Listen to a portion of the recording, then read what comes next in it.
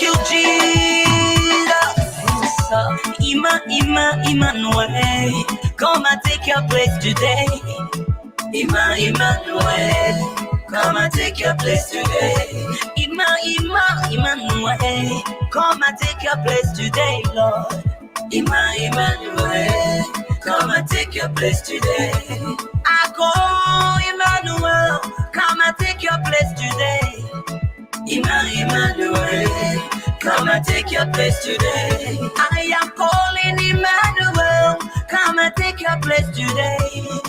Emmanuel, come and take your place today. The place for you is in my heart. The place for you is in my spirit. The place for you is in my soul.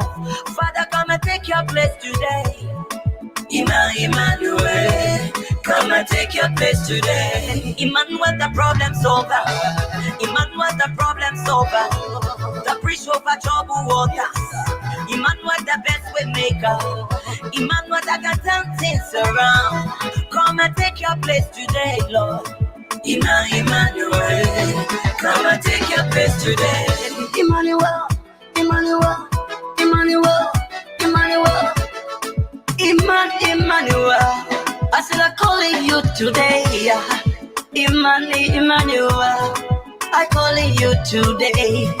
Jehovah Elohim, I calling you today. Emmanuel, I say I calling you today. Come and take your seat right now. Come and take your seat today. Come and take your seat in my heart. I say I calling you today. Emmanuel, I call.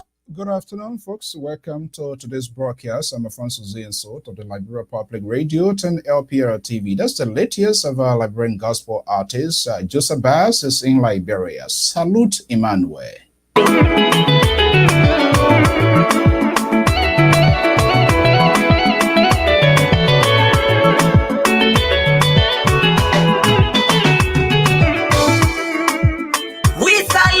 Jesus, we hail you today. We raise our holy.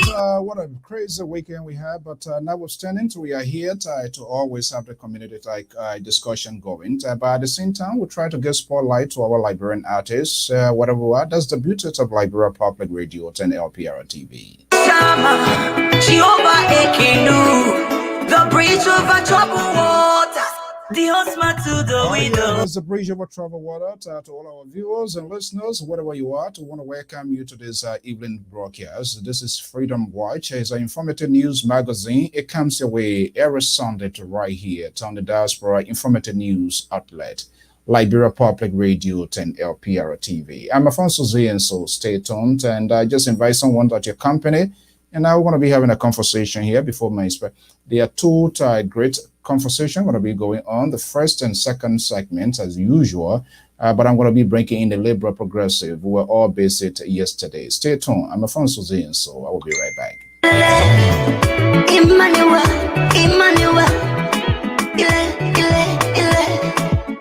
come and take your seat. Come and take your seat right now.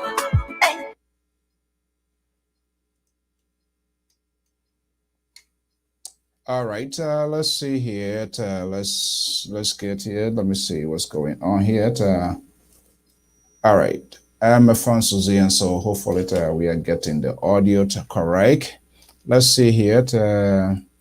All right, let's see here. Let me come here. Hopefully the audio is good as well. I'm going to be bringing my special guest here. Let me bring in the liberal progressive, Samson Branto. The liberal, are you there? Yes, I am, Mr. Soul. Thank you very much. You want to check your mic? Is that me? Yes. Can you hear me? Okay. Yeah. Good. I'm hearing you. Mr. Todd, what a crazy 2 days that we had. But I can tell you, you put it out. You did extremely well, considering your age. Even though you profess to be a young guy, which of course you are, but you did well. I must give it to you. Well, thank you very much. We were asked to do a specific job, and we thought that we'd do it perfectly. At least we try, and it was wonderful. The reason why we were so successful is that we both love our job. Number one, which was the winning process of all of that, and the second thing was that we were doing it with willing mind and with an excitement. And so, for me, the fact that we have not done that before, and so the hidden object behind the corner as we were chasing that proverbial corner. So whether we were going to be successful or not, that was very interesting, and I thought that was something that we were all engaged and then tried to do our best to make sure that we were successful. And I think we did it. We did it, and I'm also very grateful for your leadership. LPR to be able to do this. And I think if you were to talk to a few people from the district, Boston district, that is, they will tell you that from the beginning they were not on board because they have not done this before. Apprehension. So they Yes. always doubt people's ability to get things done. But yours is all about a commitment, a sacrifice that we all put into this, and we are sure then that we're going to do it. But guess what? I have received tons of volumes of call, and some of them are even suggesting, I think it's going to be cost saving. We spend less and we get more. And beyond that, we have to minimize our expenditure around here.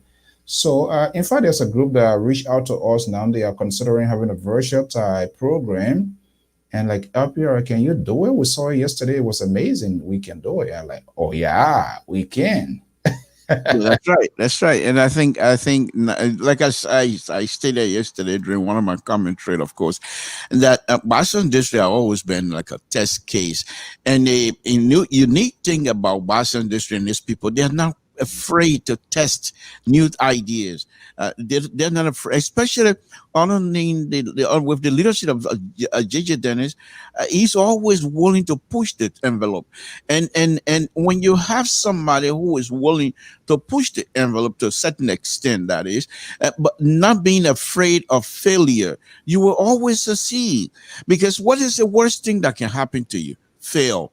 But once you challenge yourself in anything in life, once you challenge yourself to a certain limit, failure is guaranteed, of course. There's nothing there you can say you're not gonna. But the interesting thing about it is the fact that the first thing you will say, okay, failure is there. There's no question asked. So you set that aside. And then your next goal is, okay, well, besides failure, what am I going to get out of it? Success. And so you push towards the successful conclusion of what it is that you want to do. In the meantime, you plan how not to fail, but to be successful. And I think that's one of the things that we demonstrated here over the weekend. It was. I spoke with the president, and one of the officials called me like, "Oh, we doubted the ability of LPR. We didn't see this coming. But guess what? The good thing about it, I don't have to be rushing to get a flight. I spend less. I barely spend anything. I'm going to be going to job on time tonight. I always going to Philadelphia. By this time, we're struggling how to get back, getting flight, and all of those things factor in. And we are hearing a good number of figures. So we'll wait until the administration comes out to announce it. But pretty well, all it requires is the leadership to explain, to articulate, and be convincing to the membership. Hey, this is not that we want to stop your will to going to convention. We know you want to meet your friends, to socialize and everything.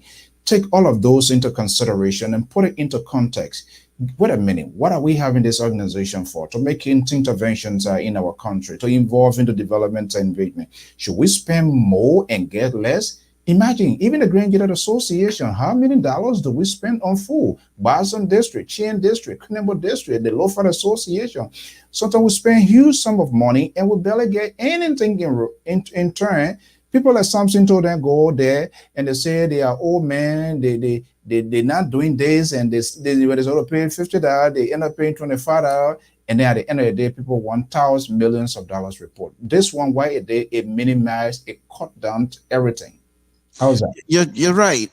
You're right, Mr. So, because without people being taxed to spend huge sums of money, going for hotel bill, as you correctly stated, hotel bill, car rentals, and all the kinds of stuff, that also limit the frustration level on the part of my speculation. That is, limit the frustration on the part of the participant, because they have spent so much money, and if the administration is not able to produce some sort of a financial report on time, then the frustration level gets higher, and people would tend to express themselves, knowing that they're frustrated, but they sometimes express themselves in a different manner that perhaps not suitable or conducive to the situation that is on here. But in this situation, in this particular instance where people enjoy themselves just by driving from one end of the street to another person's house in the same area. You don't have to fly, you don't have to do anything except to drive over there, and then you have fun. Not only do you have fun, but you also were able to participate in the discussion of the entire organization issues that is being brought on the board for all of you to discuss without you going anywhere. So I think that level of frustration that you will feel on a number, for example, the ladies, by the time we were done in a day, the speeches, all of the speeches were done. So dancing went on, no hitch. So nobody gonna come and say we didn't even have enough time to dance. Okay, so I think all of those things have to now. I bet you we've started a Pandora. We'll open a Pandora box here, Mister. So I think Yeah, on a good sense that is. I think the president was happy. The vice president was happy. Early this morning, I didn't wake up. The president called. Like, what this guy is calling for? Is he calling for replay or people complaining we didn't do what was supposed to be? But guess what? The president called, say, look, it was amazing. We didn't see this coming. It was a very good strategy. We all did it, and now we are very gracious. And I think that's the battle line of everything. When you're having this sort of thing, people must appreciate what you are doing. It makes you to do more. And that was the situation that when I got a call from the president this morning, the vice president, and the entire leadership of the Boston District Association, I think that was amazing. Despite of us being sons of Boston District, it was just not utterly. They didn't take that into consideration. They took into consideration that we have our network and they respect what we are doing. So that was quite amazing. But let's do some little bit quick hard board. Before we go, let me just point out in one other quick saving here. Usually, these organizations, section organization, county organization, they usually after the convention they expect they hire people to do a tape recording of the entire event, and then that's another money they spend. At the end of that, once that is done, they expect those recording to be turned over. Now that's another saving because you don't have to go do recording. The entire membership of Boston District can go to LPR and be able to review for the entire weekend what happened. They don't have to have a sell each CD to a member for purchase and stuff. If you want to download and keep it, you want to download and for yourself, you do that freely, no charge. So that's another huge saving. And to be honest with you, huge headache from saving from that of the administration. I think that was another good thing I just want to point out. Go ahead, make a point, Mr. So. Yeah. So that was an interesting part yesterday, and I'm confident from what I'm hearing, sources close to the president, the decisions of the board. We know the board of directors, and look, as a former president, I made my position clear. But the bottom line yesterday evening, the address by the president, President Dennis, he said, "Okay, but we saw the curve turned yesterday evening, right during the that was the business section, virtual business section." The curve turned yesterday, and that was a very good calculation on the part of the president. So I am of a strong conviction, believe, even though this is something the board put forward, but the administration is also cognizant of the fact that at the end of the day, they are in charge. So even a good thing or bad thing goes wrong, the judgment of the people that say, well, you could have used your own common judgment. You could have used good administrative skill to get this done. But from what I'm hearing now, it seems to me something, and I was surprised. You liberal guy, you always support bad ideas.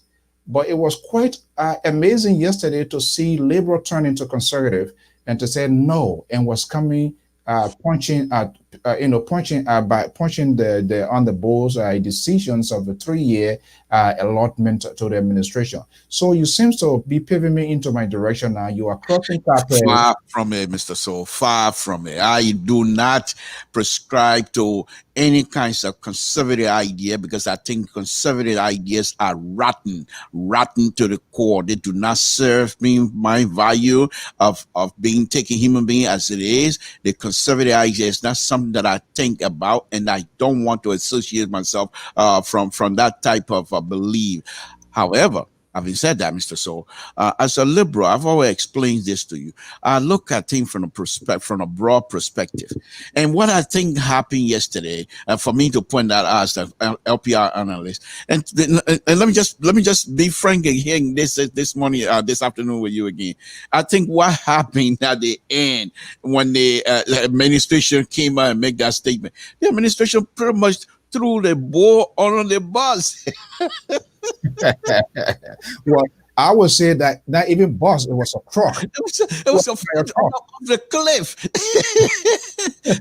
The administration threw the ball off of the cliff, and I think that particular statement the president made, that was the turning point.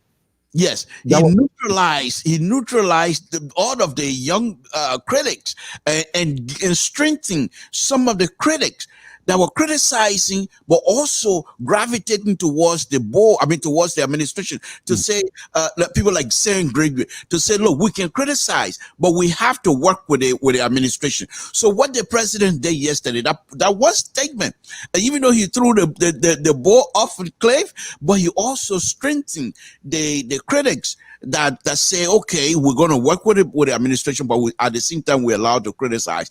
And those that are completely against the entire idea, for which reason they don't want to be associated with the administration, those people now, their argument is a little bit kind of mute because the administration have neutralized that. And I thought that was a very JJ Dene is a politician. It doesn't matter what one room politician. It doesn't matter. Politician is a politician. You're a politician. You're something else.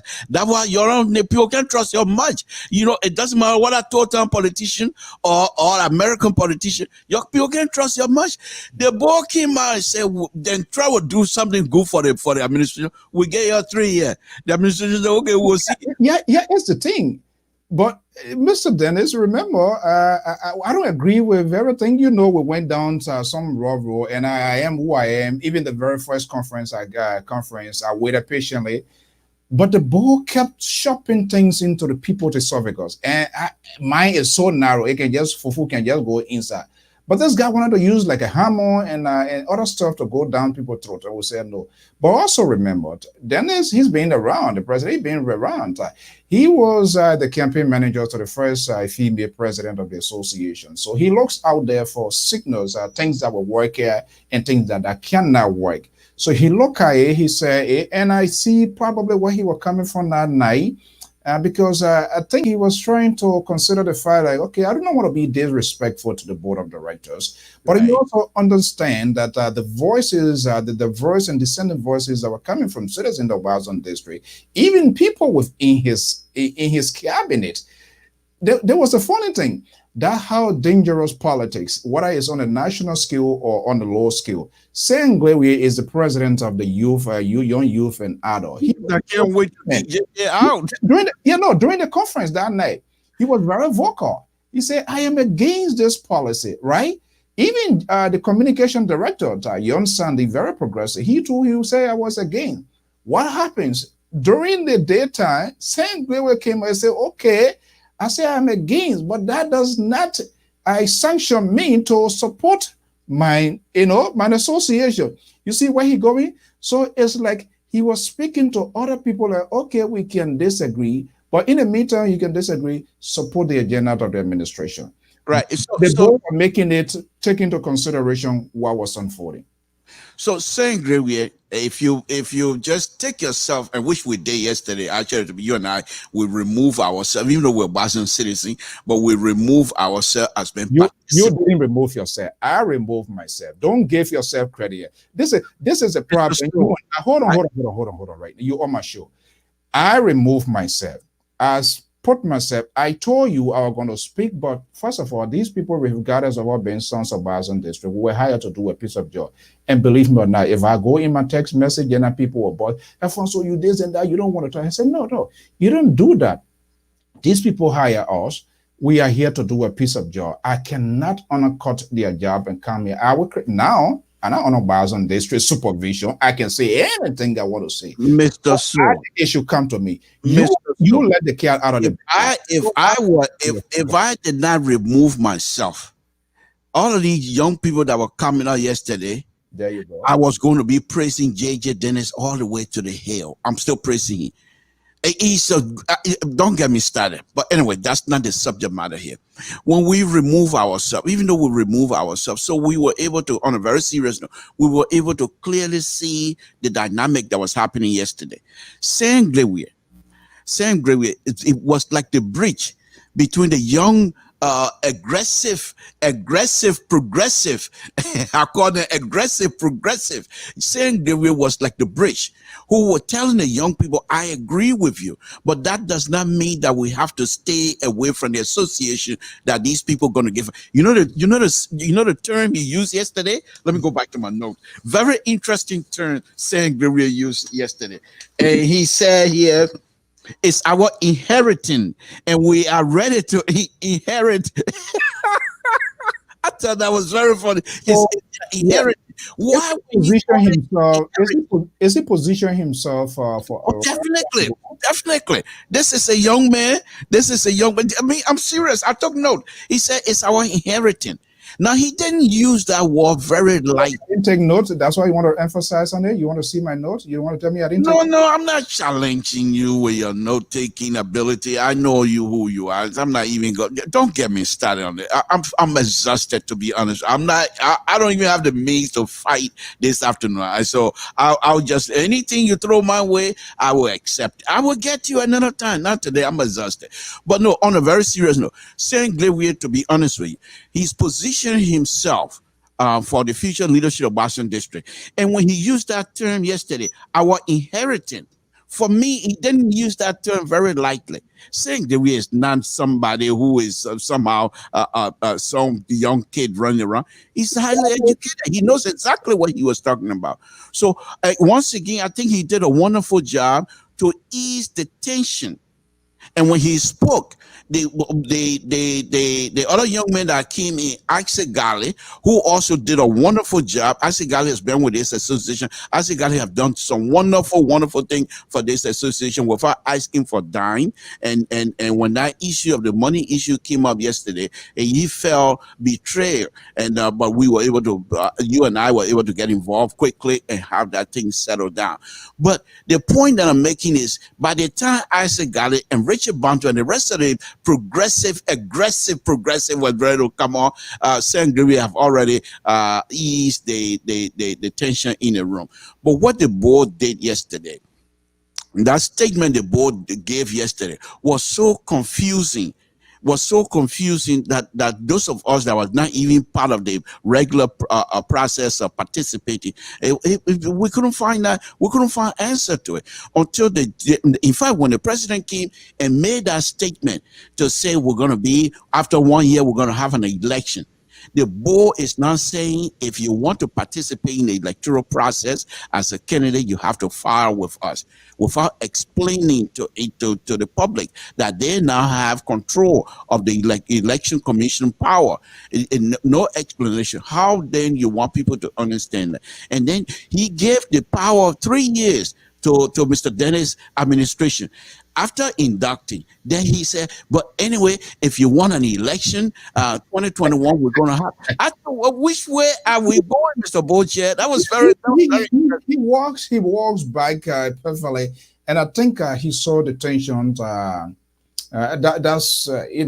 was ridiculous. It was over the top, because first of all, And yeah, and he tries to quote the Constitution. You know Richard Banto, aka Don't Waste My Time. Yes.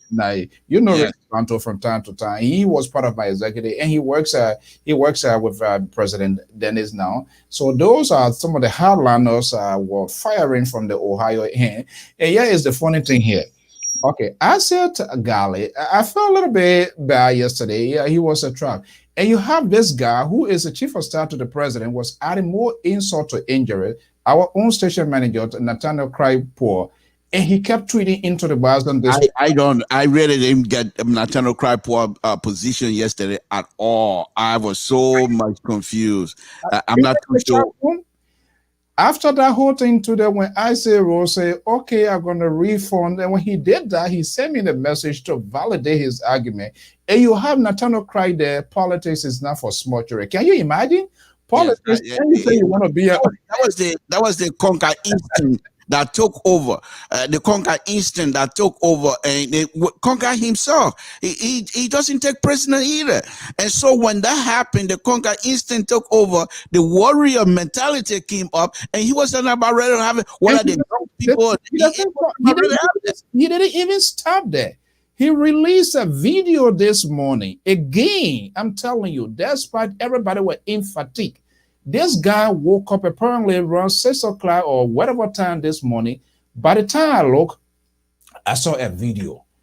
And you say we told you say politics not for politics not for small children. But like we think of and he to be I don't know what sort of gentleman arrangement it was. But the financial treasurer indeed was right.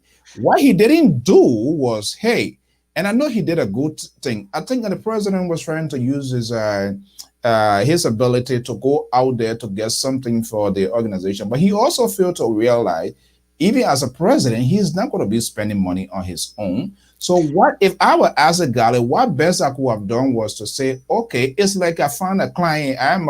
Are you doing a piece of job? All right. And I go out there as an agent, the find agent, and bring this agent over to you to get this job done. It is my job to get a consensus with the agent. You know what? I'm breaking somebody. We're going to buy a house here. I have somebody who is in desperation who needs a house here, but I need a 2%, 1% cut. All right. He didn't do it. So his agreement was being with Mr. Tuwe directly himself. But in as much it was coming from the president, it has to be cataloged. It has to be logged into the organization. And that's what happened. And that's why Justin Gay, if I remember, and if I was still participating fully with the Grand Judea Community, Grand Judea Association, I think the young man Justin Gay would be someone. He's the only one that came very clean yesterday. He came his position was clear. And he's one of those young persons. Again, he's a progressive. Let's put it that way. But he's not a progressive. He's not a conservative. I'm telling you, Gay. I know Gay. He was a chairperson of the last convention. My ideology is things that I would believe. He can't. A progressive would never be like that. Whatever. But the point here, Mr. So, I'm not trying to look for an ally here. I know my position. I'm clear with it. But on a very serious note, of all of the money issue that was discussed yesterday, as a secretary general, the financial secretary, his position was clear and his hand was clean. The people presented said certain information to him. He put it down as it was presented. So it seemed to me, I don't know him much. I don't know the young man that much, but it seemed to me that he's one of those people that if you say are spending a dime for the organization, that he will make sure that that particular information is cataloged so that for the future, and it will be part of the ICAI.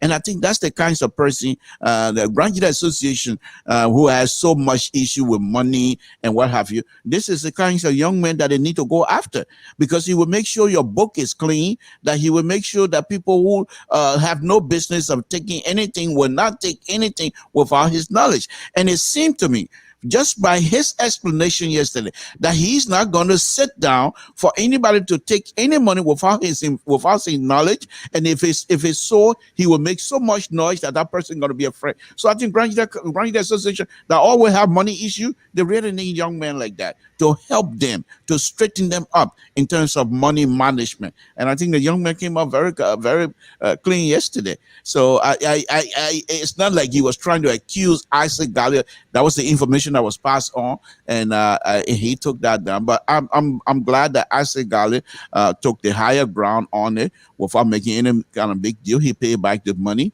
and that was a wonderful thing for him as well. So I think what is important, and hopefully the president is going to clear this thing out once and for all.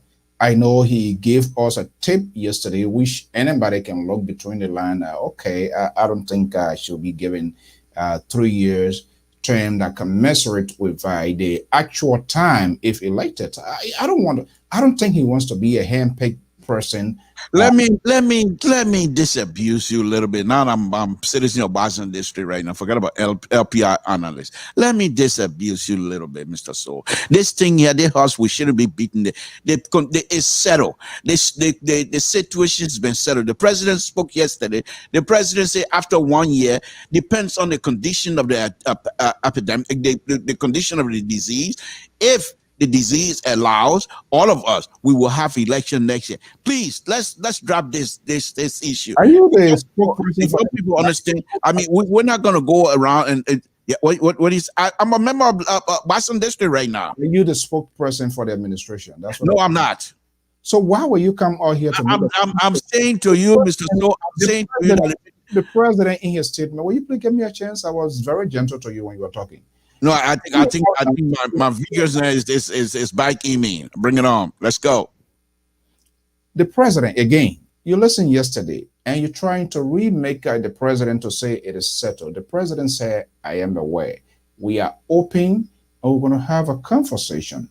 The election will go ahead. It all depends on this here. But however, they're still out there. So if I'm saying that the president needs to come out here on LPR, I never had a chance. I could not ask a question. Not that I couldn't, but we remembered we had a piece of job to do. You were getting ahead of your shadow so much yesterday because you want to be noticed or whatever reason. That's up to you.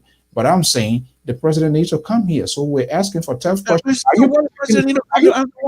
you protecting the president from coming here? No, I'm not protecting the president. I'm just asking now. That's why you are protecting the president from coming. No, I'm asking you, what do you want the president to come to do what? To do what? To say what to you? I want the There you go. He asking me. Is that about me or is it about the district? No, on LPR. Why? Not only on LPR, but why do you want the president to make any other comment? The president made it clear yesterday. The president. Listen, Samson told, this is the problem I always have to you. The president did not make anything clear. The president was making a decision relative to what the board was saying. And he took his administrative gabble to say, okay, I think I need to neutralize this, right? The apprehensions is still out there. Whether there will be elections, you have other people saying don't waste my time. Rachel Banto calls out the election commission. It's incompetent. All of these that are all sticky issue. So if I say the president needs to come here for us to ask him tough questions, and you telling me the president doesn't need to come here. No, I'm not saying he doesn't need to come. Agent for the president or what? No, I'm not an agent of the president. I'm saying to you, and we all were witness to the occasion yesterday. So there's nothing strange to all of us. The president came and spoke clearly from the bottom of his heart. Are you saying the president's decisions and the board are they in agreement now? The board came out. The board came out with a definitive. So who runs the daily affair of the association? It's the president. Who run the daily affair of the organization? It's the president. Why the board came and so let's forget the board for a minute. The board have already been thrown off the cliff. They're done. We're not even concerned with that right now. The board decision was made. Fine. We said, thank you, Mr. Board. But now the president came out and said, my fellow Brazilian, this is the issue here.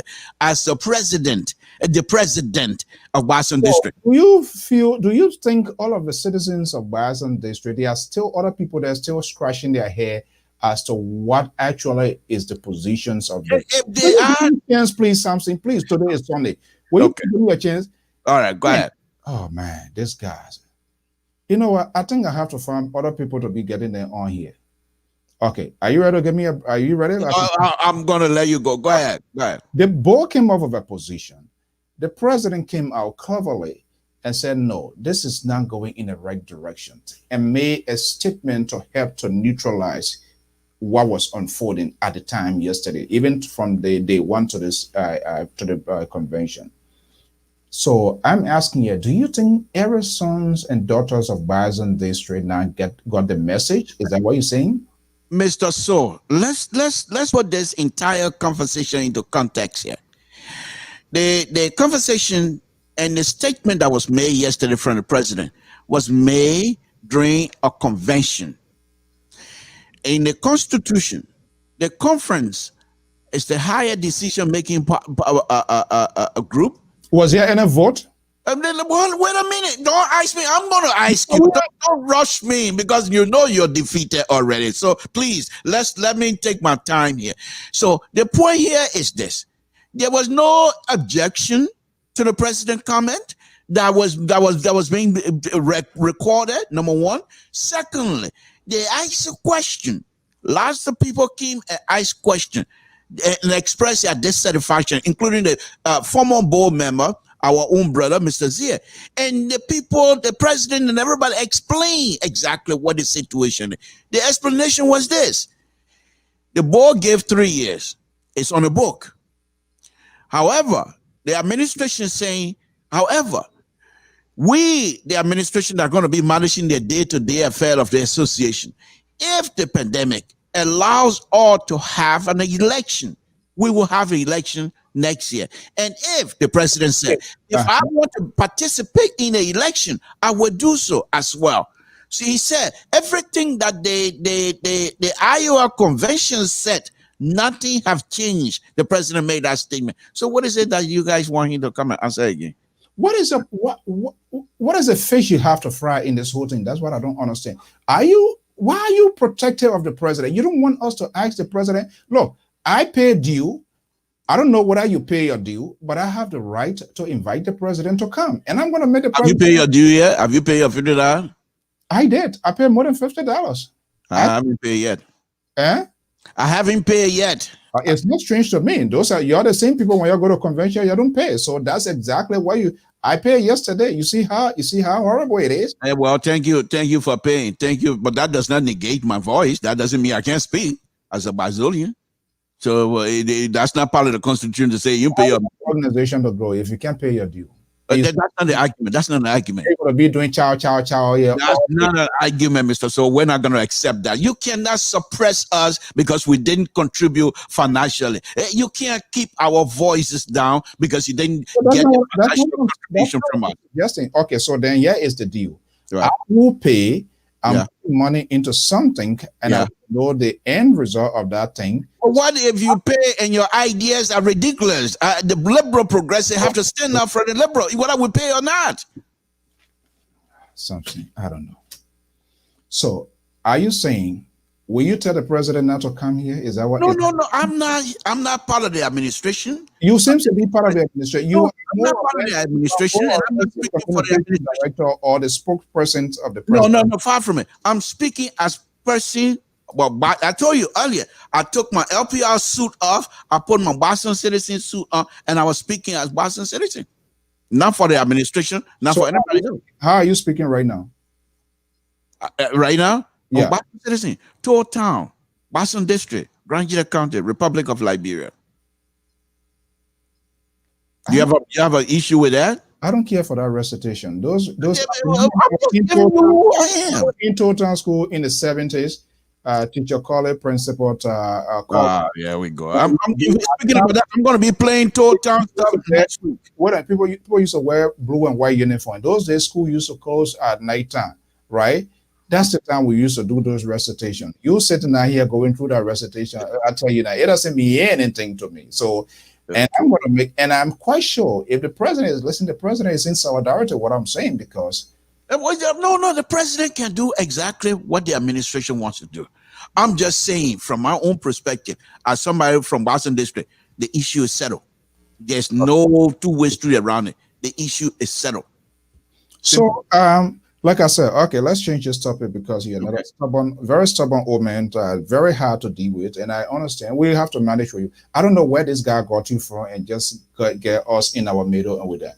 Okay, but like I said, there are a lot of phone calls coming, another organization coming. I think the actions by the administration to first of all host these virtual conventions in the middle of this whole thing here is very strategic, is very good.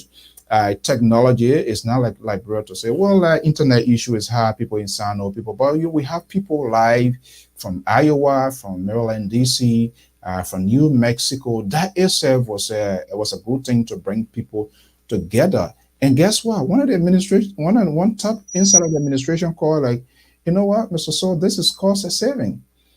By this time, either leaving the cook out undone, running to go grab my flight because maybe I have to work Sunday night. It's not happening. Are we going to see this beauty of modern technology to factor into what is happening here? And I think organization needs to be strategic. Because the bottom line here, Mr. Toll, all of these things that we are doing is to make some sort of investment and make an impact into to what is happening back home. But we go to program, people, they want me cook. People spend thousands of dollars on clothes, false hair, false nail, everything, just fake nowadays. Why? Because everybody want to be in as good a side of it. I'm not sounding ridiculous. I'm just sounding. I think you are. I think you're being ridiculous right now. Why? Because to describe such a the descriptions of some of the things, because these women when they are buying these things, it puts some financial pressure on some of us. I don't know about you, but hey, they gotta go take the other hair. This one that him on hair, you're not him on hair. This one there's a saying in Grand Gila County. There's stories where some ugly something decided one is a beautiful, beautiful daughter. I think my guest is here. So let's see here. Gonna be bringing my guest here very shortly here. Famous gospel artist, Ambassador MARRON Cassette is here. So something, let me just say it. We're gonna be bringing her in here. Very shortly, but go ahead, and I'm gonna be bringing. You know the story I was gonna tell you. Where this guy decided to go look for a woman, and he started borrowing from Snake Eyes all of the beautiful thing about other people. He borrowed and put them on. He got the woman as they were going by, and he started taking them off one by one. By the time they get to his place, he was looking ridiculous. Now, in our situation, the ladies, these are things that get them to be beautiful. And so the beauty in the eyes of all of us, I don't care where they get it from. As long I'm satisfied with what they have on, I'm okay with it. I agree with you. Okay, well, folks, this is the Liberal Progressive Samson Brown Toll. Let me just bring in our guest here. Can be characterized as a pandemic. 12 African countries have reported cases of coronavirus so far. In response to the pandemic, Algeria, which reported 25 cases and saw its first death linked to the illness on Thursday, closed all schools. I speak to the government. It has already arrived in Liberia, and confirmed cases are now on the rise. As required by law, I, George Manewia, President of the Republic of Liberia, hereby declare a state of emergency.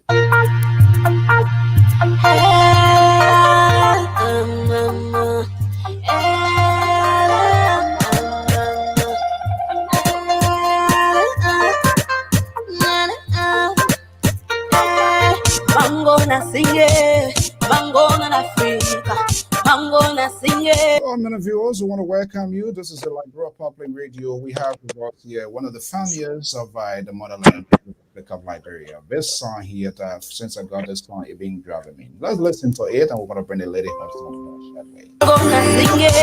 I'm gonna Africa. I'm gonna sing it. Africa. We are stronger when the nights go longer. We are survivors.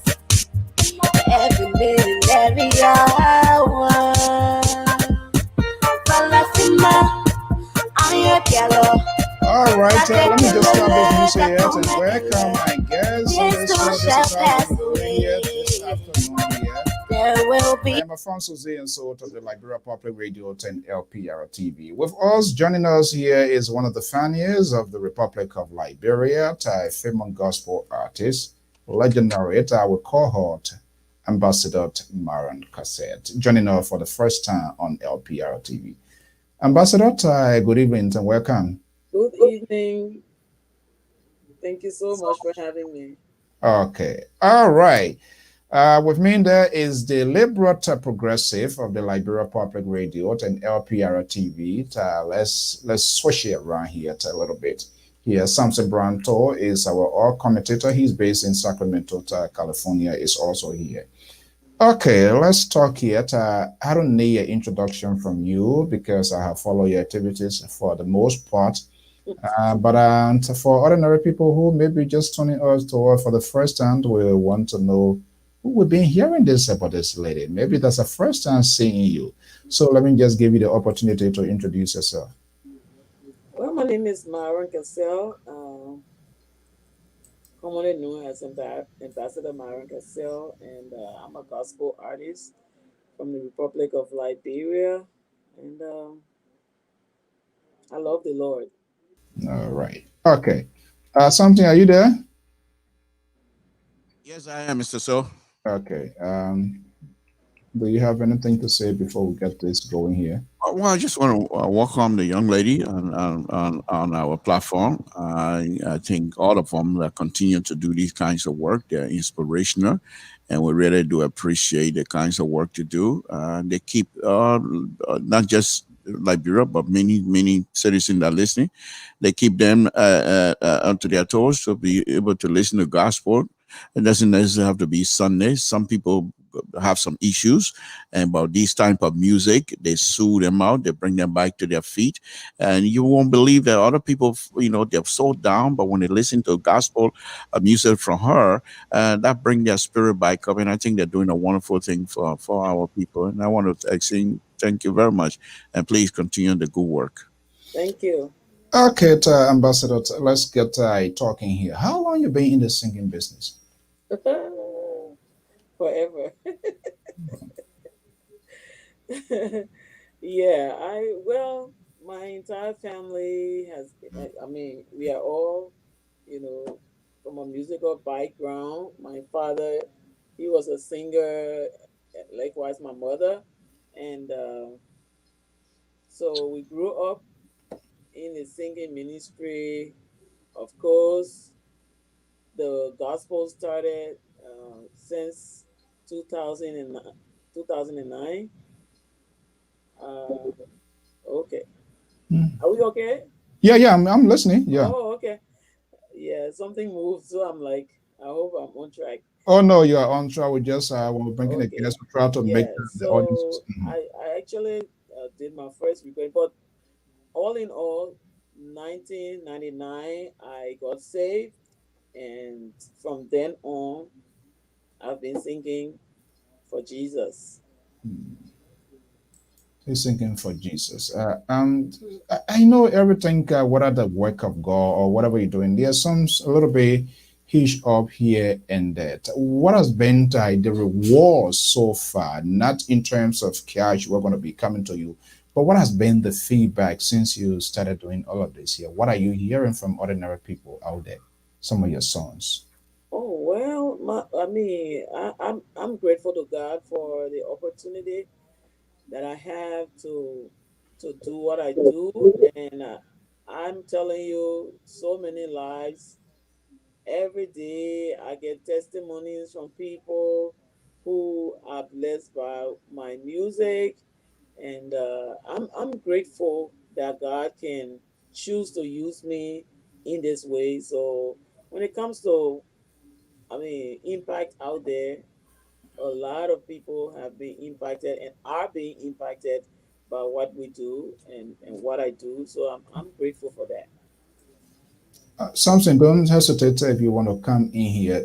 Support why is the music industry, the gospel industry, is it being supported by Liberians? I don't want to say government, Are they supporting? And I know you guys invest a lot into making the videos of songs and all of that. What is the backlash of it? So what are some of the things that you guys go through? You want to share with us? Well, when it comes to what we go through, it really has to be your passion. It has to be your calling. If you will endure, because talking about Liberia, we don't have a big market, all right. And then, apart from it being small, it is it is uh it is flooded with a lot of foreign, music and products, so that, and because those things are pirated, they are cheap. And so for Liberians into the artistic industry, is really because it is our passion, because it is our calling. So that's why we are on. And it has, I mean, over the years, it has been really tough to have Liberians really support their own, but the story is changing. I'm grateful that Liberians are catching a vision, and they are really like coming along, even though, like I said, we don't have a big market. So in any Mhm. case, most of what we do comes from our own pockets. And Wow. when it comes to support, hmm, that's a whole different ball game. Yes, you have a banner above your head. I believe it says "Freedom for Family." Yes. Okay, you care to elaborate on that a little bit for us? Okay, so I work with a company that helps families, individuals to get financially, to to achieve financial freedom. All right, and we know that I've come to understand that in this country, a lot of people are struggling financially, and so the company I work with, which is Primerica Financial Services, we educate people on how money works and how life works. And so I've been doing this for the past 3 years, and I'm excited that I can give back to the community in this way. So, yeah, freedom for family.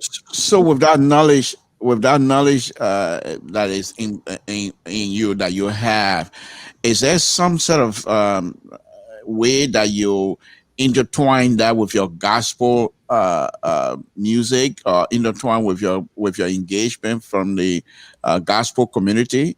Oh, definitely.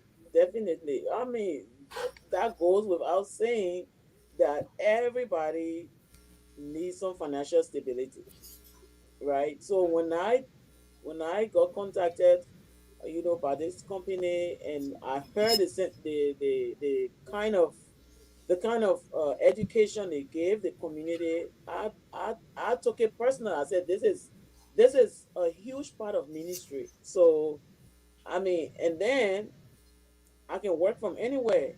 That's one of the things that really caught my attention and that got me involved. That I don't have to be stuck on a job. I'll take my laptop anywhere I am. I'm working and connecting with people and just educating them. So it helps me, in a greater way to be free to do ministry anytime, anywhere, that I don't have to be on the clock to say, oh, my boss didn't give me, yeah, my boss didn't give me excuse or vacation, so I can't come to that event. I can't go here. No, that's what I love about it. So it's strictly it's a self-employed. Yep. Oh, okay.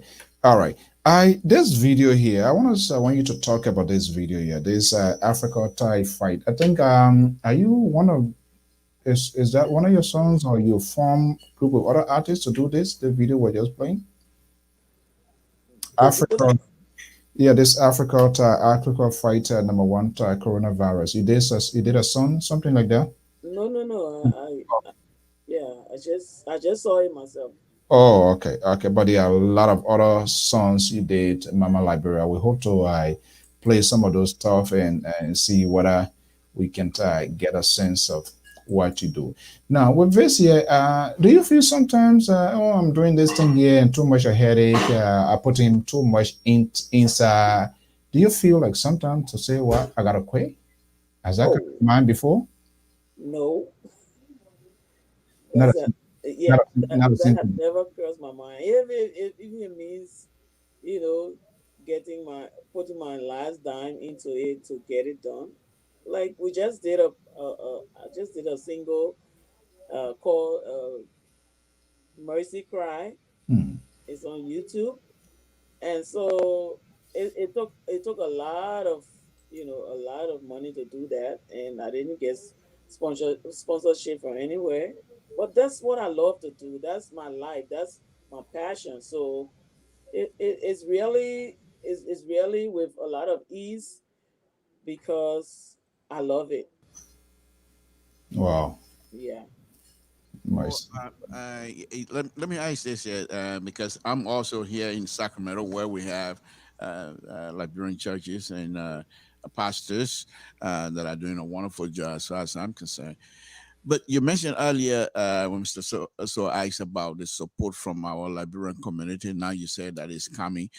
But the fact that you recognize your work and is very helpful, and I will also suggest that your work, those of you that sing these kinds of music, help to keep family together, and your music inspire family, and as long they're together, the family, the kids, and everybody else continue to go to church and what have you. Then so you guys are performing a magnificent job in the community, knowing that your work, how much you're doing, not necessarily just for money, community, and to inspire people to seek uh, the love of God and whatever that comes with that. Knowing all of those good things that come with your work, and the fact that many Liberians do not gravitate towards supporting the kinds of work you guys do, is that kind of frustrating sometimes? Well, yes. I mean, if like if you have a project that you want to undertake, and at the time you're not in the financial position to do it, it's kind of like, you know, it's irritating. It gets frustrating sometimes. But like I said, life in itself is is an up and down, you know, walk. And so when you feel down sometimes, what the scripture say, encourage yourself in the Lord.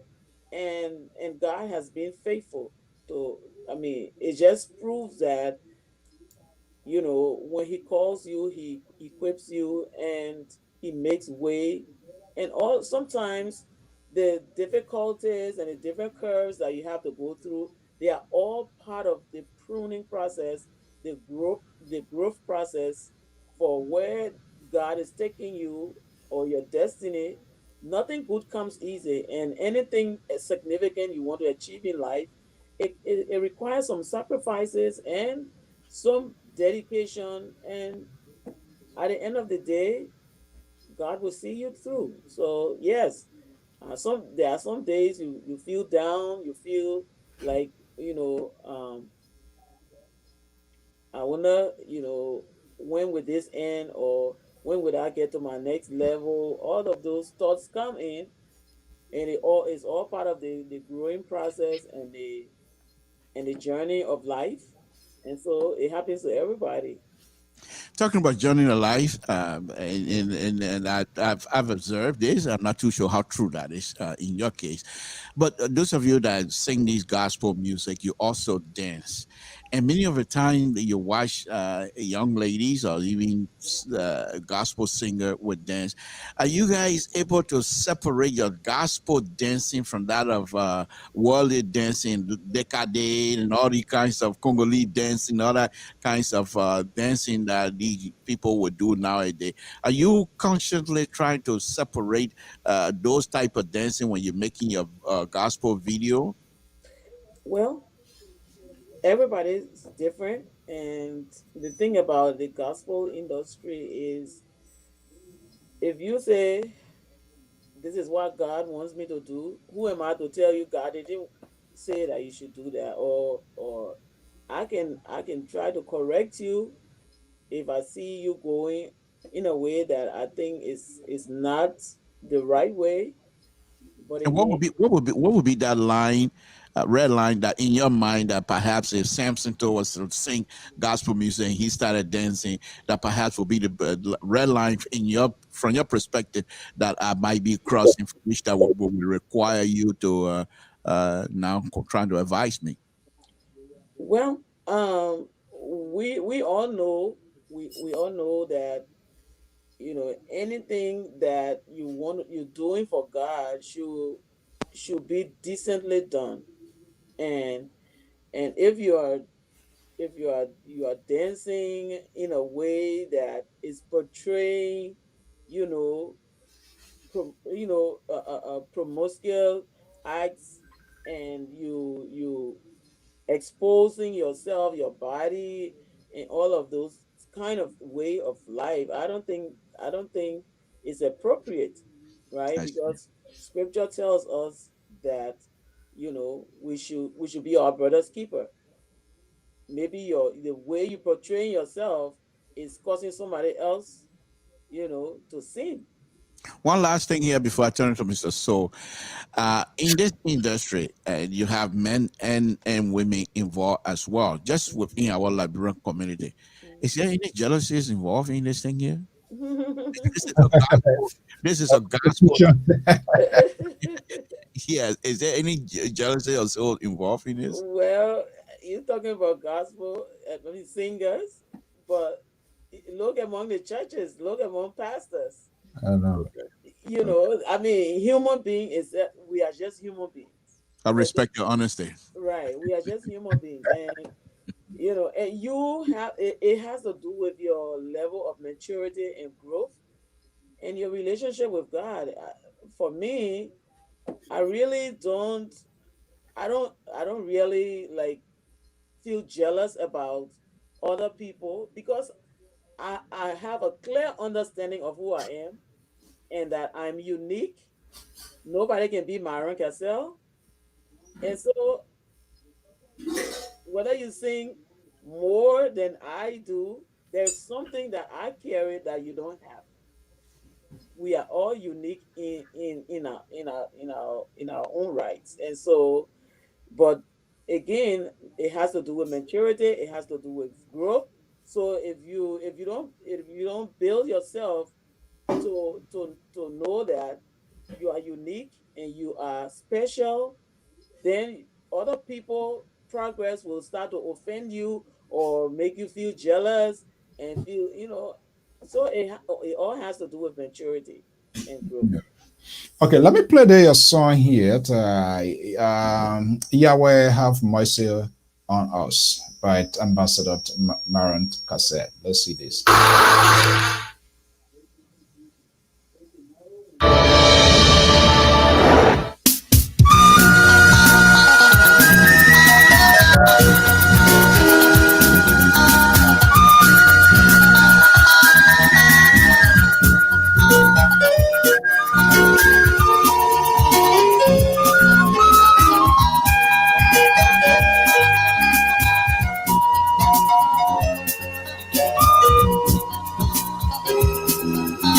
Yahweh, oh yeah, yeah. Yahweh, oh yeah, yeah. Now you lay it all on the wall. Now you lay it all on the wall. Yahweh, Yahweh, oh yeah, yeah.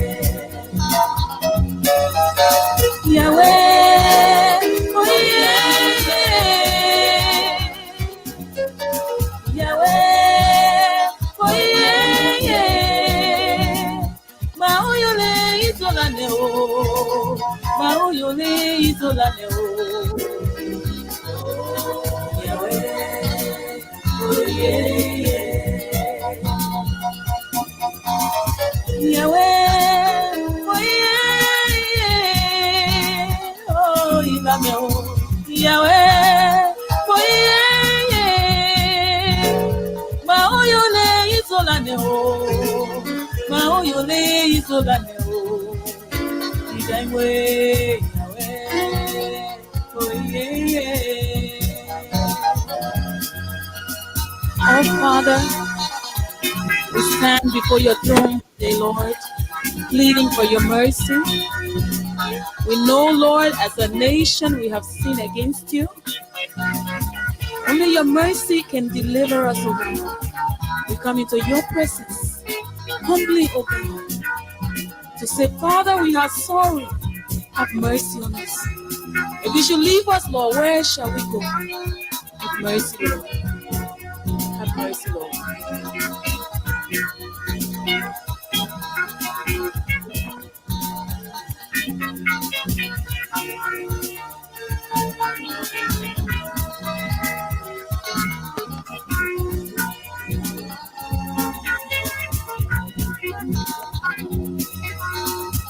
Yahweh, boy, yeah, yeah. Yahweh, boy, yeah, yeah. Oh, you're a Yizulano.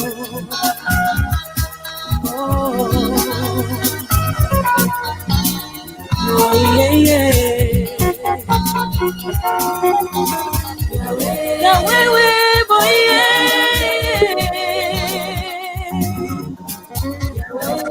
Ilame webo ye, baoyole izolane o, baoyole izolane o. Oh Yahweh, oh yeah. All right, let's see here. Let's talk about it. Oh yeah. Okay, Yahweh. So this is quite interesting here. So, what were you trying to say? Yesterday? So what were you trying to say? Yeah. Well, it's a song of a plea for mercy to God. Hmm. You know, if you should leave us, where can we go? Who else can help us but you? Have mercy on us. That's what the song is saying. Was there anything specific that prompted the song? Well, I think it was during the time, uh, one of those incidents in our country where things were so bad and people were struggling and life was just so tough. And I was like, how can we get out of this situation? And it was through that time of meditation that this song came about. And so just only God's mercy. Have mercy on us and Yeah. heal us, forgive Yeah, our land. I know for the most people, everything is a profession. So I think there may be some sort of prophetic word, and there's a way that you want to send that message for people to be touched, for people life to be revised. So I was just curious. I saw that. Yeah, well, was it saying a specific dialect? I know there was something that not everything was. That's in you. Oh, okay, great. All right, Yahweh. So this Yahweh here, it look like all of you go to Nigeria, Yeah. you go to Ghana, you go to Liberia, all the 15 political subdivisions, the name Yahweh, the name Yahweh. Yes. Yeah. Wow, wow. Mhm. So are you currently involved with the other musicians? And I know it's kind of a little different because of what is happening now. Do you guys they have like a union or how to? There will come a time and young people coming. Is there some sort of preparation for that or what? Well, we have an association. We have we have a union, and Mm-hmm. yeah. So LAGMA is the Liberian Association of Gospel Musical Artists, Mm-hmm. and then we have the Gospel Union that was just not too long formed, not too long, and Mm-hmm. then so all this coronavirus thing, I believe when it gets off the ground, we Mm-hmm. will, yeah, we will begin to pick it up again and see how we can structure ourselves. Okay. All right. Yeah. Okay. We for us, yeah, we always in the business to give light. There are a lot of good things happening in Liberia, even with individuals and Liberians. Everything cannot be politics, politics. So we try to create this diversity here on Earth, Right.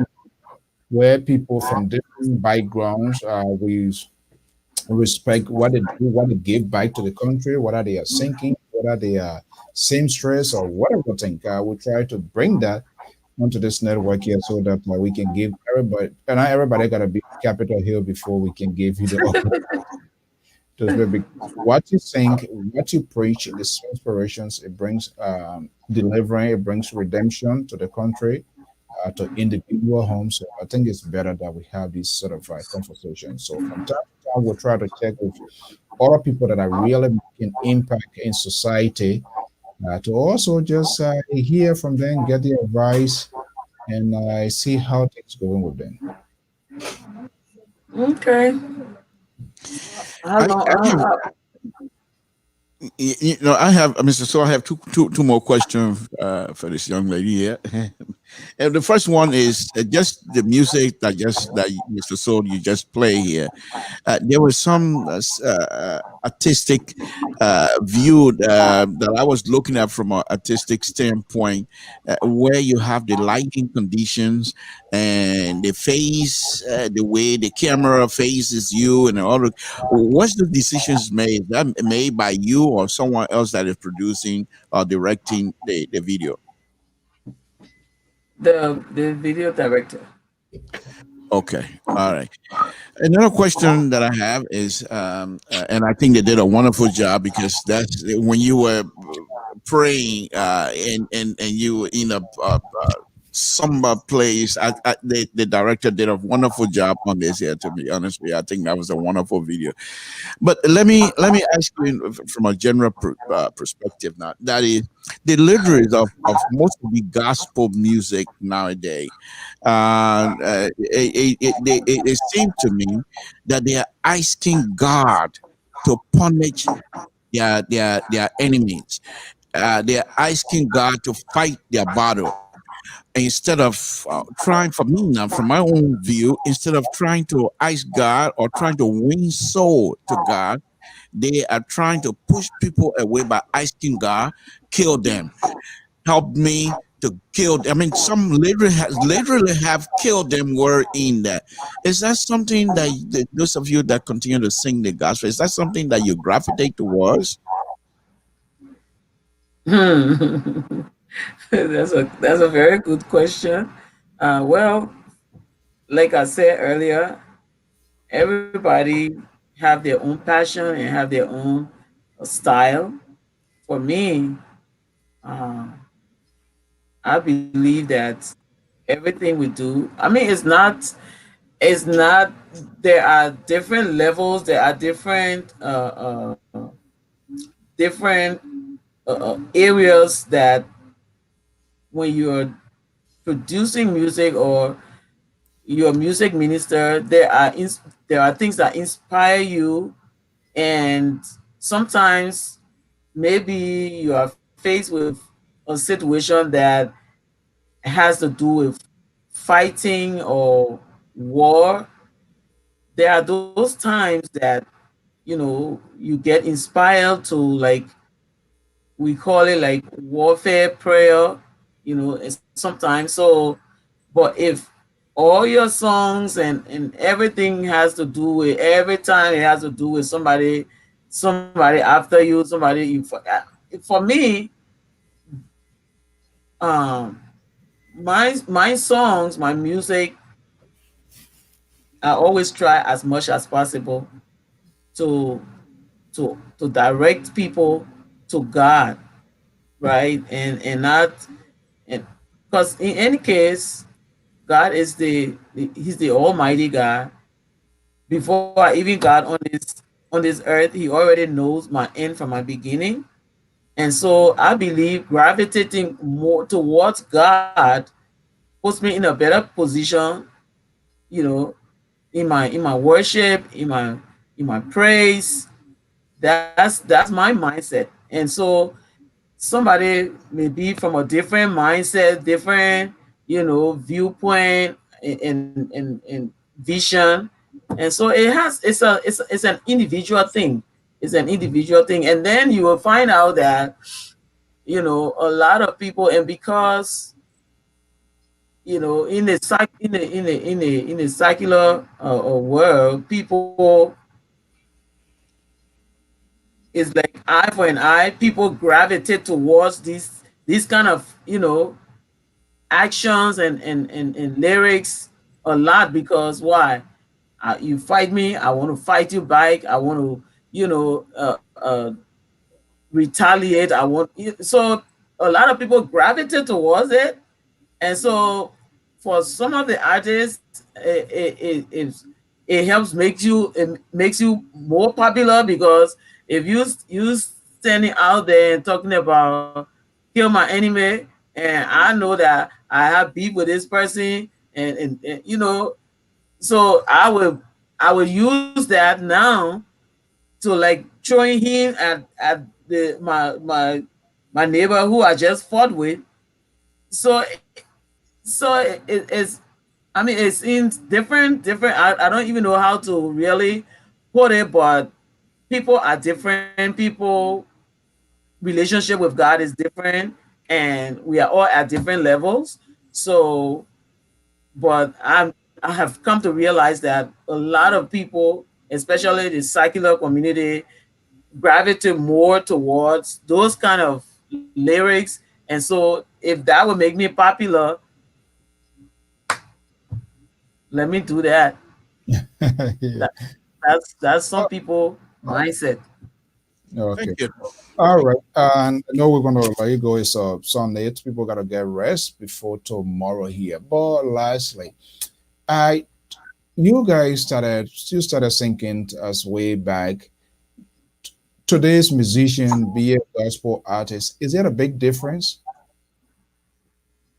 Well, life is changing every day. Yeah, there is a difference. That you if you follow the trend of music over the years, is not the same as the way when I was getting on the musical scene. I The kind of songs that I heard before, uh, like Les Calonto, who is one of those I really admire, and uh, what this Tina Logan. Those were people that when I was coming up, their style of music, the way they they ministered was different from what it is today. All right, and everything is evolving, and things are changing around us, and so that's how the whole world is. Nothing remains the same. Every day things are changing around. Definitely. So it's not the same. No, it's not. Yeah, how just kind of curious. Maybe it's a silly question, but I was just curious. No, no, no, I no. just No question is so yeah. Okay, well, I know it's after 7, and a lot going on. Today is a good resting day. We just sort of checking with you and uh, to see how things going. Is there anything special that maybe you want to put out there before we let you go? Is there anything specific that probably you want to mention? You wish that we have asked this question so we didn't. That you want to tell to our audience or people out there. A lot is ongoing in the country, all over the place. COVID-19, or yeah, Mhm. ambassadors in the Well, world. well, I just want to thank you first of all for having me on this platform. I appreciate it, and then I just want to encourage everybody out there to keep safe. And on the other hand, when it comes to gospel music or Liberian artists as a whole, I just want to appeal to the public to to get on YouTube when you have access to go to YouTube. Subscribe to the gospel songs and the Liberian music, and I mean those are you, because this is how at least we get some ratings and some recognition there. Because if you just go there and all you do is just listen to music, download music, you know but let's get in the habit of subscribing to the different channels of all the artists that will help us you know get ahead. And that's what the other artists from other nations, that's what they do. But for us, we don't really have a big market, and so as much as possible that we can help each other, help our artists to grow and to advance, that would be a great thing. And I thank you again for having me, and I'm Mhm. grateful for this opportunity. Okay, Ambassador. And I think that's a very good point you mentioned. And we will want to make this here, and you don't have to respond to us here on spot. You can get back once we get the permission, like most of the artists have done for us to be playing. That will also help to enhance it, and we will consistently and constantly remind them of a subscription. Like I did today, I went there and started subscribe because whatever we do here is live on the Facebook, on the YouTube, on our Twitter feed, and our official website. So there are multiple ways, and I think for us here at LPR, we feel that we have the obligation to showcase all talents from Liberia. In fact, there's a special program coming on Talents Live. So they're going to be the gospel people in the circular, other professionals, and just bring them. I think that's why we have to look at the good part of the country too. We can't just always talk about the bad ones, and Right. other people doing some good things. So if we do that, then we disadvantage them. Then the information is being disproportional, and I think it's unfair. So just think about it. Let us know once LPR have the go ahead. We will play your music and we consistently remind our people, hey, go and subscribe so that our artists can get more to out there in the public. And as people can call and say, hey, we in UK, we want Ambassador to come and do something for us by just having that much viewers and stuff like that. But I want to thank you so much for sharing your Sunday evening with us here. We are humble. It's a pleasure. Thank you for having you again. Thank you so much. And you have my permission. I mean, it's a good thing. That's why it's not a private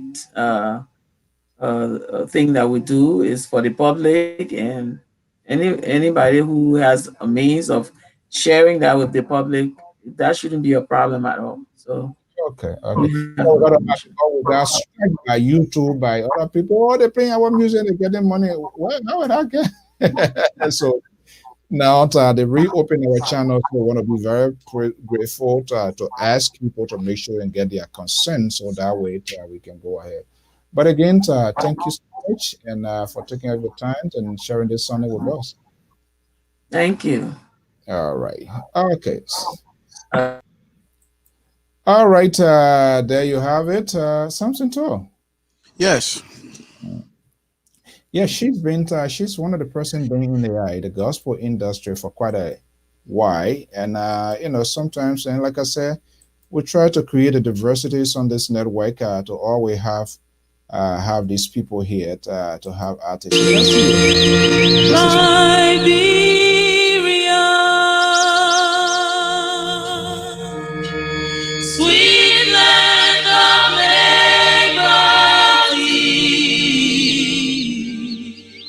We prophesy to you, you will rise, you will shine, you will prosper in Africa.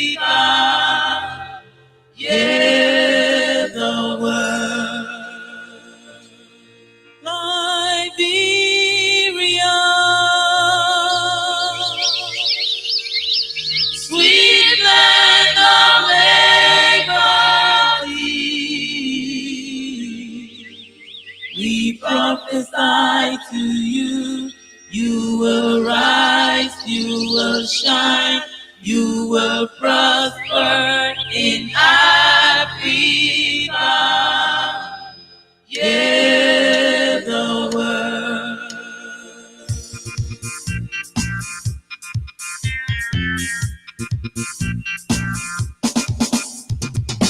Liberia, sweet land of liberty. We prophesy to you, you will rise, you will shine, you will prosper in Africa. Yeah, the world. Liberia, sweet land of liberty. We prophesy to you, you will rise, you will shine, you will prosper in Africa. Yeah, the world. You are lifted, amen, hallelujah. Liberia, you are lifted, amen. We prophesy to you, you are lifted, amen, hallelujah. You are lifted, amen, hallelujah. Kingdom shall come to your life, amen, hallelujah. Nations shall come to your life, amen, hallelujah. Liberia, you are lifted, amen, hallelujah. We prophesy to you, you are lifted, amen, hallelujah. We prophesy prosperity in the government, amen, hallelujah. We prophesy righteousness in the government, amen, hallelujah. We prophesy. All right, that's Ambassador MARRON cassette. That's one of her songs. I think we have played that here. So, and it's quite interesting, the society. But I think this is something that we want to be doing. I want to welcome, for those of you just joining us, I mean, D. Jawlikant and Yaman. I say here, let me see what the comment of Yaman. Most Liberian gospel musicians are imitating Nigerians. They are no longer preaching the true meanings of the gospel of Jesus Christ, but prosperity, vengeance, confused generations. Even the president is singling to like Nigerian example is represent music. Well, something. Yeah. What's the reaction? I think that lady really nailed it completely. It's been believing in the Liberian community that, and it's not just the gospel, even the word, the music from just secular side as well. They're trying to imitate, and but there are some that are doing well. However, we live in a global world, global village. There's no such thing as imitating as far as I'm concerned. They just pass information from one person to another. So, but they think about that. You want to remake her comments? No, but they think about it, as the sister is correctly stating, those of us that grew up in the days when, because if you was somebody that grew up in the early 80s, late 70s, you will find that each one of these sub-region has their own type of music. We have Sierra Leone music, which is quite different from that of Liberian music. And we have the Guineans music, quite different, and so forth. And so now, to have the Liberian actics that are now sinking in a global sense now, global village sinking like they're in Nigeria. Some Liberians are thinking, well, what is this? But the one interesting thing that she pointed out here is, when people like Mother Dukley, even Dr. Tuber and other preachers used to preach in Liberia those days, they used to preach not so much of prosperity as opposed to trying to say, come to Jesus and your soul will be saved. But nowadays, they stand on pulpits and say, God will strike you down. God will punish you. God will, because then what's the essence? If the person who's supposed to come to God, you who preaching the gospel, you who believe the gospel and believe in Jesus Christ, thinking this is the way to the Father for people to live, but yeah, you are preaching that people are going to get killed, people are going to get struck. Now, if the person says, well, I'm going to get striking, why do I need to even be bothered with it? Another thing they preach is, if sooner or later you come to God, you give this, you're going to get double. Is this a gambling casino? Sometimes they exactly. So people, I'm not too sure why they do this. I appreciate that. Blocko, you're just another Blocko. But I think I think I know where I want to take this conversation. So I think Bishop Nataya, he's the other guy here. And you're quite correct. Just what was that yesterday or day before? I saw who was this guy? Was it Representative Tomofala? Where I saw preacher people were giving endorsement to political leaders. This is a clear indication that the times are significantly involved. And I saw then they were praying, they were chanting. I was like, is that the rebuking? What are they? What are they renouncing? But I mean, to see preacher people, those things very suddenly, it never used to happen. They are individuals, they have their own political will. That's quite correct. But to see it like unveiling in the public like that, it's just unbelievable. And I'm going to address that tomorrow on my show, to be honest with you, Mr. So I think what they have done, and I'm not saying they don't have the right to do that, but you have to remember that they among to bring divisions within the sanctuary. Exactly.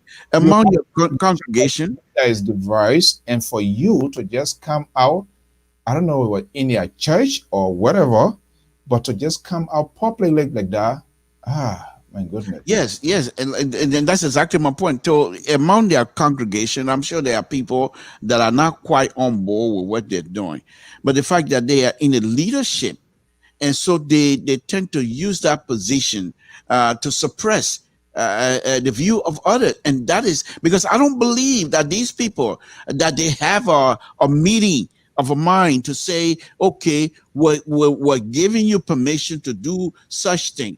If it was so, I don't think it would be instantaneous.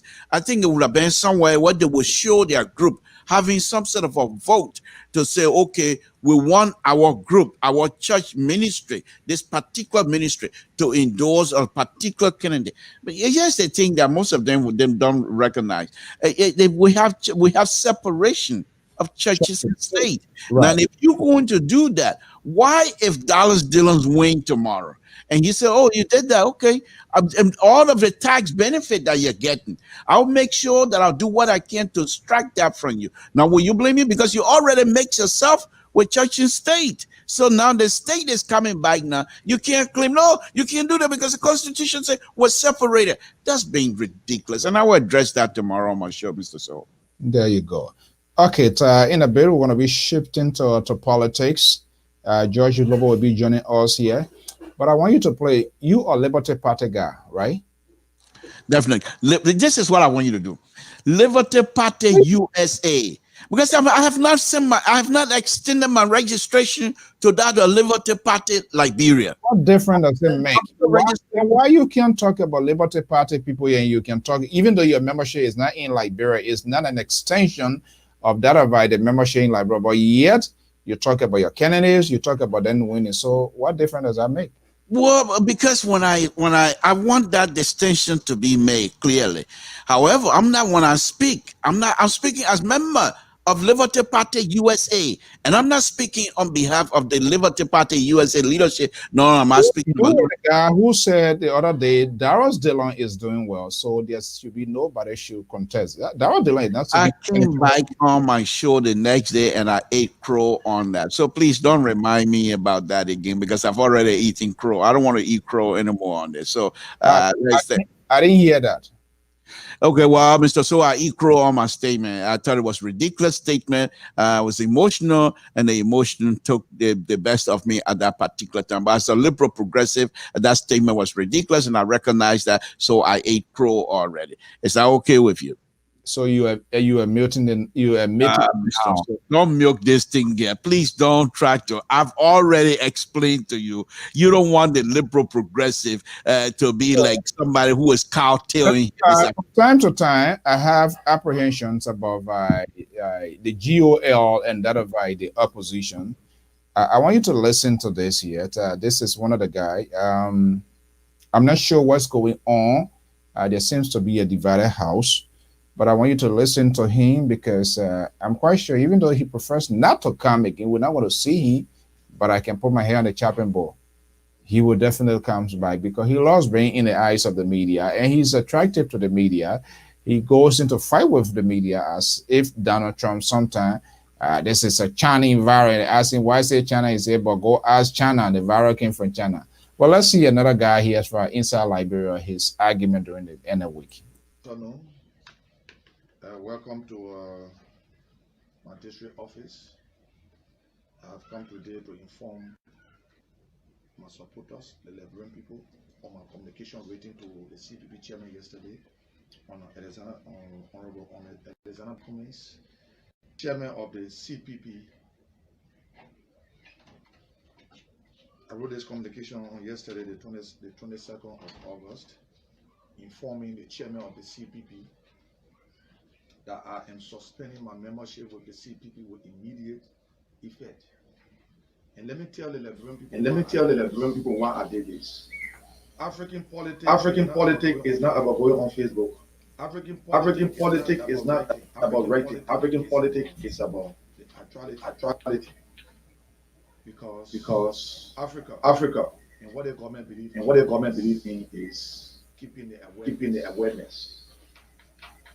We are keeping the awareness. We have been keeping the awareness. I've been threatening on so many occasions. I went to Grand people took away my left. Sometime last week, the government sent my former bodyguards to take away my left. And I'm not getting any support from the collaborating parties.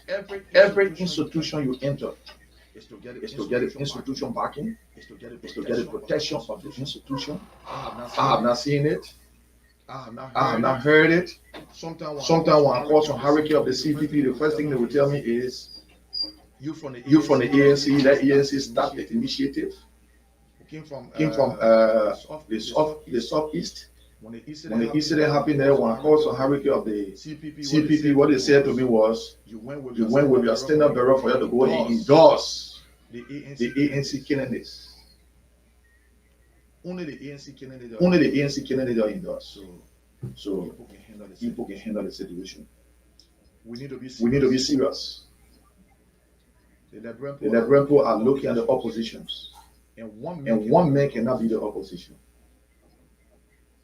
Politics is not giving bread to somebody to eat. It's about looking for the weakness of the ruling party to capitalize on it to make a gain. We got our legislators, the CPP lawmakers in the Capitol building. We got our lawmakers there, the deputy speaker with the CPP. For any time I read communication, nobody got interest. I have to fight. In recent time, when the former took away my left, when the incident happened to me with 102, when I brought all the issues, I fought hard. In our buttress, people are not supposed to buttress me. This is civil came on and say we need to put the Yeke Contact communication on the agenda. I'm a CPP lawmakers. Where am I CPP code, please? I have not been paid to do what I'm doing. I'm not expecting any pay from anybody. My job is to advocate for the people. If I have to advocate as an individual, we are getting to the point. If I have to advocate as an independent candidate, we are getting to the point. I was doing it before coming to the CPP. Doing very well. When you get to an institution to collaborate with people so you can push your agenda. In my mind, there's a lot of things lacking that need to be hindered. And I get between now to January.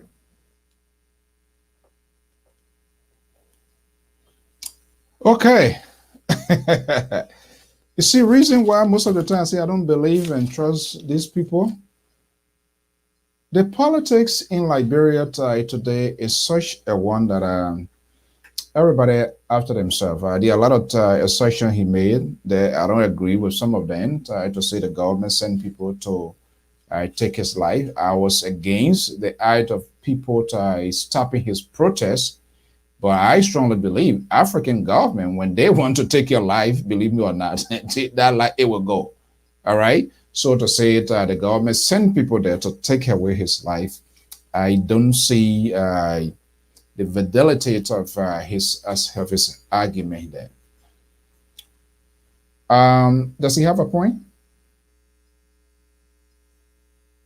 To be honest with you, Mr. So, it's a disappointing time for anyone who consider themselves an advocate of anything in Liberia, not necessarily an opposition.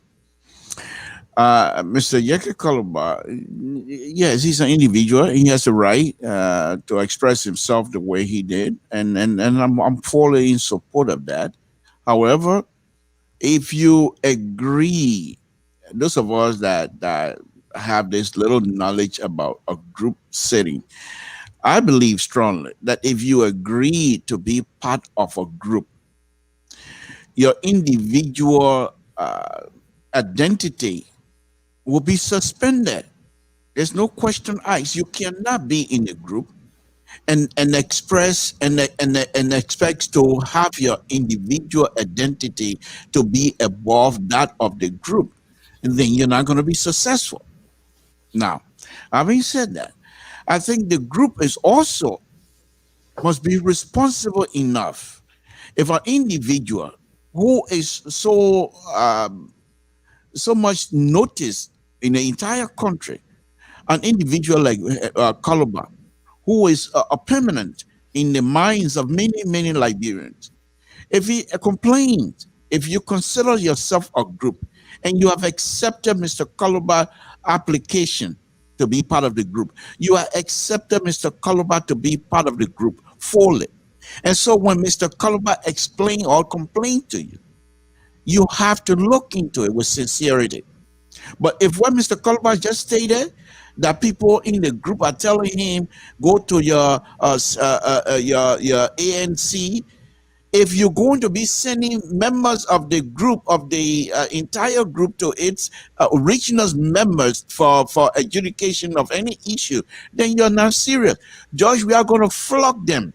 If they continue to do that, George, we are going to flog them. And guess what? Some of us might just be, hey, CDC, yeah, watch me too. I want to be part of CDC. Because what else we're going to be doing? If these people are not capable of hindering themselves and they expect to challenge Dr. Weir during 2023, the only thing perhaps if they continue like this, the only thing that they're going to do is to cry foul, because they have not demonstrated to us that they do have the abilities to hold together as a group.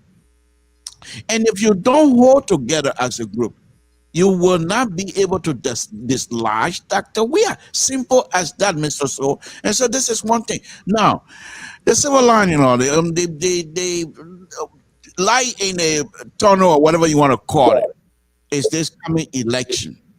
If this election of the senatorial election, if it happened to be that CDC unsuccessful in unseating both candidates from Grand Bassa and Moserata County, then I think those that are in the opposition, those that consider themselves opposition, will see some reason. Are you excluding yourself?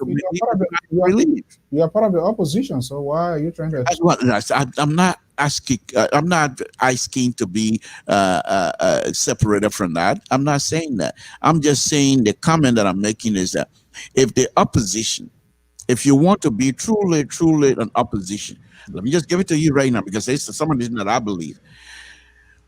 Honorable Cummings, who is now leader of the opposition party, for me, it's a wrong setting, because here's why. Honorable Cummings, it seemed to me, and I have not had any kind of interaction with him. So basically what I'm saying here, speculation based on what I've read and what I've seen. It seemed to me that he's not willing and not ready to take second fiddle to nobody.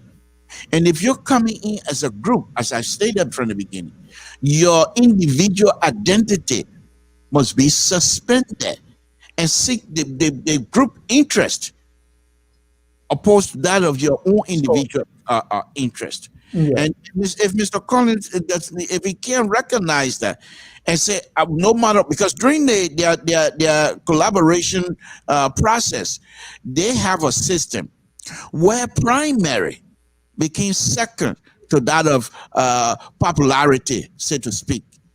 Since when primary would take second fiddle to popularity? and he insisted on that. And I think to appease him, the group allowed that to be at the front. And I think the group should have stood up to Mr. Cummings and his people to say, no, we will use because primary is the way to gauge who's going to succeed or who's going to be at the top. But if you say popularity first, then if the second one, then we'll go with primary. For me, that's and I don't know exactly how to set it up, but they're there, they know. So, but for me, from this position that I'm sitting, I don't agree with it. And I think if they don't try to solve these things as soon as possible, we're going to have some serious problem. And it's not problem for and I've said this in the past. My apprehensions about the collaborative group or the oppositions, the manner in which they conduct themselves, I don't see them as an alternative. And I've been very, very crystal clear. I'm going to be talking to somebody, George Lobo, going to be joining us here very shortly. I have serious apprehensions as to whether the technical details or technical workout was really done. You have a Liberty Party, you have an ALP, you have a Unity Party that is also fragmented, including all of these parties. The ANC, we know the record of ANC. I hosted Kwame Clement, Wilmon Red, they passed away all of the year. We know how the ANC came in for whatever reason. Kume is ahead. Okay, that has come and gone. But Coluba, I see him. I don't agree with 99% of the things. I think he needs a help in the sense of he has a temperament issue. He's almost like our man Trump here. He's very much combative, even to a very journalist that goes out there to sell his story. Our guys went to cover him the other day. You saw what he said. But the lack of discipline of our political institutions, and that goes to their leadership.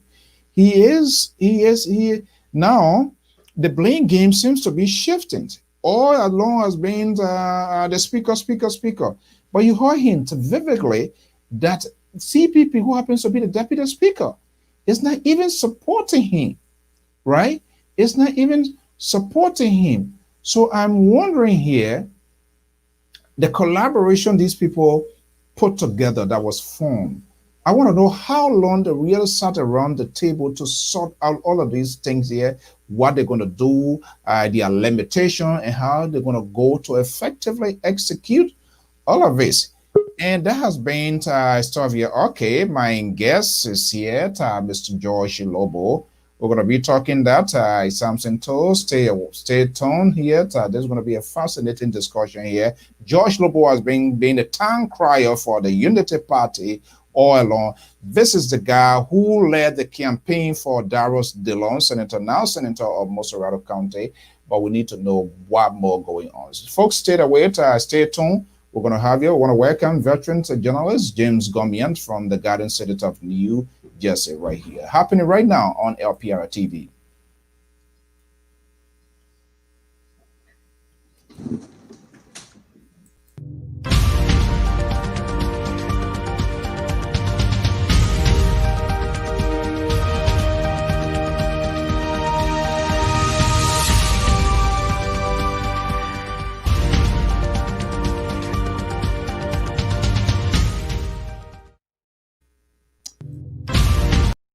Good afternoon, good evening. Time check here is 7:32 Eastern Standard Time from the New England Bureau of the Liberia Public Radio and LPR TV. We want to welcome our viewers and listeners. There he is our guest, Mr. George Lobo. Let me just put here,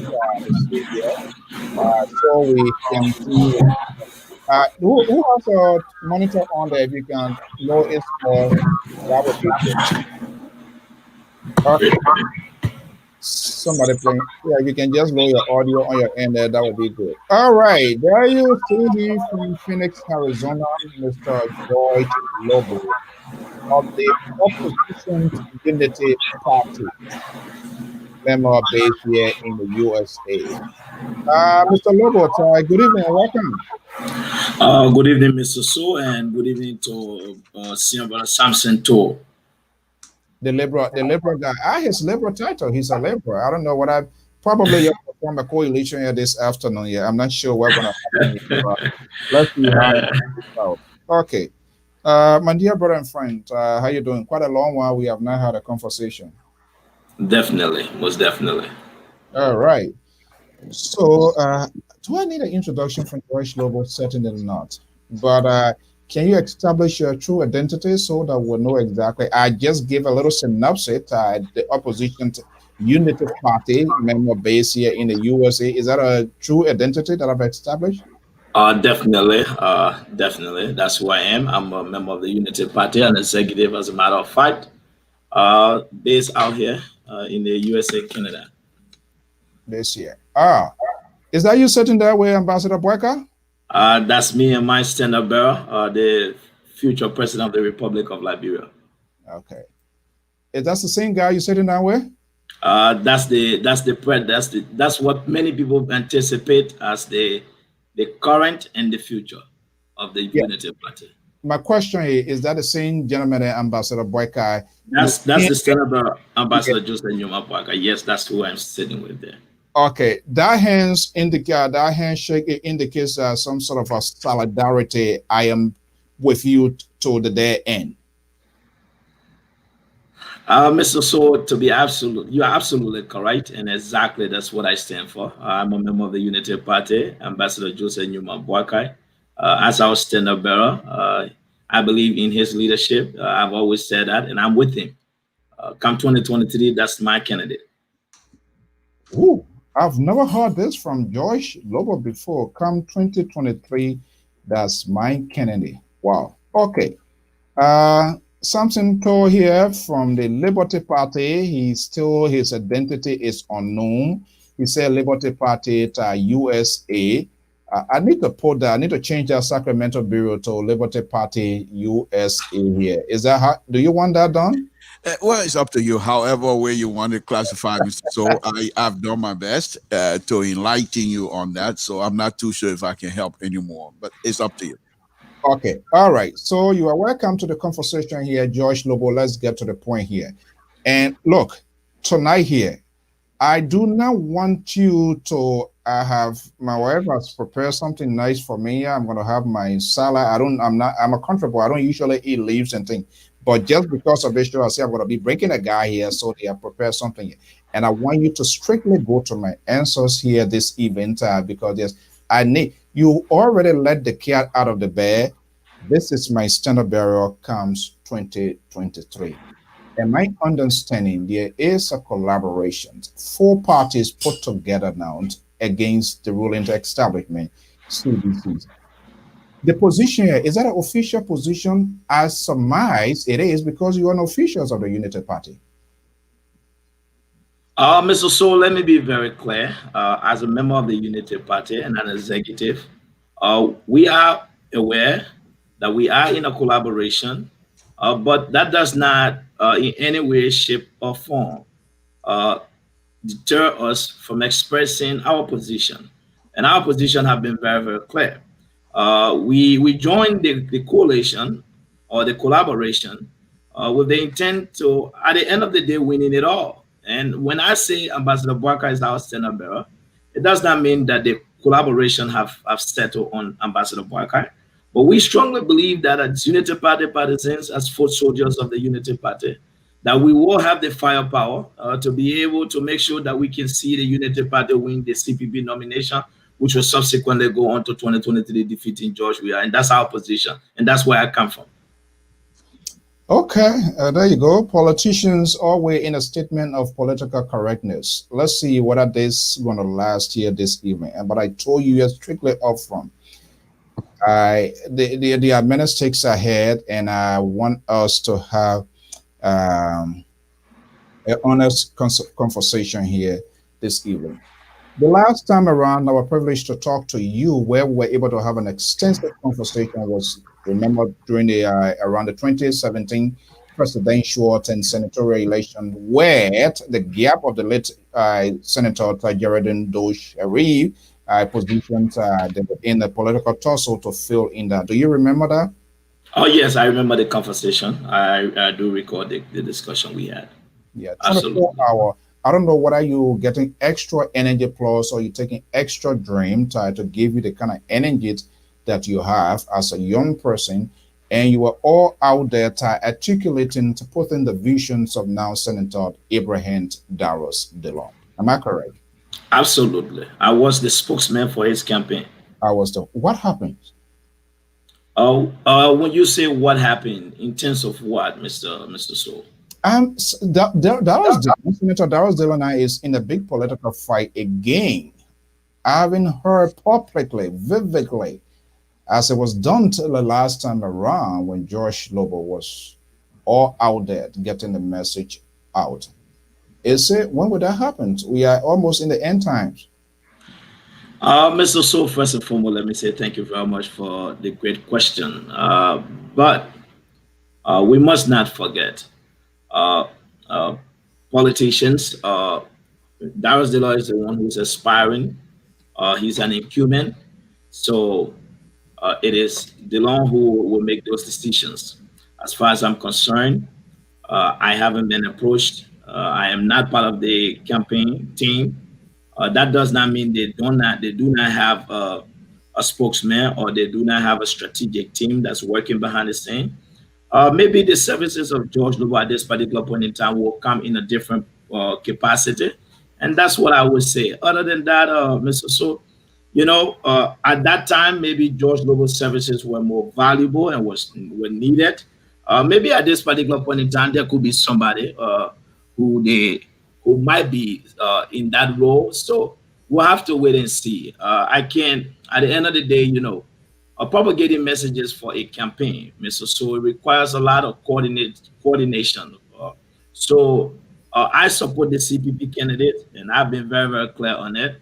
And I've said that I'm committed to the CPP 120%. But the CPP leadership will have to be the one to decide on where George Lobo will be efficient and how they can use me. I'm at their disposal. It's just that because I'm a member of the Unity Party, I just go out. So the CPP will have to decide, but I mean, they have my support. I'm at their disposal, and they will have to make a decision on where George Lobo can be effectively used to be able to impact and make the necessary, give us the victory that we need. And that's what I think. Do you think, Mr. Lobo, talking about the CPP, because your party, Unity Party, has come on board, the rest of the three parties come on board, do you think these people has adequately and politically solidified their position, taking into context, going into all of their political beliefs? Unity Party is a unique institution by itself, the ANC, the ALP, and the Liberty Party. Do you think these people sort out their political differences to get to this point that we are reached? Mr. So you must understand that forming a collaboration requires a lot. It takes a lot. And we must give those people credit.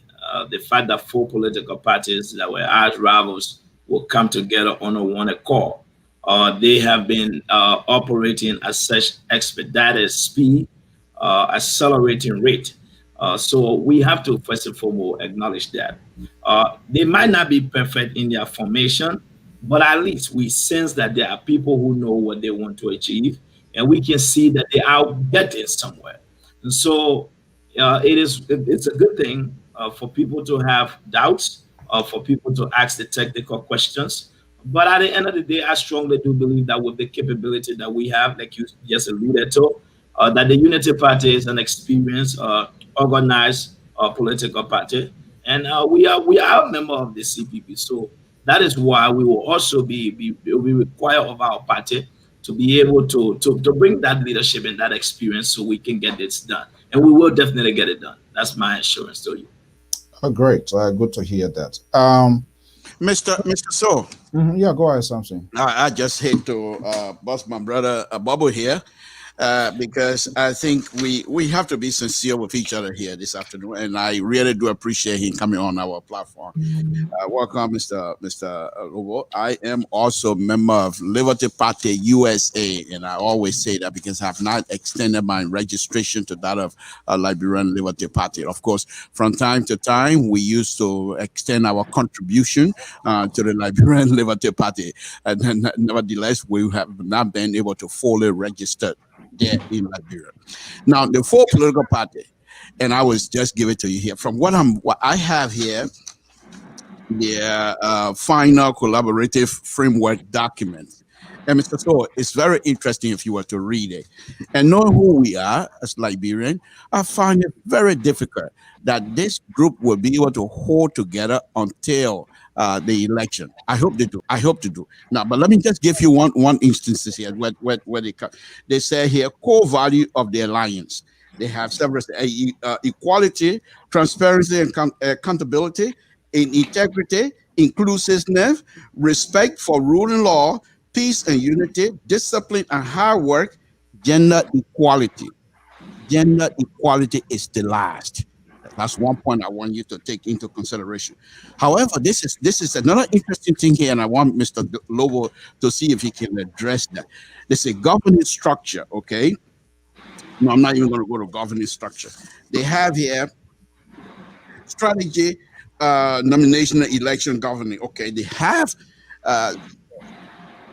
where they come out with nomination process. Okay, and in that they have three. Mr. Lobo, I hope you're familiar with those terms. They have where they have consensus. In other words, people, which is 10. I mean 8 here. Let's go back to 10. I want to be factual here this afternoon. Okay. All right. Nomination process for presidential and legislative candidates. They say, okay, consensus. Mr. Lobo, are you familiar with this document? I am. I am.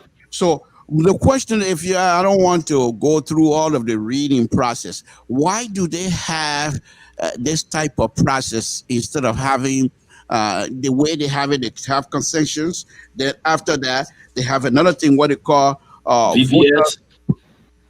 voter, survey, and then primary. Then they have primary. Yeah. Now, what was the reason behind that? Mr. To is very, very simple.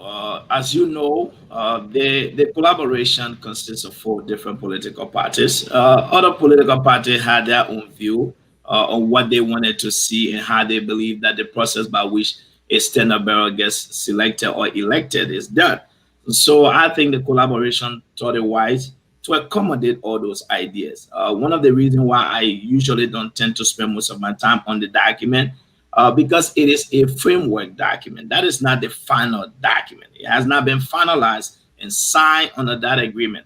But having said this, let me say this to you, Mr. So. At the end of the day, the most important thing is the fact that we can agree and commit to an agreement of all 4 political parties. Mr. Lobo, with all due respect, sir, how can you commit to something that you know fully well in our city, in Liberian city, these things are not going to happen? Now, do you expect Unity Party, Liberty Party, and other political party that are made up this collaboration framework? Do you expect them to have a leadership, a political leadership based on consensus among the group? So, Mr. To, I don't want us to jump the guns here. The documents were presented to all members of the collaboration, and they read it, and they all made contribution to the document. So, as far as I'm concerned, I can speak from the Unity Party perspective. Our party have committed itself to that document, and it's up to the Liberty Party and the other political parties. But as far as I'm concerned, I haven't heard any kind of I think they know what they sign up for, and that's an agreement that we all have to fulfill our commitment, and that's why we. You're right. Let me flip the coin around here. Something to, I'm not going to allow you to use some sort of a political ploy in solidarity. You are a Liberty Party guy. You have made this clear, whether it's USA, is in Buchanan, or it's in Morovia. A Liberty Party guy is a Liberty Party guy. So my question is, whether your Liberty chairperson here ever even have this discussion here, okay? So as far as I'm considered, I'm going to put you in the opposition column here this evening. Oh, that's fine. That's fine. Yeah, and I'm going to do that. So that's what I'm going to do here. But I need some tangibles from Mr. Lobo here because George Lobo has been the face of the Unity Party in the USA. And by I surmise, seeing all of these sort of images hanging out with the one-time number two person of the Unity Party here, I am beginning to forecast what this young man he has in store. We're going to get to that. So let me just go to the Mr. Lobo, let me just ask you. A lot has been unfolding in the country. We're going to go in depth with some critical issues here. What do you make of what happens recently in Claratown with Senator Darius DeLont? Who went over the edge? Mr. So we have to be very very cautious when we discuss these issues. But I've been very very clear for our young democracy. I think it is a good thing that the government that is in charge allow Liberians to participate and express their will. The government is responsible to provide security for all Liberians, regardless of party or religious or tribal affiliation. And as far as we are concerned, Darius Dillon is not just an ordinary person. He is a senator and he's an aspirant.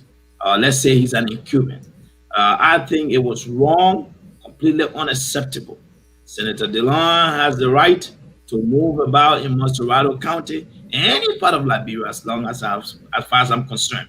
If there's an arrest warrant out for him, then the police must get him. In the absence of that, the government must ensure that Senator Dillon constitutional rights are protected at all times. So his being in Claratown was in no way, shape, or form a violation of his constitutional right. And I strongly believe, and I want to call on this government, like I've said, while it's true some of us will not lower the standard for this government, we expect the government to deliver based on its promises to our people. And what happened to Senator Dillon was wrong. And I hope the young people that have been used to perpetrate these acts, they can begin to come to their senses and understand that the society we wish to build, the better country that we want to build for ourselves and our future generation, can only be built on the basic principles of respecting each other, regardless of our political differences or political affiliation.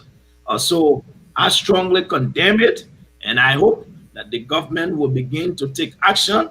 But it seems like this government don't have the capacity to do it because it has been a repetition of the same old thing over and over and again, and that's completely wrong and unacceptable. Do you was it a political ploy in your thinking? I don't want to. Why it is true, I try to discuss national issues and keep sometimes and be very, very stay away from politics. Because again, if I said something like that, the next thing would be, oh, the CPP guys are using it to their political advantage. But I'll say this to you: whatever the government give us, we'll use it. When the government exhibit its poor performance, when the government exhibit its inability to effectively govern the state, then definitely it is our job as opposition to bring that to the attention of our people. Because we must not forget, this is the government that won the election. This is the government that defeated us on the promise to deliver, on the promise to do better. So whenever this government fails to deliver, it is our job to hold them accountable and to let our people know. And I'm pretty sure we've done a good job on it. And that's what I would say to that. Mr. So Hold on one second. piggyback on Mr. Lobo here, I think you also have to understand, Mr. So, that this government, while some of us will criticize, we will do so with responsibility. We will also do so with respect. Having said that, Mr. So, this is nothing new. You saw what happened with Yeka Kaloba and his people in Grand Jide, and there was nothing. The government have not come out to condemn. They said they did condemn, but then when the superintendent got back to Grand Jide, he had a press conference, I believe, where he said nobody called him in Monrovia. So what was that statement from the information ministry? Was that some statement just made up? Those are kinds of stuff. If you don't speak with unity, if you don't speak with one voice, these are things you have. Now, every one of us as Liberian have the right to travel any part of the country at any time, unless unless the Constitution, you're being suspended under the Constitution. In other words, there is some sort of a warrant or there is some sort of a legal State of emergency. State of emergency. Yeah, you state of emergency. but other than that, you cannot and you must not stop anybody. Now, I've always said this as well. The ball is everything is in your favor today. If you don't stand up to help to build the institution, when the time comes tomorrow, when these things are flipped over, is that when you're going to cry and people want to listen to you? Then you're no longer legitimate. Your crying has no longer legitimacy. And therefore, I also called on the government to pay attention to these things. The government is elected for 6 years. The government didn't come to this position through the back door. The government was elected by the Liberian people. They looked at all of the candidates that were in the race and they selected CDC-led government to say, you lead us. However, they're going to have to demonstrate. They're going to have to demonstrate that they have the capacity to do so. Other than that, they're going to, some of us have black notebook that we're going to continue to write these kinds of stuff. When the opportunity which the Constitution prescribed, when that time comes, we will open our black book and campaign against this government with all of these things, which will be factual. Okay, so and I say it again. Let me just repeat myself, Mr. Todd. You're not going to use any tactics here this evening to get away with it. As far as I'm concerned, you and Mr. Lobo are with the opposition guy here. So my question was that a ploy? I know you all of try to kind of like remake everything that you're doing. So my question is that yes to my question or no, Mr. Lobo? Do you see as a political ploy on the part of the establishment relative to the situation that occurred in Karata? You know, Mr. So, I won't say yes to that because at the end of the day, when we discuss national issues, our credibility, our integrity is at stake. And we cannot just answer questions because we want to give a journalist what they want. There must be a lot of factors to consider. There was not an investigation launched by the CPP to know if they were inner working or it was premeditated. So on the basis of that, Mr. So, I can only use what we know about this government and its protege and its surrogates, its homeboys, of constantly instigating violence against opposition members. We can go back to that of this. Say both sides as involved into this directly or indirectly by the support. No, Mr. So, in the acquiescence of their leaders. Sometimes people do this. No, Mr. So let's give the people the facts. Let's go to district number 13. What happened to Cornelia Crowd campaign? The opposition had nothing to do with it. We were assembled to exercise our political right, which is protected under the Constitution. Right. To have the mayor of the city to say his men were trapped and he had to go to get them. That statement undermined the security and the well-being of our country, and nothing has been done. Not only that, we can fast forward this conversation to district number 15. Mr. So, there's been a continual reoccurrence of the same old thing, and nothing has been done. Mr. So, the government have the constitutional power, the government have the security forces to be able to instill the rule of law in our country. As we all are aware, the executive branch is the branch of government that is charged with the constitutional authority to enforce the law. And so there's no exception here. The president has that branch of government. The police fall under the executive branch of government. The minister of justice is appointed by the president. And we can't sit here today and pretend that we don't know. The opposition don't have the police at our disposal. We've seen the CDC turn to a one-party police. The police now is a CDC police. So this thing is not something we're trying to relitigate over and over. Mr. So, I want to be very, very clear. The government of President George Weah, the CDC administration have done nothing to protect the rights of our people, and they have continued to support, like Mr. Stowe said, given what happened in recent time in that of Grand County. It is just a continual happenings of the day. So I won't just say yes to that question, but I'm just saying, Mr. So, you can continue to look at history and look at what is happening, and that should be able to give you a clue into why we say the government is noted for doing these type of things. Okay. I'm trying to make an educated guess here, and hopefully it makes sense. George Lobo has been and is consistently being discussing a critical issue. And the other good thing, and that's one of the reasons I follow your activity, your conversations, is it has a lot of civility in it. You bring out facts, you talk on the issues, you don't kind of throw that kind of red meat or kitchen sink here. Are you an advocate or are you at opposition? What is your true identity? What is the future? What are you? What is the foundations are you laying here? And there's a borderline and follow-up questions based on what I'm going to be gathering here. Are you? Can you establish your true identity here this evening to me?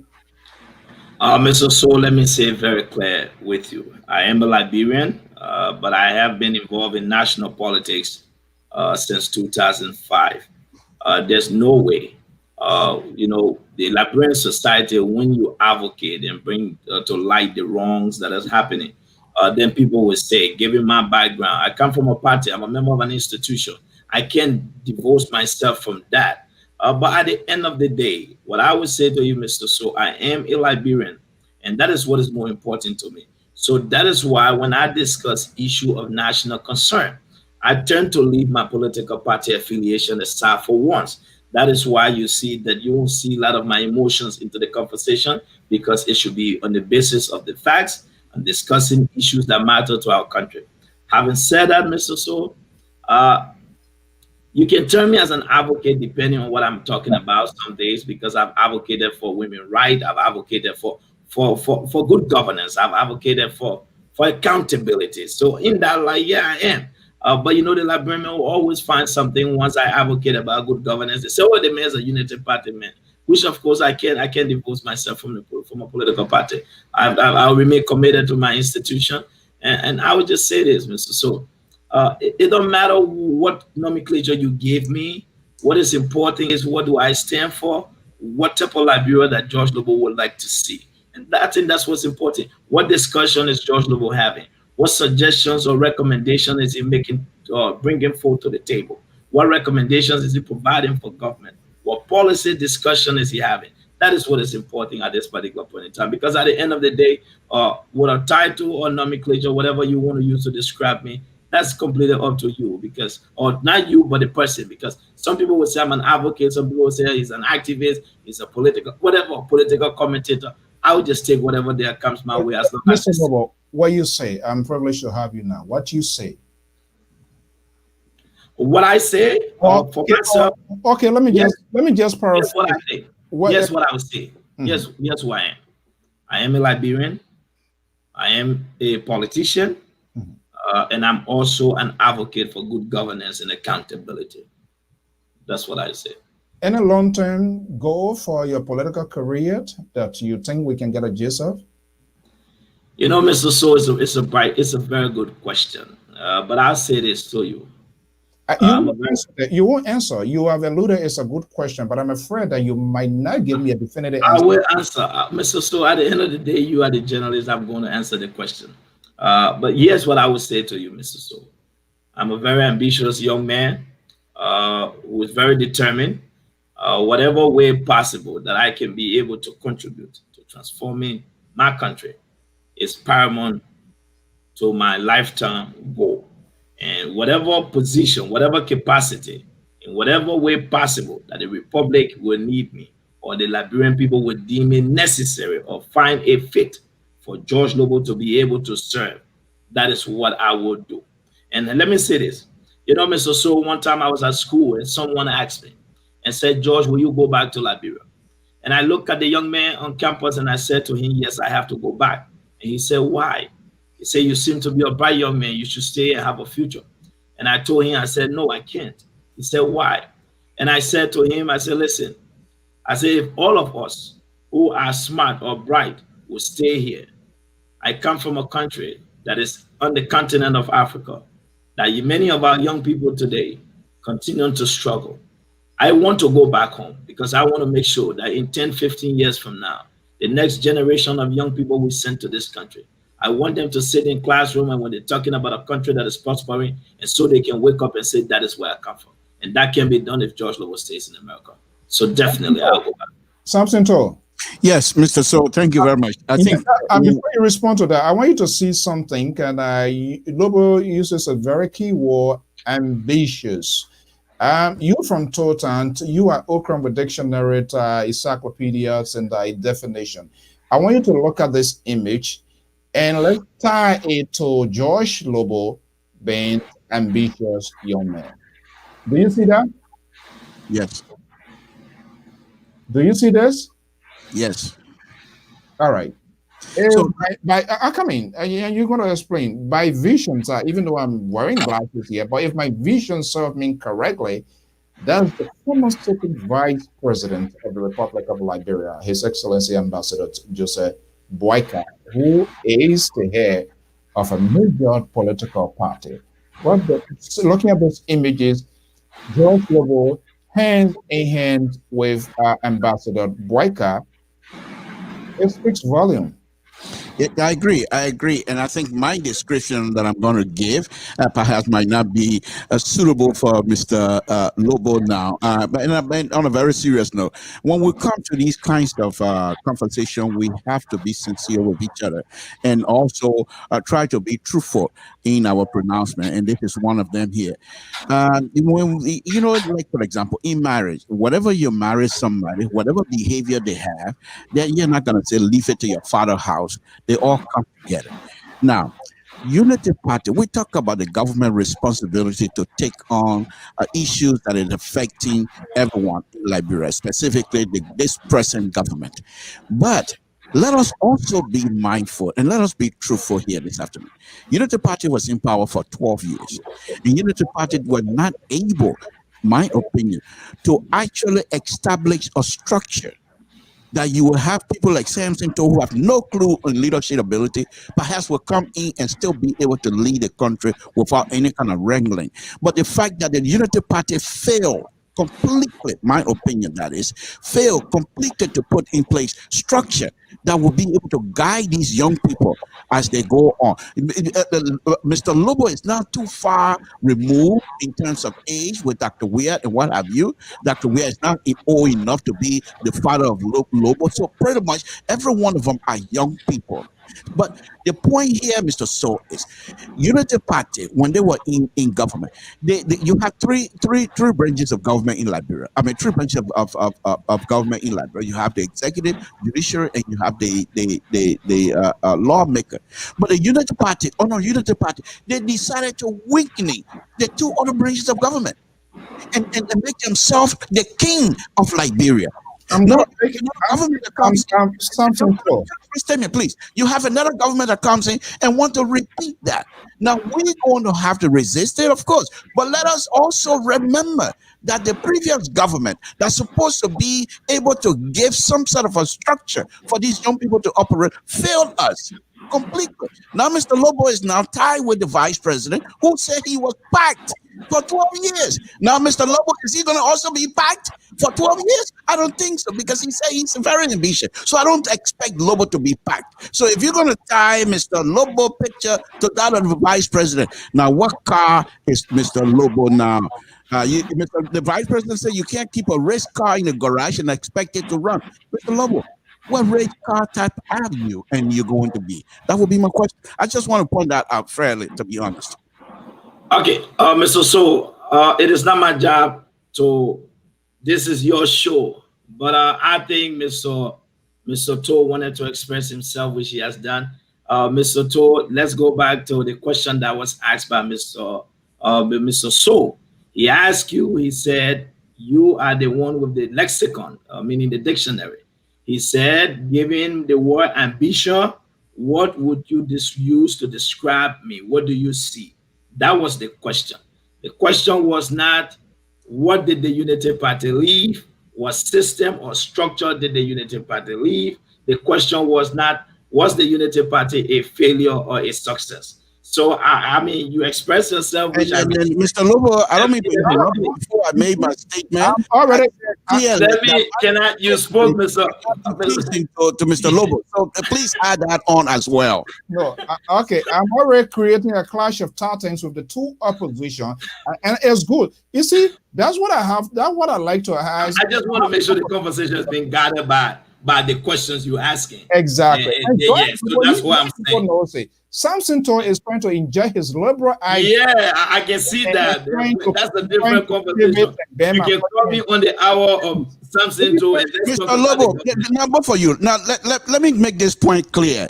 Both of you, Mr. So, let's go back and review what happened. Mr. So injected some pictures. You brought in some picture, tying you with the vice president, and he asked you and you said you're very ambitious. I said fine. When the question was posed to me, I said my definition of Mr. Lobo being ambitious might not be pleasing to Mr. Lobo, and I went on to everybody know what ambition is, but then at the end, the way I write this paper here, I didn't put the conclusion on top. I gave all my reason, and at the end, I gave the conclusion, which was in terms question to Mr. Lobo. Yeah, one more. What ambition? Let me clarify what he said. Can I respond to what he said? Yeah, just for the record. Yes. Let me respond to Mr. Tour. Mr. Tour, for the records, there's in no way, shape, size, or form that any normal person on the face of this earth will consider the Unity Party government a failure.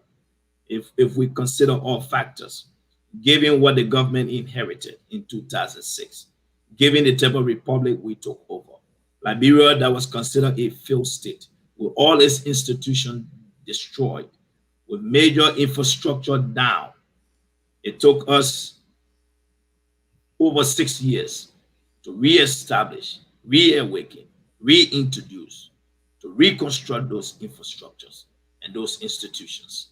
So not only that we did that, we established a functioning democratic society. We placed Liberia once again on the world stage. Through our policy reforms agenda, we managed to secure a $4.5 billion debt waiver. Don't quote me. I want you to quote Dr. Tobo Nyenswa, who joined the healthcare system in Liberia from 1999, and he left recently. Dr. Nyenswa said, and I quote, that prior to the extendency of the Unity Party government, access to primary healthcare in Liberia was at 40%. By the time we left power, we left it at 80%. Since we left power, we left hospitals functioning. We built hospitals in counties that never had them. We built clinics in districts that never had clinics. Not only that, we built community colleges in counties that never had colleges, even though they had presidents. So I'm not going to sit here today to name the Unity Party accomplishment, but it's clear.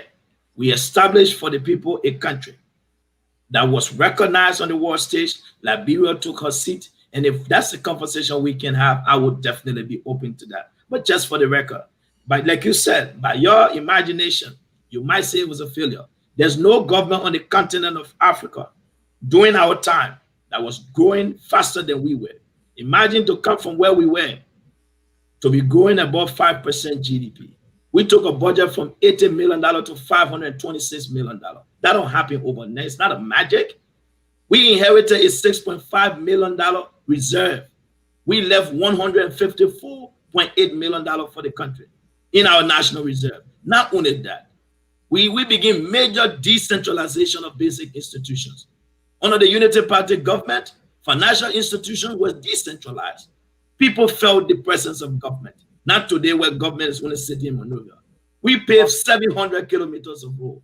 We can't go back and forth and really let it get that conversation. But any day I'll be prepared to have that discussion. So your definition for what you term as a failure, I want to say to you, that's a mischaracterization of what happened. So let a cat eat its own baby here. And I say, I'm not going to allow Mr. Toll to use his political ploy here to dilute this conversation that I find very, very much put in time to get some tangible. First of all, his Liberty Party has already formed coalitions with a Unity Party that allegedly that is not doing whatever it is. So I'm wondering here, all of these tough questions, whether they were asked by your political leader, Nyombli Kanga Lawrence, and your Liberty Party folks, because before you form a coalition, these are things that you're supposed to sort out. Mr. So, the fact that I'm in support of the collaboration form, that does not mean that I cannot express myself. I will support whoever that comes on top. I will do whatever that I can to make sure we dislodge the CDC government. But if we're doing this, if I'm coming on board, I must also be factual. I must be truthful. So that at least if I face my fellow Liberians to say, I want you to vote for us, they will at least take some comfort that at one time Samson spoke against what he believed to be the failure of government. Mr. Lobo correctly stated, but there's another young man that I also want to quote. I think his name was John Malou, who said the government of Unity Party was more corrupt than the previous. The two oppositions that are there. Okay, so I asked a question, and unfortunately you could not give me an answer because you are siding with your brother or colleague. Both of you guys has formed a coalition. So I'm going to expand a little bit here because I say I intend to get some tangible, some real-time answers here. Lobo, I asked you earlier to establish your true identity, and you throw it right back at me, which of course is normal routine of the politicians. But are you paving your way? Are you looking at some point in time, the fact here, Ambassador Baika here served the country. We all know that he has been to one of the longest serving government, and his expertise will be needed. Are you laying the foundation somewhere here, someplace here, whether it's coming, whether it's going to be generating from Arizona to the eventuality in Liberia, maybe in a convention hall, and looking or saying yourself to be the face of one of the major political parties in Liberia? Or are you looking at something much bigger than we do not know whether it's existent? You willing to disclose here today? To be honest with you, Mr. So, I just want to say first and foremost, thank you for you having such thought about me. But in all fairness, I've been very, very clear. I am a Liberian, born in Swakogo District on Swakogo Market Day. George Lobo. I'm coming. Let me answer the question. Yeah, you will answer. This is not my first time having you talking about Swakoko, Salaye, what they call it, what the other time, Totota, all of those stuff. I am not here for it this evening. Do you have, and the reason I'm asking, we saw Fuba Herons and all of these people, the turn they have been advocate, because I find it very difficult here with our Liberian politics. Advocates, they find themselves in two places. The debt, on the opposition side, they are with the advocate, and then eventually they convert to be seeking going on Capitol Hill. So can you establish that for me? No. So I'm being very, very clear here and being very honest with you. At this particular point in time, Mr. Sto, I think I've said it all, that I am a Liberian, whatever capacity that I'm being asked to serve, I will be able to serve. As it relates to running for any public office right now, that is not my focus. My number one concern is, Mr. So, I don't have to go to Congress to impact change in Liberia. I can be a janitor and be the best sweeper. I can be anybody. I can be a director and be the best director in my capacity. At this particular point in time, here's what I would say. At this point, don't forget me. Let me. You seem to be struggling with getting my answers to come true. No, let me finish. What you want to hear from me is to give you a definitive answer, which I'm not doing, and that is what you say I'm struggling, but I'm not. I have made it very clear that, Mr. So, at this particular point in time, there's nothing that I'm doing with any kind of ambition to run. No, that is not the reason. I didn't talk about running. Yeah, but my goal is, Mr. So, I'm a young man. What makes a man is his accomplishment and his contribution to his society. Right. What will people look to say this is who George Lobo have been? It's based on what I've done and what I've stood up for, right? So at this particular point in time, if that is seen as paving my way, then that's fine. Then that's the best thing I can do, is to continue to exhibit to the Liberian people that I am a trustworthy, committed, dedicated, passionate young man who believe in the genuine transformation of my country. And that's all I can say. Then let me just ask you, what could be the perfect example? Anything they ask me to do, I would do it. What could be the example of that? Mr. So, let's assume maybe I was asked to be chief of office staff. To whom? To anybody. Maybe a director, a minister, any capacity, as long as it's giving back to my country. I'm a very humble young man, so at the end of the day, Mr. So, but let me say one thing very clear.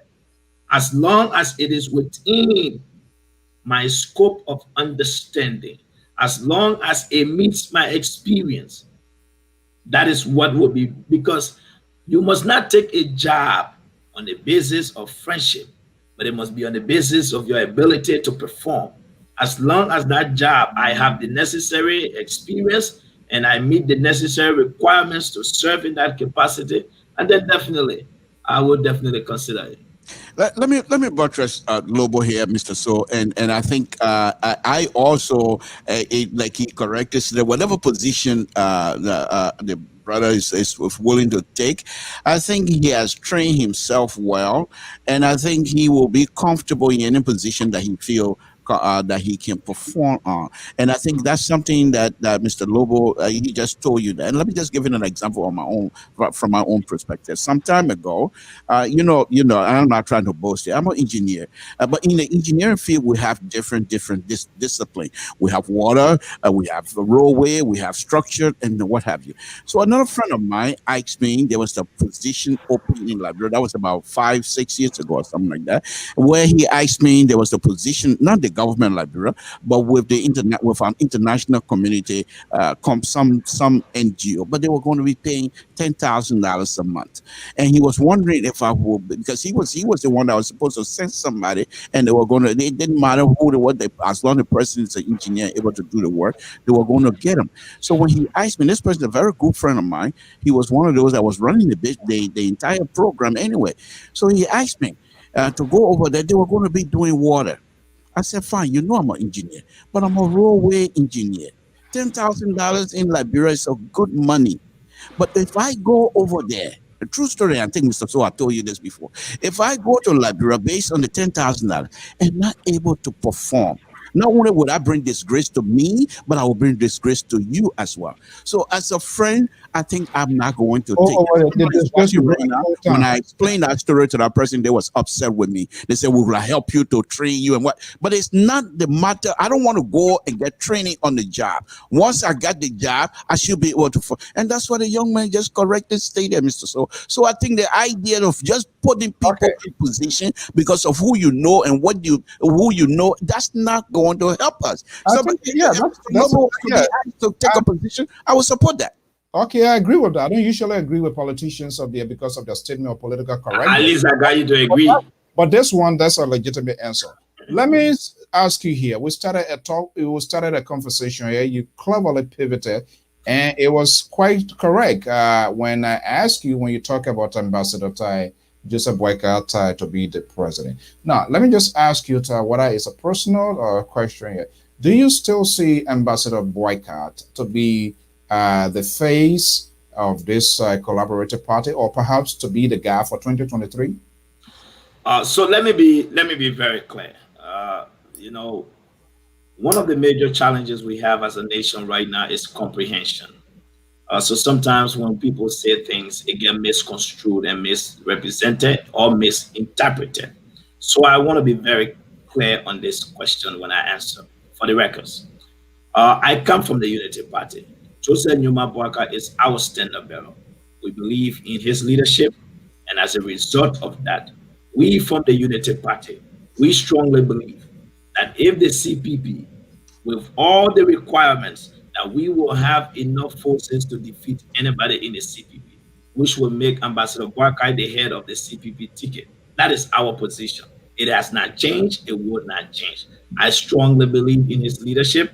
I believe in his judgment. I believe in his experience. Notwithstanding, Ambassador Boyka is the finest public servant we have in that country. He is exactly what Liberia needs, and that is why I support him. And I still see him as the face, as the man who can redeem this country from the mayhem and mismanagement of the CDC-led government of President Weah. So that's our position, Mr. So. Mr. So, let me get in there on this one as well. I'm also in agreement with Mr. Lobo, but at the particular time we tend to diverge a little bit, and this is my own thinking when it comes to Ambassador Boyka taking the leadership. I also am in support of that. not because he's a good servant and he all of the good thing Mr. Lobo enumerated about Ambassador Wakai, which I agree with. But my thinking is Ambassador Wakai, he's of age. He has the experience.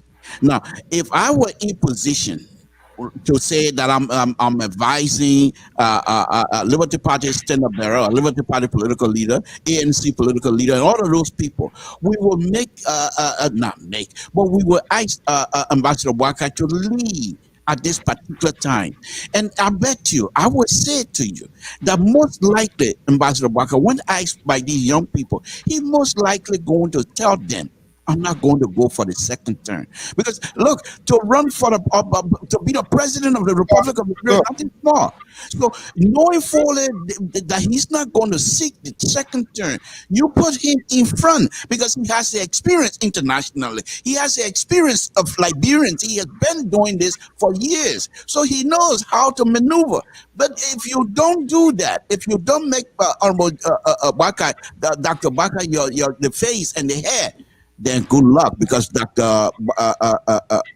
Judge, we are going to defeat us completely. So I will also encourage all of the CPP people to have the Honorable Wakai to be at the head of this ticket. So thank you. It seems so when you sponsor me, you have just helped me. Thank you. This guy came to form a collaboration with George Lobo here this evening here, and you remember just on my back just now again. That's what makes the liberal. That's the liberal. That's who I am. That one makes him block who? Very unpredictable guy. Okay, but that's okay. All right. That's fair answer. All right. And we're gonna move here, but okay. I'm all yours. Yeah, one of the consequential questions and process, and I'm hoping hopefully when all works well, I want to be on ground to see some of the images and the real thing happen. December month.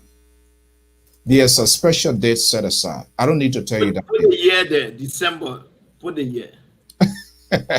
You want me to tell you that? Yeah, you gave our dates. December 8. December 8, 20 what? December 8. 2023? 2020. Okay, I thought you would be there 2023 to prepare for Ambassador Bwaka inauguration. So you see. There you go. All right, December 8th, right? So okay. It's a big day. Okay. Okay, George Lobot, you've been talking, you've been whining, you've been preaching, and all of that. Let me just put it out there so the folks will see it as well. This is a very big day, and that's the senatorial races will be ongoing in the 15th political subdivision. You are part of the opposition. So before I get to the other quadrant, what you make of it? Do you think folks within the opposition column, are they adequately positioned themselves? What you make of the process so far?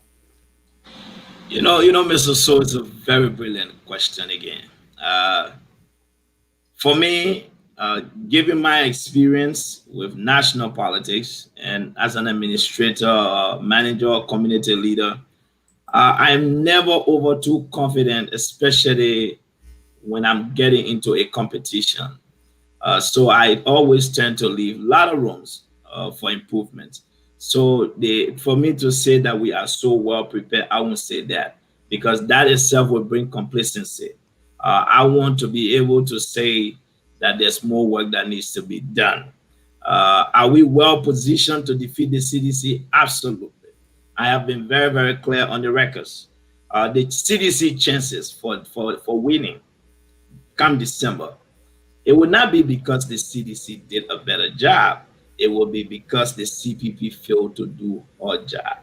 If the CPP put our house in order and march our troops on the front and bring all our generals out to fight, the CDC don't have enough firepower to match us. We will crush the CDC.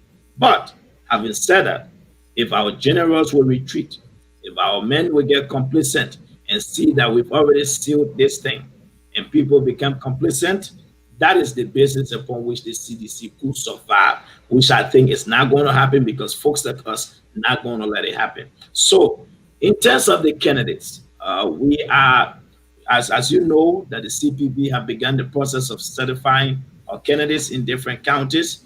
The exercise is ongoing. We are picking candidates that we believe will give us the best chance to win. So that is where we stand. Other than that, we still got more work to do, and we're going to keep working. Okay, then let me expand on this question based on the answers you just provided. Folks like us, we will not make it or allow it to happen, if you will, to paraphrase exactly what you were saying. So then the question, the follow-up question would be, where would George Lobo be? Or what would be his role? You know, I've been very, very clear, Mr. So I tend to respect the chain of command. And when I say the chain of command, I come from the Unity Party. As you know, the collaboration should have a secretariat. The Unity Party have representation there. Now, that does not mean that George Lobo can be effective. That is when the strategic team formulated by the current leadership of the CPP to say, you know what, we need to be able to identify talents. We need to be able to identify all our resources because we need all our troops. This is all hands on deck. I am at the CPP disposal. It is going to be up to the CPP to decide how George Lobo can be used effectively and efficiently. That cannot be made by me. It has to be done by the CPP leadership because you got to understand, Mr. So, for some of us, a young man like me who have argued on the basis of building a vibrant, strong institution, the last thing that I want to be a part of is to be seen as the guy who undermines the institution. So, as far as I've said in the past interviews, that Chairman Cummings, Alexander B. Cummings, the political leader of the ANC, who is the chairman of the CPP, he does have my full support. I am at his disposal, but he has to be able to make the call. Once he makes the call, then we'll proceed from there. So let's get this on record. Has anyone directly or indirectly within the hierarchy of the executive of the CPP, has they reached out because you have been very forceful, you have been articulating, you have been preaching from the Unity Party, but now you guys have formed a collaboration. Has anybody in any time placed a phone call or has called on you specifically, look, we are in this, and I think this collaboration, we must solidify our position in order to wage an effective campaign. But from most of the things that I see here, with due respect from the opposition side, I only very few of you, and not because you're here, I've said it in your absence, and I'm saying it here again. Most of these people, they just throw rare meat, and they're not being, their conversation is just being subjective. It's not objective. They are not drawing the parallel line. They are not making the argument why they should be seen as an alternative. And that is sort of troubling because if it continues to happen, then the very opposition they will be doing like bring people are dishonest. Has anybody reached out to Mr. George Lobo to ask him to perform a special task? If not, why? And why are they not doing it? Mr. So, like I said, I have not. I have not been approached. I have been approached by regular members of the CPP, sympathizers, and ordinary Liberians who feel that George Lobo do have a part to play. But from the leadership perspective, because Mr. So, you have to understand now, we're talking in terms of an administrative function. I don't know. I don't want to speculate because I think Mr. To, who's the engineer, will tell you, like he said, I believe in a chain of command. Maybe the CPP does have a structure already being put in place. It's up to them. That is why the strategic team will be the one to decide. We have a guy like George Lobo. Can he be useful to the CPP come December? Is it important that we have? Is the party making an argument? They are part of the my party. I don't think my party have made that. I don't, Mr. So don't forget, I am not part of the representation of the UP to the CPP secretariat. So I won't speculate. I don't know what conversations they're having. I don't know what strategy they're putting in place. So I don't want to speculate. But like I said, I'm hoping that the CPP, that the leadership, that honor the leadership of Chairman Alexander B. Cummings, that he himself will say, listen, gentlemen, what is it that we need to do to win? And if it requires having all of us in one place under one accord, then that is something he has to foster. At this particular point in time, to answer your question, that have not happened yet, but I can't say it will not happen. But I'm all ears and I'm open to the CPB to giving them my full support, and that's my position. Mr. So, I think Mr. Lobo doesn't have to go anywhere for his voice, as big as it is and as powerful as it is, for it to be effective. I think he can stay any part of the world, and his voice and whatever it is, action will still be effective. Now, on a very serious note, let's look at this election. This election specifically, Moserado County and Grand Bassa County, they are very critical to the entire electoral process in Liberia. Now, Mr. Dillons is going against Mr. Honorable Fala, and also Madam Yompi over there are going against two or three other candidates, which that's fine with me. But the point here is this: Moserado County is if they're not careful, that election might be divisive to the Liberian population, and it might affect every one of us. Why do I say that? The president is on the record of saying he wants that position at all cost. And this is unacceptable as far as I'm concerned. This is not a position belonging to a particular group. Now, another thing, the issue of the way the campaign is being run. And we have seen Mr. Fala going out and people doling out money. Now, I'm not going to connect the doling out money to that of vote buying because I have no evidence. That's not the point that I'm making. But it doesn't pass the smell test as far as I'm concerned. Another thing, we saw recently a church group, and there's supposed to be a separation. Don't mind you now, but a church group have decided to inject themselves into political activities in Liberia. Where are we going?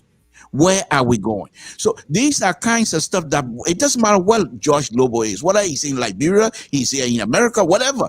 But because he understands the dynamic of the political activities in Liberia, his voice is powerful. His voice will be taken into consideration. All of the young people. What I say to those young people is that you must be sincere, not because it is in your interest. Therefore, you should try to support something that you know very well. It's not something that you will support normally. So these are the people, Mr. Lobo and the rest of the young people. These are the people that Liberia will have to be in their hands tomorrow. But this election is very critical, and we have to be mindful of all of that, Mr. So. So, okay, before Lobo come in, and I respectfully disagree with you with your section, because you say it is critical, but here you are now, you are slashing some greater portions of it being critical. And I'm saying that there's a reason I'm asking Mr. Lobo. You're talking about George Lobo will sit down in Arizona and drinking his orange juice. And then how with the young generation, people who want to be like him, people who admire him, if he means business, he needs to be there. And here you are telling me he doesn't need to be there. Give me a break. So please, that I'm not going to buy into Mr. that. Stoll, just remember, this is a global universe we're on now, especially with technology. So Mr. does not have to be on the ground for his voice to be heard. That's important. Okay, and this is why it's a very critical component, and I'm going to bring Lobo in to also respond to that. And this is what this is where I have own issue with how Mr. Costa sometimes I just feel that there were things that he blow off, right? This is a very, and you say it because I was coming to that, it's a very consequential. And I have a different versions in terms of objective analysis when the president said that he needs it at all costs. Yes, those are all political injection, political tone that the president, when he said he needs it at all costs, I guess he's speaking in a political context. Remember, the CDC people claim Moserado to be their land. There is no one, it's a no-fly zone. But what happens? CDC shows they produce unfamiliar candidate that no one knows, the candidate that was not exposed, candidate that was a wandering stranger in my own definition, political way, was introduced to the people of Moserado County. And guess what? You had a candidate that was very familiar, who has saw himself out there effectively. There was no way that any little child could wonder who Darrell Dillon was and who Darrell Dillon is. It helps, it makes it easy. He's a complete political satire. He always get himself in the middle of the people, the rich, the poor, whatever group of people. So that established his authenticity and the path to his senatorial race. CDC did not see that coming. They brought somebody who people start wondering, well, how she look like, where she work, and this and that. You took 3-4 months to introduce a person. But I'm saying, I do not agree with most of the things Yaka Koluba is saying, this and that, but I see him to be one of the president. But for example, had there not been an issue with Mr. not Koluba, Mr. Costa and the GOL with this crazy, let's say, pass it, this and that. And for example, if Karen Costa were to leave from here today to be in Liberia, look at a Yombli Kanga process. George Lobo here, instead of crying to Arizona here and say, okay, Costa, you going to Buchanan. I'm going to Bon County area. I am going to Nima County area.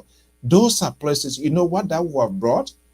But when he's sitting down here, I guess he get his eyes juicy, and you're telling me it doesn't matter. Mr. So, please, Mr. Lobo, let me answer. Lobo just explain to us that he's following a procedure, and the CPP has a structure. And we can't 1 minute accuse people of not establishing structure, and then on the other hand, we want people to violate these structure that perhaps people have in place. Mr. Lobo, go ahead and take it away. Thank you very much, Mr. Toll. But Mr. Toll, I think we have to give Mr. Soul some credit for asking these critical questions. And I know where he's coming from. You know, when Darius DeLong was running against Pauletta, one of the reasons why many people today can sense that the way things are going now is different. What we did to get DeLong elected, I keep telling my friends in the CPP and that of all of us in the opposition, we need to, you see, Mr. To and Mr. So, the reason why most Liberians sometimes have difficulties relating to some of the things I say, the way I analyze and make decisions is based on data, based on, I gather a lot of evidence, a lot of information. The very first thing we should be doing right now as political parties or the CPP, one would be, what did we do to beat Pauletta? We look at that information, we look at the groundwork, whatever we put in. Then we look at the candidate that is going against our candidate. Now, Pauletta is not Thomas Fowler. Those are two different candidates. Now, another thing we need to understand, at the time we defeated the CDC in Monserrato, there was only one senatorial race at that particular time. Right. So all the resources and effort were concentrated in Monserrato. So we as strategists need to be able to say, hold on 1 second. Now, you have senators that were marketing DeLong in Monserrato because they didn't have to leave. Now, those senators will no longer be in Monserrato. They will be out marketing themselves. The king has been stressed. So it changes the strategy of this election. Now, that is where we're supposed to say, okay, if we will not have that type of cohesive support in Monserrato, like you alluded to earlier, that is where a Heron Costa becomes a vital component of the puzzle. That is where a George Lobo picks up the slide. Because I will tell you one thing, going back to that of the German playbook, it is often said, Mr. Toad, that if you keep telling people lies over and over, they get to believe the lie. The lie becomes the truth to them now because they hear it over and over. And that is what we see with the CDC. So in the absence of having people that can counter their narrative and be able to give the people something different, you know the challenges we have as a country. We all have agreed that our people are ill-informed. Our people are not educated. So we need people to be able to articulate our position and counter the narrative from the CDC. In the absence of that, that leaves our opposition candidates vulnerable. It is going to be a problem. So I don't want to say that it's a weakness. I think your question, Mr. So, is a great question. These are things that I think the secretariat or the strategic team of the CPP will begin to be looking at and say, okay, who are the guys we need to build a team? We can have a George Lobo go to Banga. We can have a George Lobo who live in Ganta, go to Ganta to make the case for us in Nimba. I travel throughout Nimba. We can have a George Lobo go to Grand Cape Mount. Go, those are decisions that must be made by the leadership of the CPP. And as far as I'm concerned, I don't want to say it has not been done, but for me, I'm waiting to see when that day comes and that invitation is extended, I will honor it. So, Mr. To, I don't want us to sit and ignore what he's saying. Mr. So raised a brilliant question. Look, That's a brilliant point. I talk to people on a daily basis, and I can say it now. And you just give you don't like us already. Yeah, you give a good analysis and good opinion on that. Today's race, right now, the opposition and the Bloku knows that the opposition is stressed. Resources now is being stressed. It's not like how it was centralized. Everybody crying their own cry, right? And this is where I have a disagreement with these opposition leaders, sometimes the way they conduct themselves and their inability to get certain things contained. It's not happening. And we'll continue to speak out these things because if they can't fix it, there is no evidence that even if they take state power tomorrow, it will be mismanaged. Most of their people that do their talk shows and this and that, they are very intolerant. The discipline is not there. They are so sensitive and for getting to know they are discussing national issue. I want you to listen to this guy here. I want to get your reactions, and it speaks to the volumes of if we are not careful, if we are not unified. Listen to this. Welcome to my district office. I have come today to inform my supporters, the Liberian people, on my communication relating to the chairman yesterday. Honorable Cummins, chairman of the CPP. I wrote this communication on yesterday, the 22nd of August, informing the chairman of the CPP that I am suspending my membership of the CPP with immediate effect. And let me tell the Liberian people why I did this. African politics is not about going on Facebook. African politics is not about writing. African politics is about actuality. Because Africa and what the government believes in is keeping the awareness. We are keeping the awareness. We have been keeping the awareness. I've been threatening on so many occasions. I went to Grangier. People took away my left sometime last week. The government sent my former bodyguards to take away my left. I'm not getting any support from the collaborating parties. Every institution you enter is to get the institution backing, is to get the protection of the institution. I have not seen it. I have not heard it. Sometimes when I call some hierarchy of the CPP, the first thing they will tell me is, you from the ANC, that ANC started the initiative. Came from the southeast. When the incident happened there, when I called some hierarchy of the CPP, what they said to me was, you went with your stand-up bearer for you to go and endorse the ANC killing this. Only the ANC killing it are endorsed. So people can handle the situation. We need to be serious. The Liberian people are looking at the oppositions, and one man cannot be the opposition. Politics is not giving bread to somebody to eat. It's about looking for the weakness of the ruling party to capitalize on it to make a gain. We got our legislators, the CPP lawmakers in the Capitol building. We got our lawmakers there, the deputy speaker with the CPP. For any time I read communication, nobody got interest. I have to fight. In recent time, when the former took away my left, when the incident happened to me with 102, when I brought all the issues, I fought hard. And our buttress, people are not supposed to buttress me. This is Sibo Kimo and say we need to put the Yeke contract communication on the agenda. I'm a CPP lawmakers. Where am a CPP code, please? I've not been paid to do what I'm doing. I'm not expecting any pay from anybody. My job is to advocate for the people.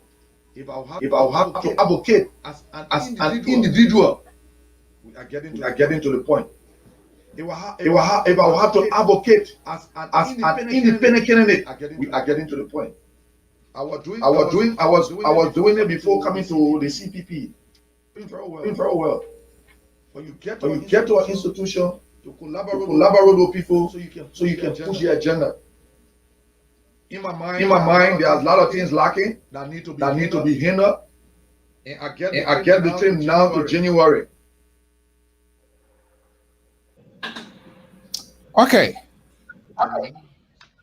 No, let me get this off here. Josh Lobot, let's have a one-on-one. And you listen to that. Let me play something else, and we're going to put it into context. Go for it. The comments are made to give some political relevance or dividends, forgetting a lot of technical issues that we need to look at. So when we see those technical issues, we are convened as Senator of County one night when we join the frame. This election is very critical, and your victory or your defeat could really decide the fate of 2023 with the eyes of many people. We're going to win. We don't know the history of losing elections since we got into politics. And maintain that we have a very good relationship, very good working relationship. Even the 17 electoral districts, opposition representatives in Senator today, they may not come and repeat, come up with it. You go today in some of the constituents, just by community engagement, if they have maybe to realize that a lot of people in Boston have appreciated that win for the little district number 5. They are of the opinion that if we are given the opportunity to be elect our senator, more will come in the federal district rather than just the talk, but we need to actualize what we see to our people and make things to work. Liberians, we have heard a lot of good talk and people that found two issues, but I think what we need in our country now is actualizing what we talk, using a strong network, strengthening your base and your capacity, working with the opposition community to make things happen. And I think that's what's going to be demonstrated, coupled with the support base that we have, the political institution where we come from, our strength, our ability to bring the opposition, the ruling party on the table, bring all of the issues. We're going to win. You can be assured those watching me on this video today. I have no history. I haven't gone to elections and lose. And I understand the dynamics of Mozzarella County. I understand it very well. Commissioners today, you answer them, will tell you that they have good working relationship. How do you be a senator in Mozzarella County right now? You have no working relationship with the superintendent of the county. That's the local governance structure of the county. How you are a senator of a county, you don't know the name of one township commissioner. You are the senator of the county. Tell me, you have no working relationship with the caucus members. Because you are the senator for the 16 or 17 of us. You have no better working relationship. You have no better working relationship even with the three branches. You must have a senator that can take phone and call the office of the president and be able to disagree with the president probably on the phone or agree with the president on policy issue. But you have a senator that have no connection. Absolutely. How do you bring development to the community? How do you bring development to the people? Because you should join the executive or the branches of government in driving development. That's the role of the senator. You administer the affairs of the county, compile those issues, and be able to present it in a more better, in a professional way to bring the dividends to the people. Because you're not going to take it from your pocket. You may push all of the positive policy, red letter, red on the floor. That's something that's just for the public. But how those communications are transferred into impacting the community and the life of people, you need that cooperation and that coordination and the constitution speaker. Okay, I'm not going to waste my time here. I know, George Lobo, you are a news freak like myself here. You listen to Yeke Colabar. And this news yet, for those who don't know, this I never saw an interview. That was my first time when I listened to this the other day. Thomas Fowler. And I can say, based on what I listened to and following the politics of Liberia, Thomas Fowler seems to be a different person He did not call name. He exhibit political tolerance. But if you listen to his tone, indirectly, you know, I know who you are referring to. The connection is everywhere. You listen to that. So it could be anybody thing. It could be anything. And you listen to Calabar, who was part of the CPP.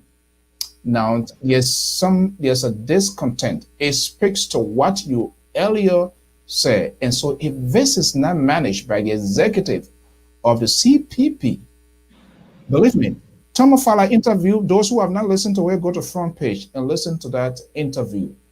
And if you see his posture before before Rodney see it, you could see some sort of okay. Whether he's authentic, that's a different thing. But as far as I'm concerned, I could see the connection that he was trying to make, the kind of parallel line that he was drawing, and things, the message that he was getting out. I am not saying that. Sentiment seems to be driven by people. Okay, CDC government is a bad government. So we know they have some bad policies. But these people, they are impacted people's life.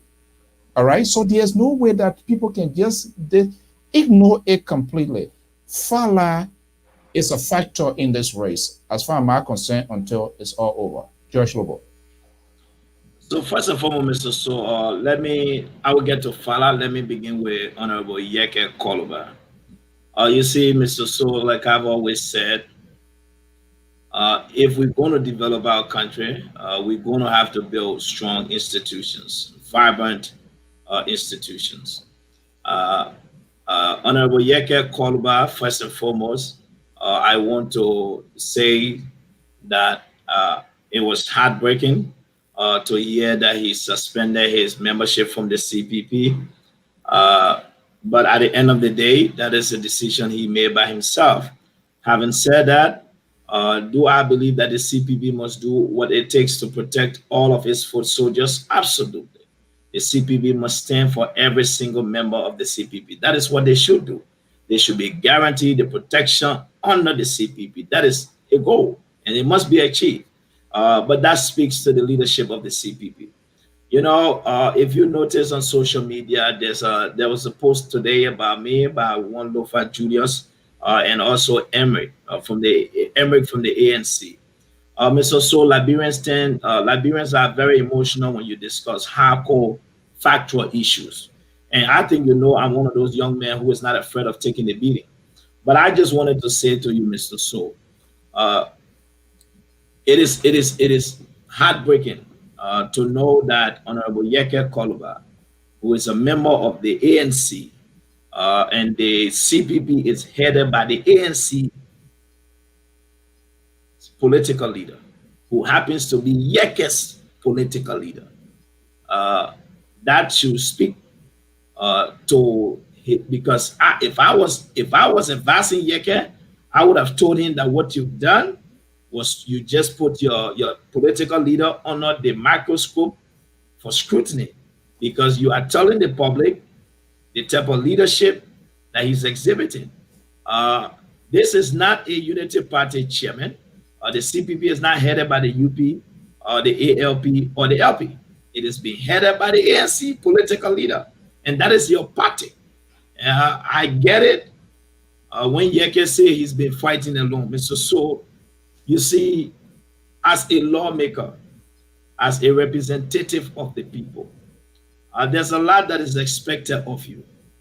One of the reasons why you see people can even say anything to me and pick up the phone and call me and I will answer is because I've come to understand that from the moment that I walked into that Liberian Action Party headquarters in 2005, and I decided that I would be a member of a major political party and that I will be involved in political engagements, I knew the consequences that were coming.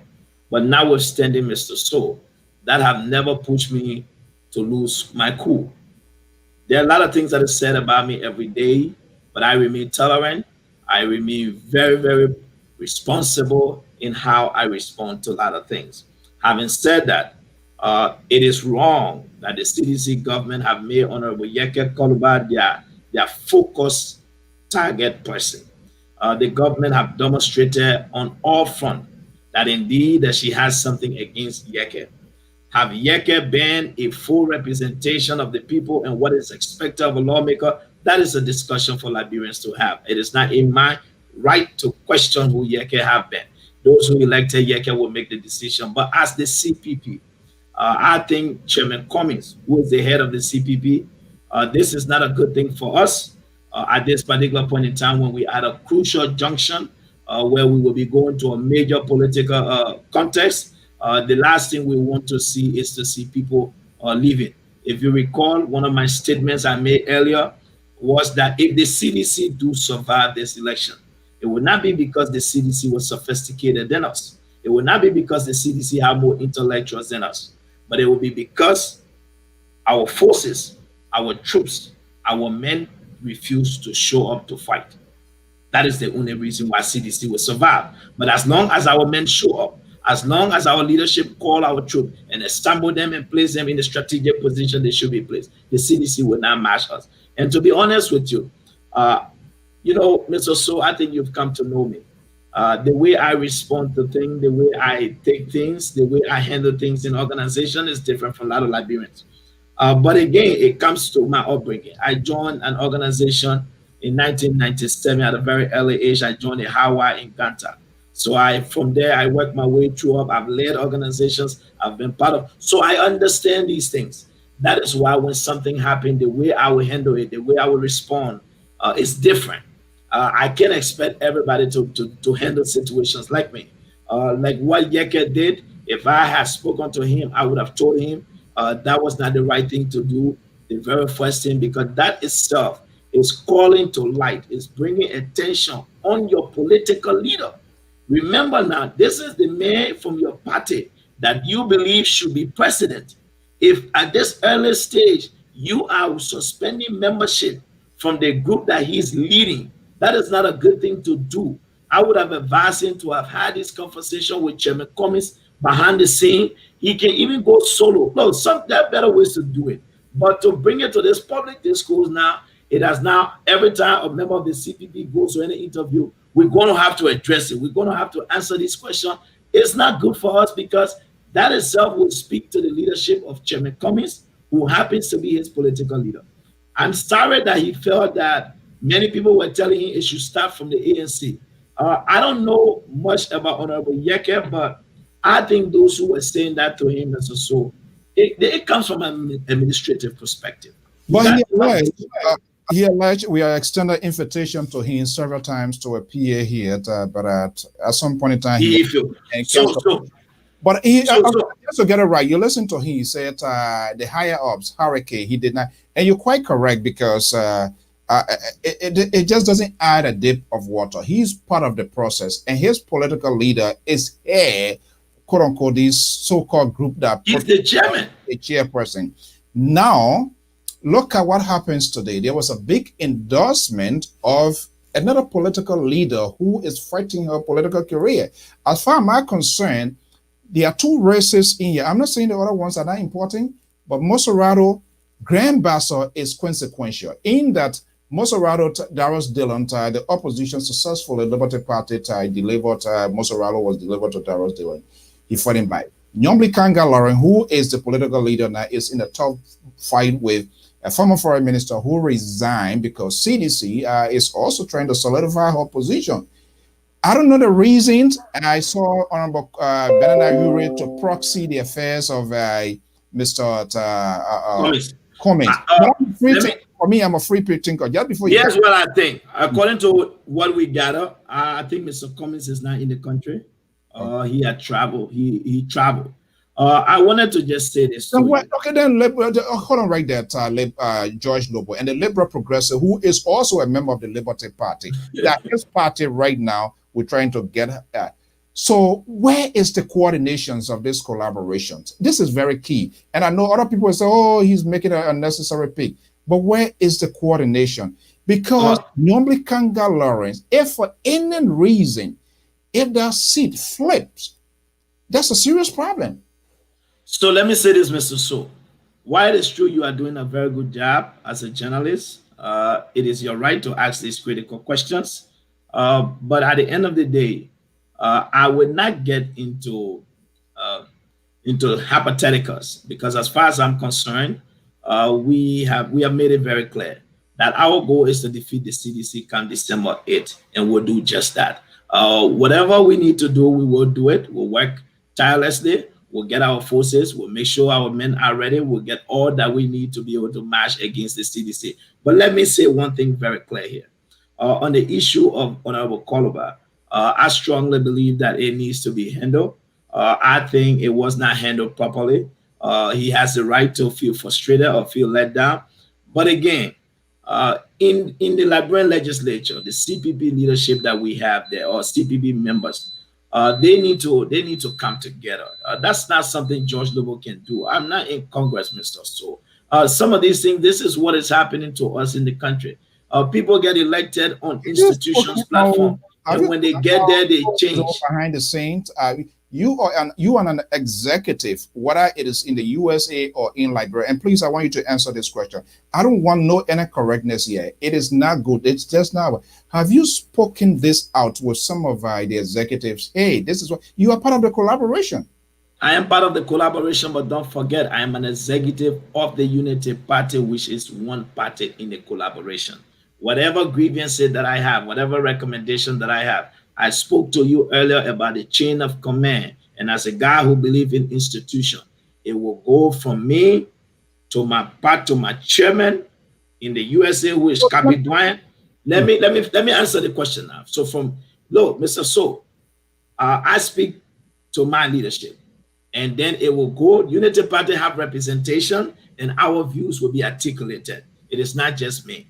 But I'm saying I'm on a general public platform, and I'm being asked a question, and I'm addressing it. So these conversations, what you will not see, Mr. So, you will never see a George Lobo on the Costa show to say this and this and that. You should know me now.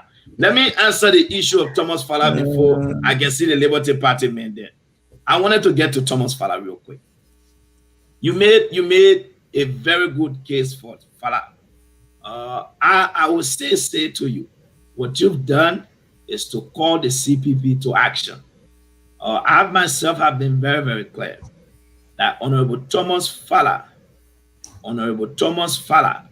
is of no joke. He is not Pauletta Weir. He is somebody who can energize and bring out sedition. We must not take him for granted. He is from the ruling establishment. There's a lot of things that is in their favor. It is like going to play a game out of town where you know the referee is coming from the town that you will be playing. And the spectators that they are home will be playing. This is no joke. We need to get our acts together. But I say one thing to you. You made a case for him when you said he's very, very forthcoming. Thomas Fala is a very smart guy. He has learned, he has improved himself over the years. But that does not mean that he can mash us. The reason why Thomas Fala then will make the noise, Mr. So, I say it again. If the CPP fail, it is not because the CDC was stronger than us. It will be because the CPP did not bring her forces to the battlefront. If we move our artillery to the front line, we can crush the CDC in Monserrado. It will require a lot of work. We can do it. And this is why some of us, we are available. We are ready and prepared to march against the CDC. I want to listen to my Liberty Party. Yeah, maybe there's something we disagree or agree. Yeah, thank you. Let me just chime in here a little bit. On a very serious note, I think what happened with Yeke Kaloba, his decision, it is his decision. No one can tell him what to do or what not to do. He's a grown person. However, I think, again, if you agree to be part of the group, and I think I stated that very early in the day, if you agree to be part of the group, I believe strongly that your identity, individual identity, must be suspended, no question asked, especially if you're seeking the interest of the group. Now, Yaka Kaloba, granted, what happened, what he explained to us, I will be frustrated myself because he's having some serious issue. And it seemed like people are not coming to his aid according to the explanation. But that does not mean that in this kinds of political storm, for you as a person who has a heavy platform that many Liberians gravitate to, that many Liberians will come to your defense, including me. And so now in this process, when we are facing a phenomenal candidate, for us now to turn into having these kinds of discussion, because this thing takes away time. Instead of us going on an offense against CDC, we're here now going to answer a question from Mr. So, what do you think of? They're taking time away from us. So it's not doing us a favor. Mr. Yeka Kaluba should know, and I don't think that what he's saying is wrong, but he should know that this is a group thing. You don't want to outshine the group as an individual, because then you're defeating the purpose. And I'm not saying that's what Mr. Yaka Kaluba is doing. Now, having stated this here, let us also address the group leaders. Why is it that Yaka Kaluba up to this point has been complaining and nobody have taken his complaint seriously, nor have they even addressed it? I think one of the things perhaps they should have done, the CPP, their leadership, should I have conversation with Yeka Kaluba, and even if they want to make it public, and let Yeka Kaluba feel that he's important in these kinds of discussion. Yeka Kaluba will have your back, and we're here. Even if Yeka Kaluba's life is threatened, the fact that he feel that Liberians and even the CPP leadership stands behind him, we're with you. Whatever it is, we will talk, even if it is not true.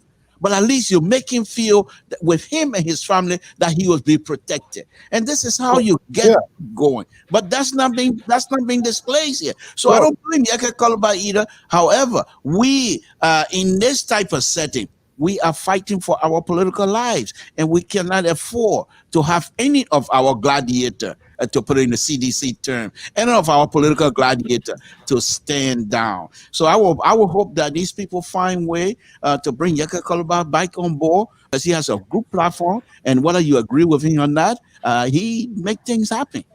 So that's what I'm saying. Listen, and for some of us, we are in it to protect these institutions. And if I look at the GOL and I look at the opposition, it's kind of a little bit alarming, because more or less they are on edge in the sense that they are looking for state power. And we have to ask all of them, including Mr. George Lobo, who has been preaching the message of the opposition from the Unity Party, now formed this political marriage with the collaborative group, which is okay, to ask all of these tough and to get tangible answers. That's, most of them we call them. In fact, we have extended invitation to Senator Darius DeLon, Stomo Fala, Kaka Lawrence, is at their own volitions where they want to go. But I keep tracking some of these events that are occurring. Remember from the June 7th protest, Yaka Kaluba, he did complain. He was the only guy that left standing. He was the only man that was standing. And we saw what happens down the road. No, just correct, they did. It was the January 6th protest. Yes. January 6th. Okay, down from the water piano and all of that. Yeah. He was the only guy that left. And here we come, couple of months or whatever time again, he coming. Yeah, I don't agree with him. Very intolerant. He's a lawmaker, but I don't see the discipline in him in terms of he has some good idea, but the manner in which.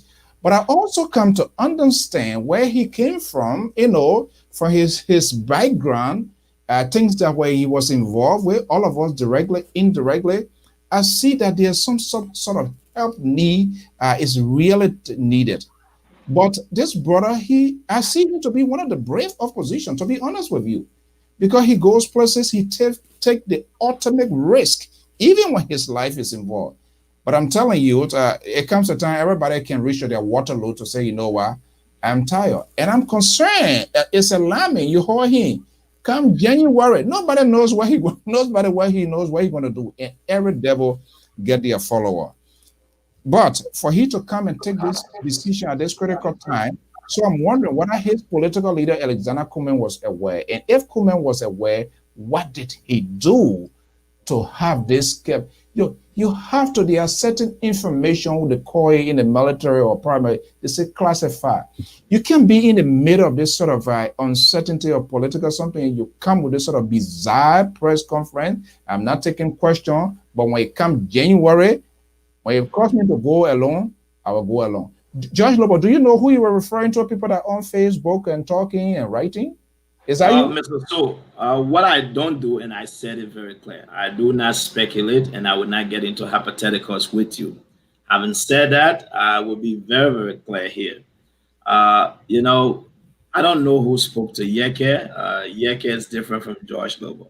I would not have handled the situation in that manner because, like Mr. To said, that takes away from our messaging. It takes away from us. We have to now discuss that. I could have been talking about some of the plans for the CPP, what is our strategy, how we intend to defeat the CDC. Now I have to talk about Honorable Koluba. But let me say this: you made a you strike a brilliant point when you said, did he speak to Mr. Cummings?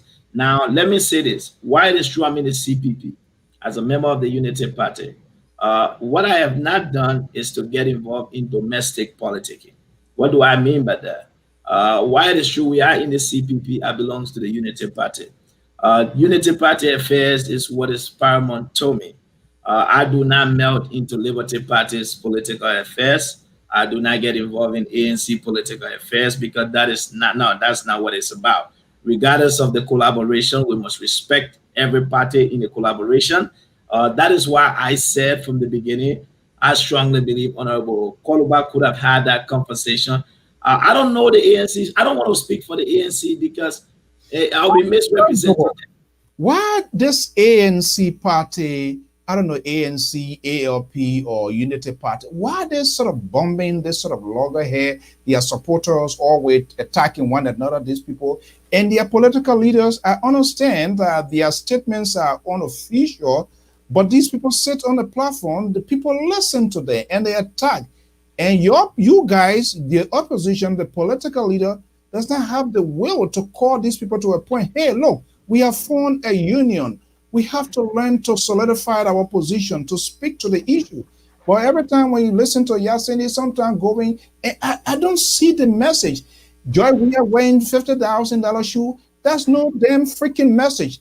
Liberian people needs to understand how you're going to do it. If you are alternative to the problem in Liberia, it has to be articulated. But if you are telling me the doctor, I'm sick, this doctor is not helping me, then you're telling me that this doctor is the same doctor going to be treating me. That's what the opposition is doing. They feel George Weah is not doing the right thing. And I understand the bad policy. I mean, you're going to respond. I'm going to give you a fair share. But they consistently continue to remind people, okay, you can remind them, but what is the alternative? You have to provide solution. When I listen to you on your podcast, I get different thing than when I listen to all the other people and they just, I don't know. Or is it that people are trying to gain some sort of attention here and they just put everybody? It doesn't make no sense for me. And that's who I am. Go ahead. So, Mr. So, let me say this to you again. I try not to speak for others. I always want to make sure. I've always said to many of my friends, it is very difficult to be a professional every day. It's a difficult job being a professional every day. When less is expected of you, Mr. So, you can do anything and get away with it. But when people say Mr. So is a professional, when you make mistake, you will see the beating that you will take. And that is why, for me, one of the reasons why, in as much as I am in the opposition, and I've made it clear that I'm not leaving my party, but the reason why people from even in the government will talk to me, like I will be on live with you, and you know that, and I will get off and call a cabinet minister in the government, is on the basis of that understanding that we have. I've always been very, very clear on a lot of things. I was a Liberian before I joined a political party. So that does not take that away from me. And what I've tried to do is to remain as civil as I can be. But you know, we have a society, Mr. So, where people believe today that maybe you get recognized for making the louder noise, you get recognized for ringing the more insult, you get recognized for the more emotional you become during your expression. I'm not moved by that.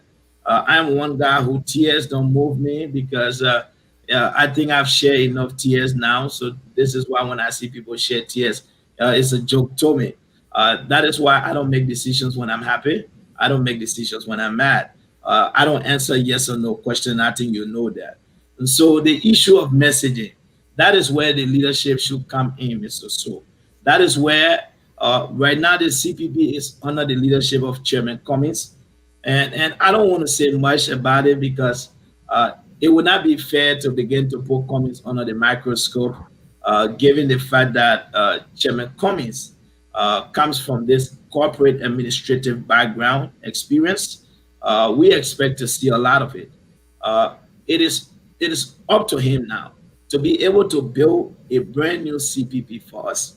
Mr. Ure had the CPP. Whatever he did, he's now gone.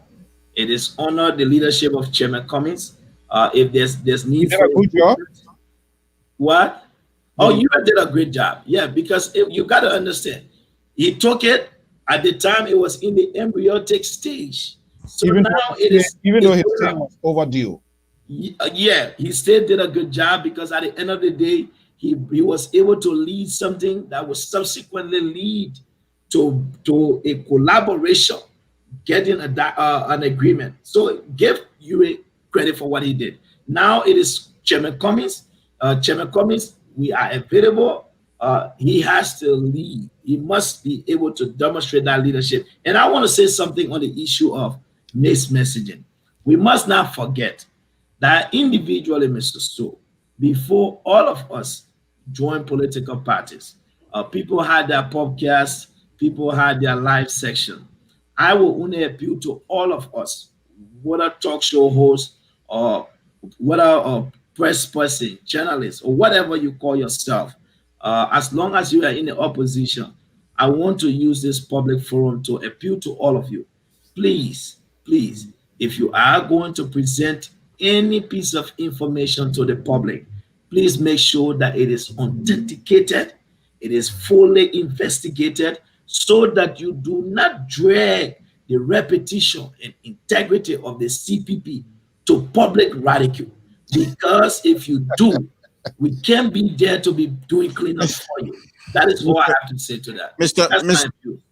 Mr. So, I think this is one area again that Mr. Lobo and I are going to have to diverge a little bit here. As a liberal progressive, I don't mind doing that from time to time. Mr. Lobo, I don't mind going to battle with you because I think you will fight well and you will defend me. But that's individual. You as a young man who Liberians, many Liberians, all young and everybody looking up to you. But listen to what you just stated. You don't cry. You particularly don't care for people that cry. Where is your humanity, sir? Mr. Toe, I think, let me hold you right there because I get it. The context in which Mr. Lobo, I hope you understand. I get it. So let me correct myself. We're all looking up to you as somebody on the shining mountain that we're hoping to carry into Liberia. And Liberia is filled with sympathy. Let me correct myself. Who cry. So hold on. Hold on 1 second. Let me tell you one thing about me, Mr. Toe. Yes. When I say I don't cry, right?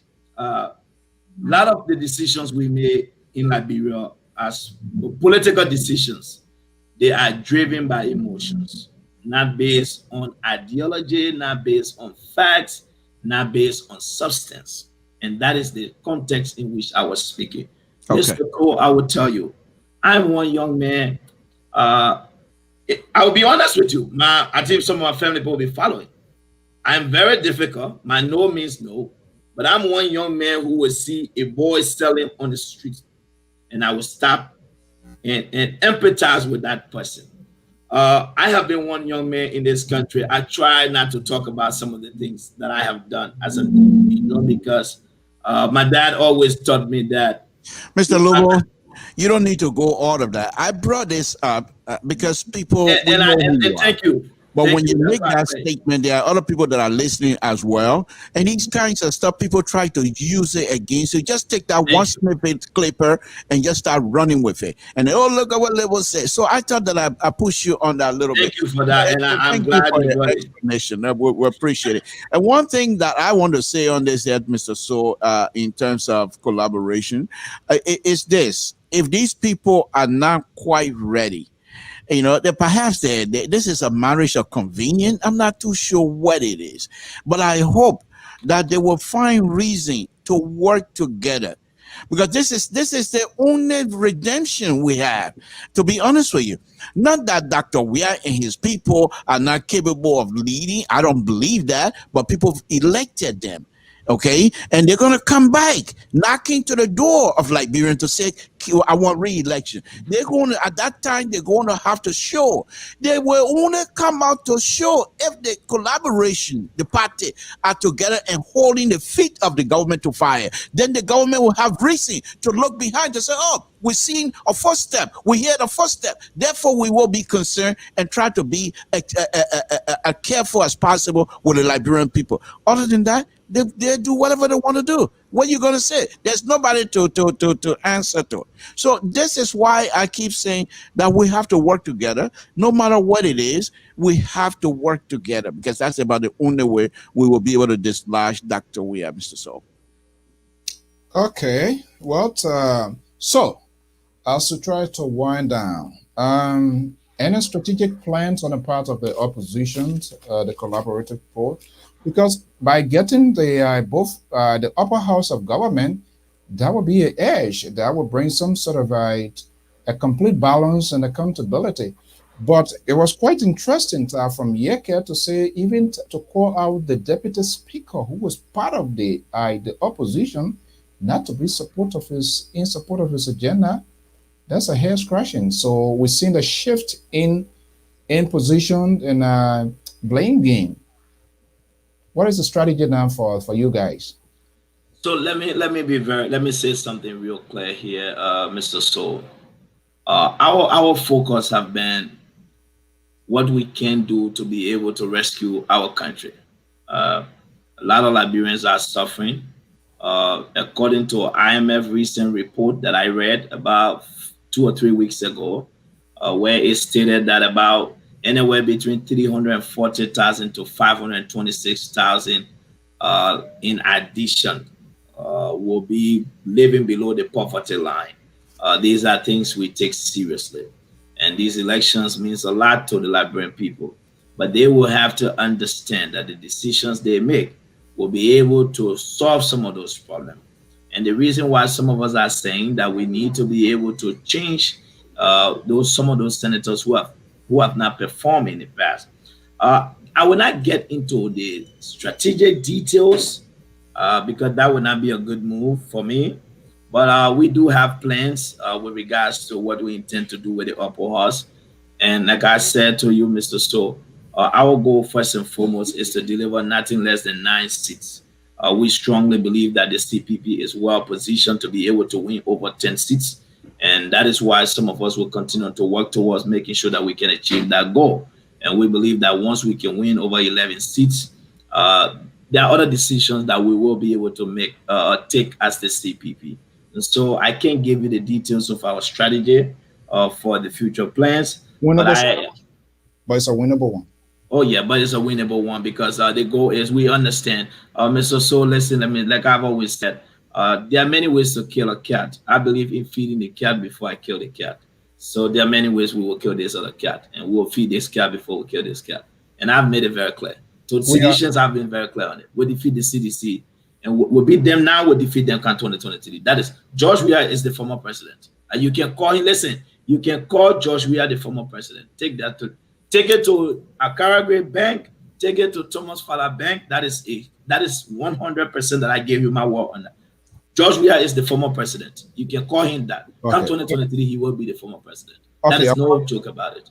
Okay, I want to take this question here to George Lobo Bank, and you can cash at me with an answer. Go for it. We'll soon be running up. You say you're going to win, and that win comes with other things. when will is there any timeline when would I see years by couple of months back George Lobo was in the front yard? When will you start your message for Darius Dillon? Again, I was in the front yard for Darius Dillon because I was serving in a capacity. And you, Mr. Stowe, have been very clear. I tend to respect the organization and the structure. I was the spokesman for the Darius Dillon campaign. I am not the spokesman, so you don't necessarily have to see me speaking out for him. When I was speaking out for him is because I had a position and I was fulfilling my duty. What I have demonstrated to all Liberians across the Well, I spoke with the senator. I'll get to it. Let me finish my thought on this. One thing I have demonstrated to all Liberians, regardless of party or religious affiliation, is that George Lobo is one young man you can hire and he will do a job for you once you give him a job. I made it very clear. So I was hired to do a job for Senator Dillon, then aspiring Dillon, and I think I did that job. If I'm hired to do another job for the CPP, I definitely have made it clear I would definitely do that job. When last I spoke to Senator Dillon, it has been over 3 weeks since we last spoke. 3 weeks since I spoke to Senator Abraham Darius Dillon. But whether I speak to Dillon or not, I have been speaking with folks around Dillon, coordinating on messaging. Definitely, I know many Liberians are concerned that they have not seen me out. They definitely will see me coming out for Dillon and other CPP candidates. It's not just going to be Dillon because my goal here is a win-win for all. At the end of the day, I'm looking at the bigger picture, so I'm definitely committed. That is why I'm hoping to see that the leadership of the CPP will begin to work so that our troops, our forces can be used effectively to be able to give us the results we need. George Lobo is at your disposal. You decide how you want to use him and where you want to use him. And that is all I said to that. Will you be in Liberia come by December 8th for the senatorial races? You know, I've been advised on a lot of things. My movement nowadays is not regular. So as it relates to security and other things, I can only say to you, I'm contemplating on it. When you say security, what you say security? Is somebody getting after you? Mr. So whether someone gets after me or not, I have to make sure that my safety is very important. And I have to be, I'm my own boss. I have to make sure that my security is important and I take that seriously. And as a result of that, knowing the type of government we have where we've seen hooligans, if they can chase a sitting lawmaker who's protected, a man who cannot be arrested until for 3 different reasons, what about a man like me who's nobody? Nah, come on now. I can't leave this state and go to Liberia and then no, it's not possible. I have to make sure and take those things into consideration because at the end of the day, you know, Mr. So I will say this to you today on this platform. I have people that I speak to who support me for a lot of reasons. And one of them lives in Providence, Rhode Island, where you live. And she called me the other day and she said, all along, they all agreed that George will go to Liberia this year. And she just called me 3 days ago. George, don't go back. Don't go to Liberia. Whatever your plans are, I want you to change it. And she says something. She said, there's only one George Lobo. Whatever that I have hoped for and that I have prayed for, if this George Lobo don't exist, there will never be another one.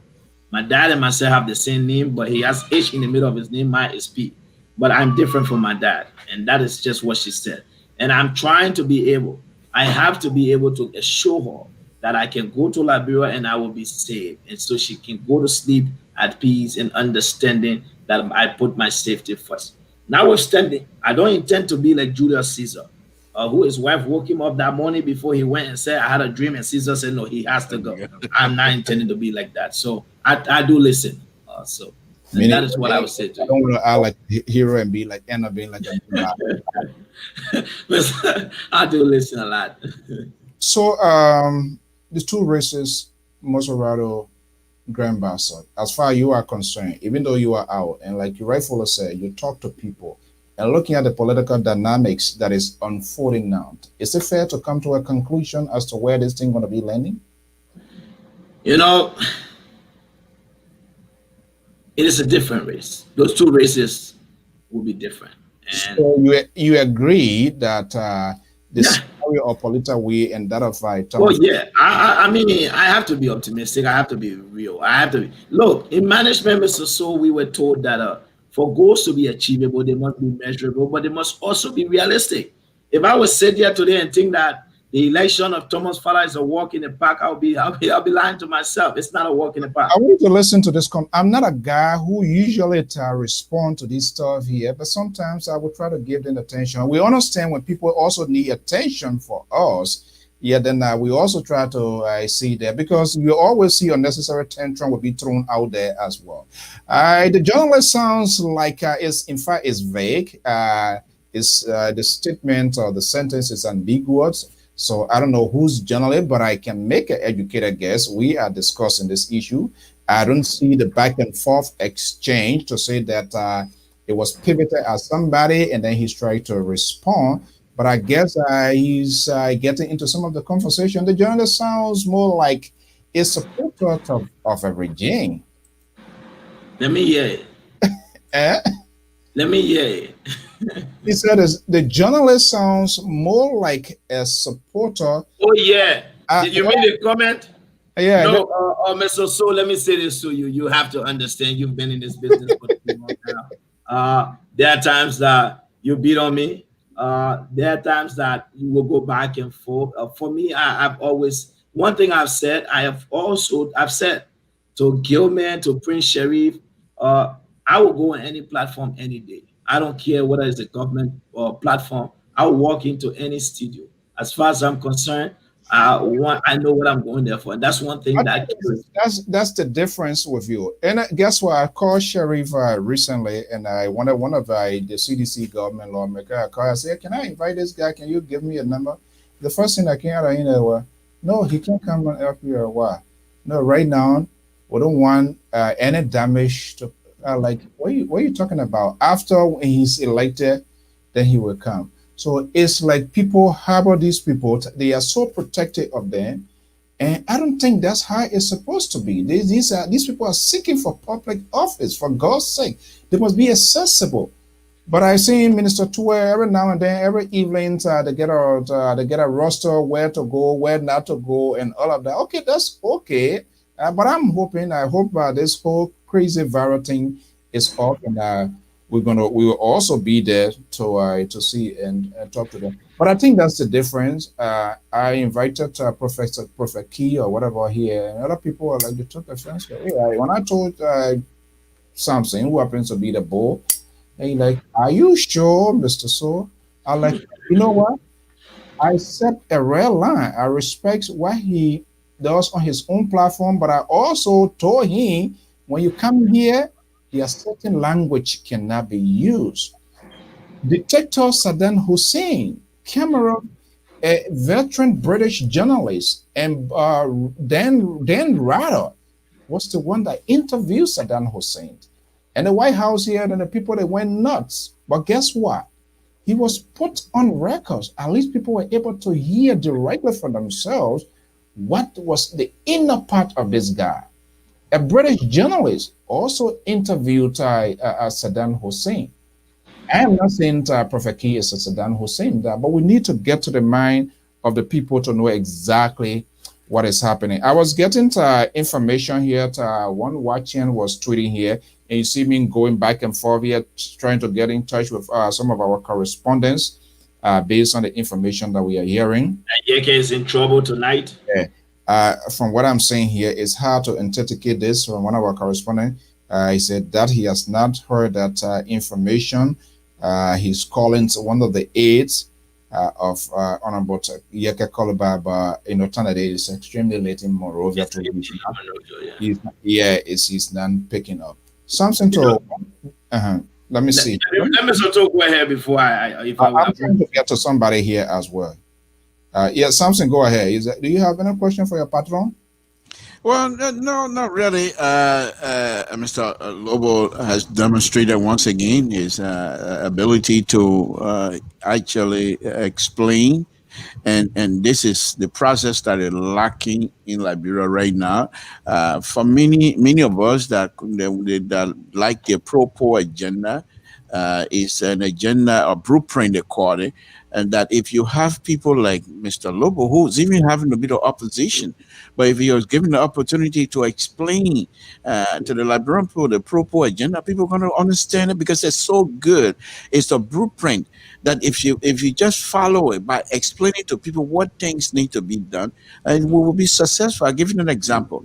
They have issues in Liberia, and one of the good things about Liberia, I've always stated it, is that many community in Liberia have community leaders, and these leaders, if you have Mr. Lobo to take care of, or even be just borrow him for 1 week. Say CDC borrow Lobo for 1 week. Let him come and explain the policy instead of doing the faction stuff. And Mr. Lobo can target most of the community leaders and explain to them, because by explaining, just like he continue to do, you are making the people who you're telling to be part of the process that you're explaining to. And once people take hold of that process and make it part of they will take care of it for you and for the community. And this is what's lacking in Liberia. So I think Mr. Lobo, as I stated, I mean, I follow him a lot and I enjoy his commentary from time to time. I don't agree with him many times, but the part that I enjoy is that he explained well. And only dummy like me would not be able to understand it. But he explained well to the point that everyone, by the time even if you don't agree with him, but when you leave, at least you know what he's saying. You can be arguing to say, yeah, I know what he said, but I don't agree with it, because you understood what he's saying. So that's a wonderful thing, Mr. So George Lobo, Lobo, try to make yourself maintain this friendship here, and I hate to be repetitive. Hold on, Mr. Toy. Let Mr. Toy land, Mr. Toy. No, but that's try to make my. That's what they do. The conservative, they will not get you chance to explain yourself, because they feel your view is so liberal that your view is detrimental to their survival. So they will interrupt you. So that's fine. I'm gotten to be used to the alliances in Liberia not even holding. We have the CPP here, where somebody suspending membership. We have the Rainbow Coalition. I'm not going to allow some sort of artificial alliance to be formed. There we go. You see the description he just gave. I need an answer from you. Okay. This picture here, you're smiling. Your hand is in the hands of Ambassador Joseph Boyka. My guess, he's whispering in your ear. It was a conversation. It was a statement that was being made, to be exact, by our chairlady, or the convention chair, Madam Bendu Hunter. And who happened to be here in Sacramento as we speak. Yes. Mr. To, Bendu is my relative, just so you know. Okay. That's my former president. That's a very good friend of mine here in Sacramento as well. See where this whole solidarity with you enjoy. Oh, Mr. So we didn't know about it until now. So now factor in his Sacramento business and George Lobo. Oh my goodness. So I guess when we sat down to take the picture, she said it is the present and the future. And that was why the old man looked at me and we began to laugh. And they said, Lobo, it said JMB is the present, George Lobo is the future of the Unity Party. And that is how the old man must say laugh when we shook hands. But now we're standing apart from that, Mr. So I want to say before you do that, Mr. Lobo, just hold on 1 minute, please. The lady we're talking about, Bendu Hunter, was responsible for some project that is being undertaken right now in Grand Bassa County on Madam Nyambli Kanka. And that project started here in Sacramento. She was one of those that was able to bring in the former ambassador here in Sacramento to have the project established, where the people go home and build houses. So Bendu Hunter is an organizer, complete. I mean, I know her well. But why give full disclosure of your partisans? You have to. So, Mr. So, like as I was saying, Ambassador Boyka and I, we built a relationship, one that is more of a father and son. I will tell you, as soon as I called him, the first thing he would say, he said, George, that's how he talks to me. you have to understand one of the problems we've had in Liberia as young people, we have to be able to pay respect to those who've come before us. I do not always agree with you, Mr. Soul, but you know very well you are one of those people that I have great deal of respect for. Every platform that I go to, I always make it very clear that I personally propose to you that you should go to Liberia, organize a symposium to be able to help young journalists. I've said that over and over. What is lacking in Liberia is that we've not had too many people to be able to help the younger ones. For me, I was very fortunate to be a friend of my dad. My dad is very close to me. So most of the things that I do, most of the things that I've learned in the early age was through my dad. My dad have been very supportive. Not everybody will say, oh, my dad. Some people had big brothers, and I've had some real good big brothers. I've made some good friends. And I'm very respectful of those people because at the end of the day, I don't know anything. Like, for example, in the state where I live, I have a senior brother of mine who people would sometimes make jokes and say that if George won a pair of shoes, he's going to call Emmett. His name is Emmett Kamara. He has been a senior brother of mine. We have disagreement from time to time, but I've learned to respect those who've come before me. I don't know all. So JMB is more like a father figure to me. Mr. So you won't believe it. When JMB and I speak, he has improved my kissing than it used to be.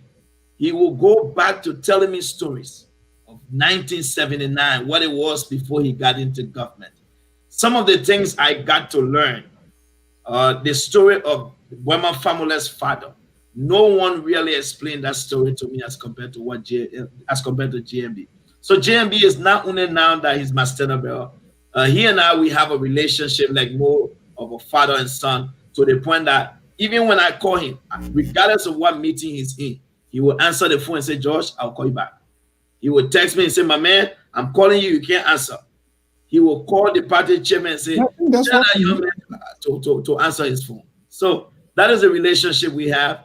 And I'm proud. I'm going to say this to you. You don't have to agree with him. You don't have to like him. But Joseph Nyuma Boaka is one of Liberia's finest public servants. And I think such men with that depth of experience is someone every young man should be able to learn from. And whatever I can get from him, I would definitely take it out of him. Let me ask you this here. From all indications, there is a really good connection, I guess, based on the images. It's like, is he hurt based on what happened the last time around 2017? Has he expressed you? You know, I had a conversation with him as my standard bearer and as the political leader.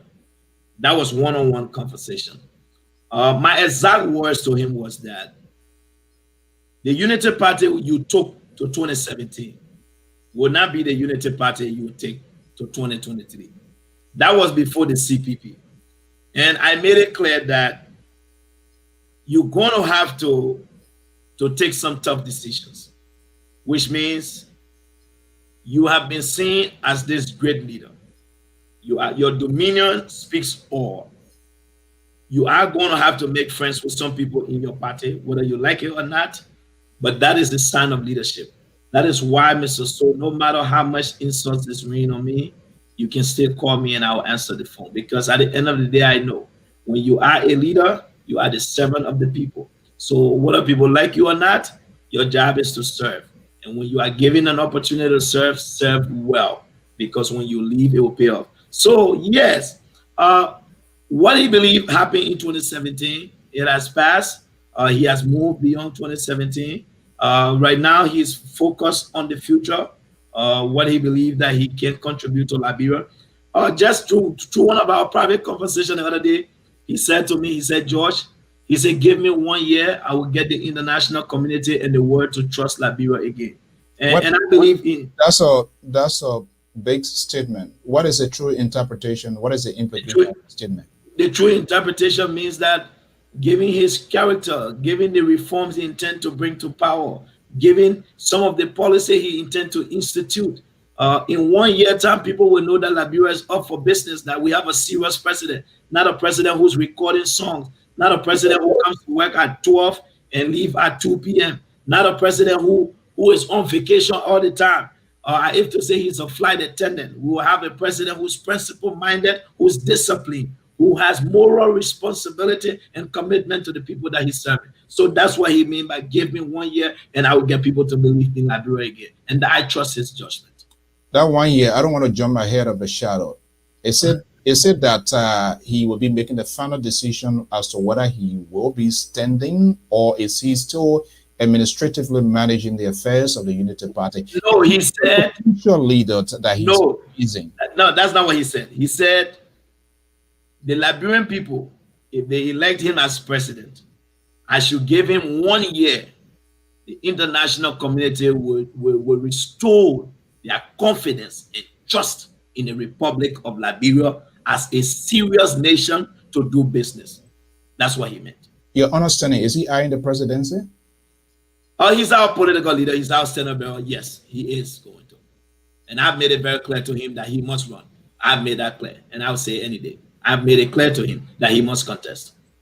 That's something I've been very clear. I've said it to him that I will take no for an answer. I'm not going to accept anything no, that he must contest. I've made that very clear. What is the challenge you foresee or you can forecast with the collaboration of the other three political parties? As far as I'm concerned, Mr. So, when I'm going to play a match, I do not worry about the opponent as long as I practice and put my house in order. That is why you must do your own job. That is what I've said to the other folks in the CPP.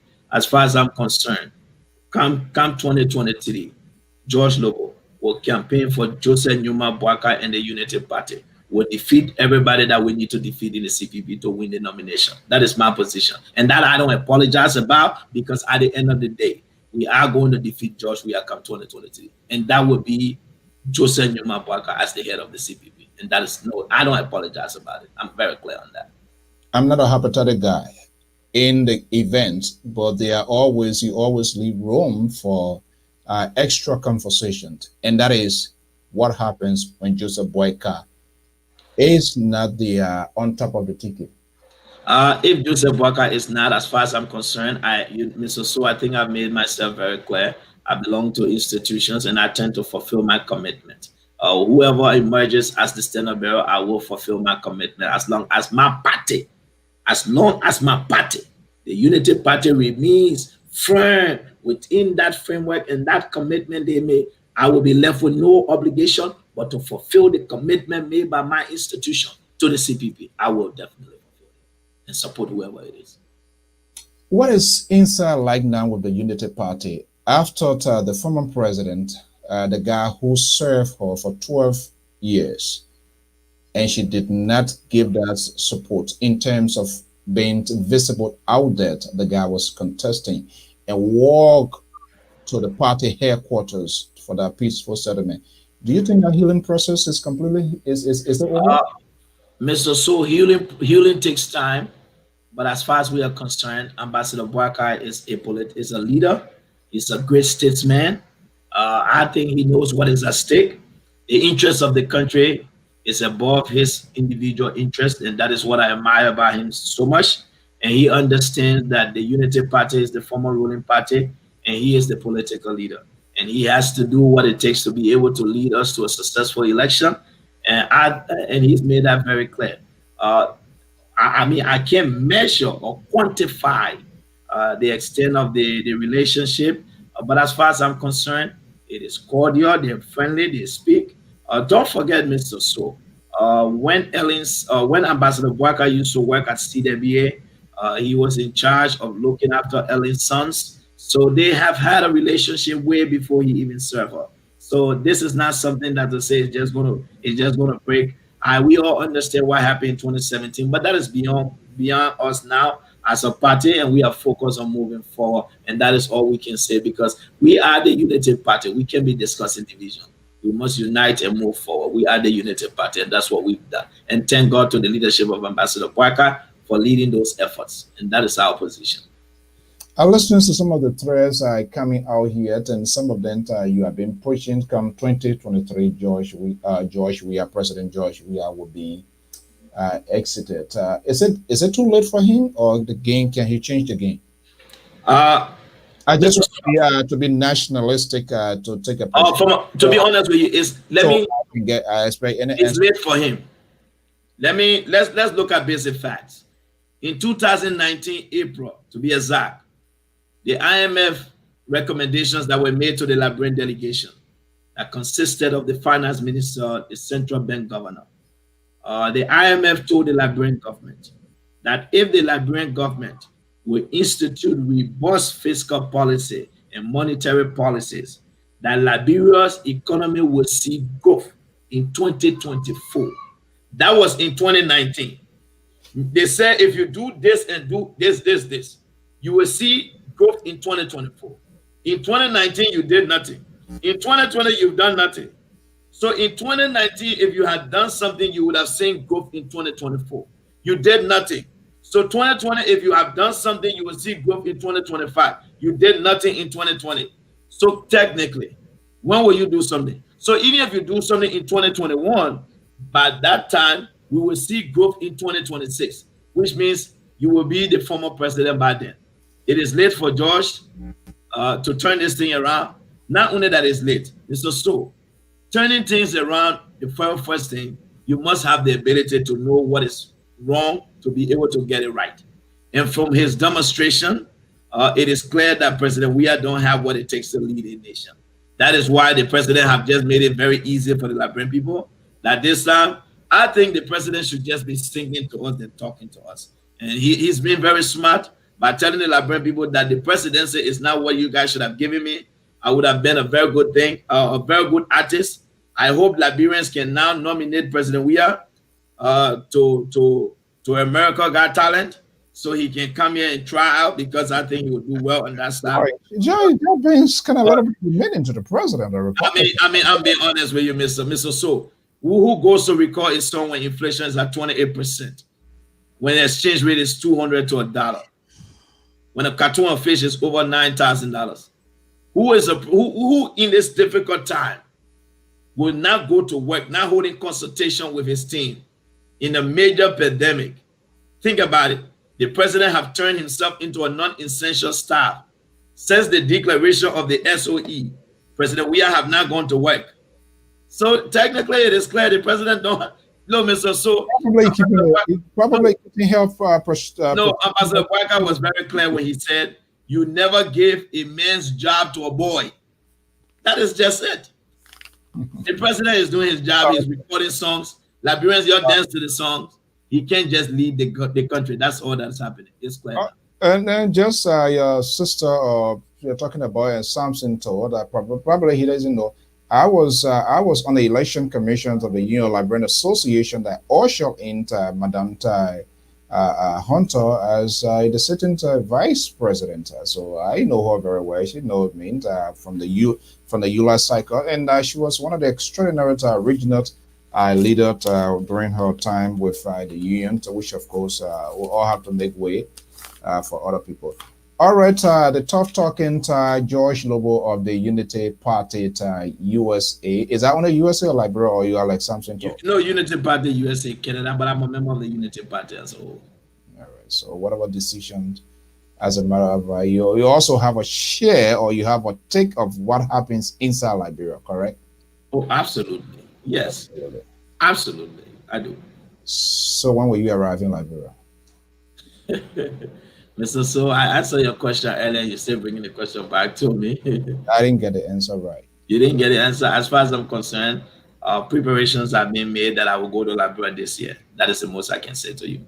This year, most likely before December 8th. Mr. So I know you're a journalist. That's your job. You do as much as you can to get what you want, but it's unfortunate. I will be in Liberia this year. That is my wish, and that's what I'm working towards. That's all I can say right now. Will you give me a call when you get there? I definitely not even give you a call. What I will do, I will let you know. I'm working on a lot of things. I will keep you up to date. You know we do talk. Okay. All right. So we are about to sign off here. What specifically you wish you have talked about, or what is the closing statement here? First and foremost, I want to say thanks to the Liberian Public Radio. I want to thank Senior Brother Samson Brown too, for his contribution and his critique. That was a good thing. This was a fruitful discussion. But I also want to take this time in this closing remark to say, in the strongest possible term, that I condemn the increasing wave of rape cases in our country. You see that statement? Mr. Yeah. That's my challenge. I've said what I have to say. So let me. So I want to say that I condemn the increasing wave of rape cases in our country. I hope the Liberian government will do something. I hope that the protesters that have been showing up in the streets in mass numbers to bring to the attention of our government that President Weah and his ministers will be able to do something about it. Overall, I want to say to all of you Liberians, uh, this December 8th election will be crucial and critical to the growth and the future of our nation. We don't have to campaign at this particular point in time. You know what the cost of gasoline was when George Weah took office. You know what it used to cost you to leave from the old road to Broad Street. You know what it used to cost you to buy a bag of rice when George took office January 22nd, 2018. You know what the exchange rate used to be. You know what the cost of living was. You understand what inflation was. Today, if you truly believe that the CDC have helped you to improve your living condition or have done more to better your life, the decision come December, it is very simple. Go ahead and decide to vote for them. That's all we can say. But I want to say to all of you, we need to begin to make decisions not on the basis of what we can get today, but we have to look long term. That is not a trade off you want. You don't want to eat cow today, get a bag of rice today that will finish in 2 months and suffer for 9 years. Your children deserve better. Your country deserves better. We need to be responsible. We must leave for our children, our grandchildren, the future generation, a prospering, functioning nation. And as far as I'm concerned, the CDC, under the leadership of George Weah and his friends, they have failed to deliver. I want to say thanks to all of you, fellow Liberians, who took up from your basic schedule to follow this podcast today. To those of you who disagree with me, to those of you who agree, whatever your views that you express, I want you to know that I hold nothing against you all. At the end of the day, I will remain a Liberian, but for now, I am a member of the Unity Party. I want to say thank you, Mr. So, once again. Thank you to Mr. Samson Brown, too. The liberal progressive. And let me say this, he asked something, but you interrupted. I'm always available. Mr. So knows it. Take advantage of the time now. Hopefully, we can have a conversation another time, strictly on the economy. I'm interested in it. On the 16 billion, because as you know, the former central bank governor have been acquitted again. Yeah. Charges were dropped. So there's 2 different times now they could have ruled that the Liberian government have no case. I would like for us to have a conversation of this kind again, because I would like to tell the Liberian people what is the real case that is not being prosecuted and why it's not being prosecuted. I would love to come back. And probably in depth of the rape issue. Our invitation is out there to Minister Wilhelmina Piso City by tomorrow. Hopefully, we'll get a confirmation from the public affairs directors. Say for us, but she's willing to come because I listened to her interview with the Liberian News Agency. There are other components, which of course, by and large, I agree with some of the things that she talks about. The police, the Ministry of Justice, there are other apparatus that also I form should be part of that. And if these people are not forthcoming, then we need to know why it is. The Liberal, what's your closing statement? Check your microphone. Yes, you're right. First of all, I want to thank you for making me part of this conversation. I really do appreciate it. And to be in the presence of this young man, dynamic young man who, like I stated earlier, continue to explain and enlighten all of us through his way of explanations, I think I really do appreciate that. I also am against the rape issue in Liberia and the way that things, the way that it's being handled by this government. I'm not pleased. I'm also against the wave of violence against politicians in Liberia. This is not the way to go. If we disagree with them, we can challenge them publicly, not the way of throwing stone, because the days of throwing stones are over. This is an intellectual time. So if you disagree with a specific lawmaker, you can ask him to come to a town hall meeting where you will have the opportunity to ask him series of questions than to be violent against it. I think the Unity Party and all of the collaborating party, they will do well if they seriously put themselves together and stick together and work together, because what they're talking about is not about individual political party or individual political party leader. This is about the fight about the soul of Liberia, to be honest with you, because they understand. And I'm not trying to bring down the or put down the government, but it seemed to me, because they're the one operating the ship right now, but it seemed to me the political party, collaborating political party, understand the interest that is at stake here when it comes to these elections. So we should make sure that these elections are handled properly.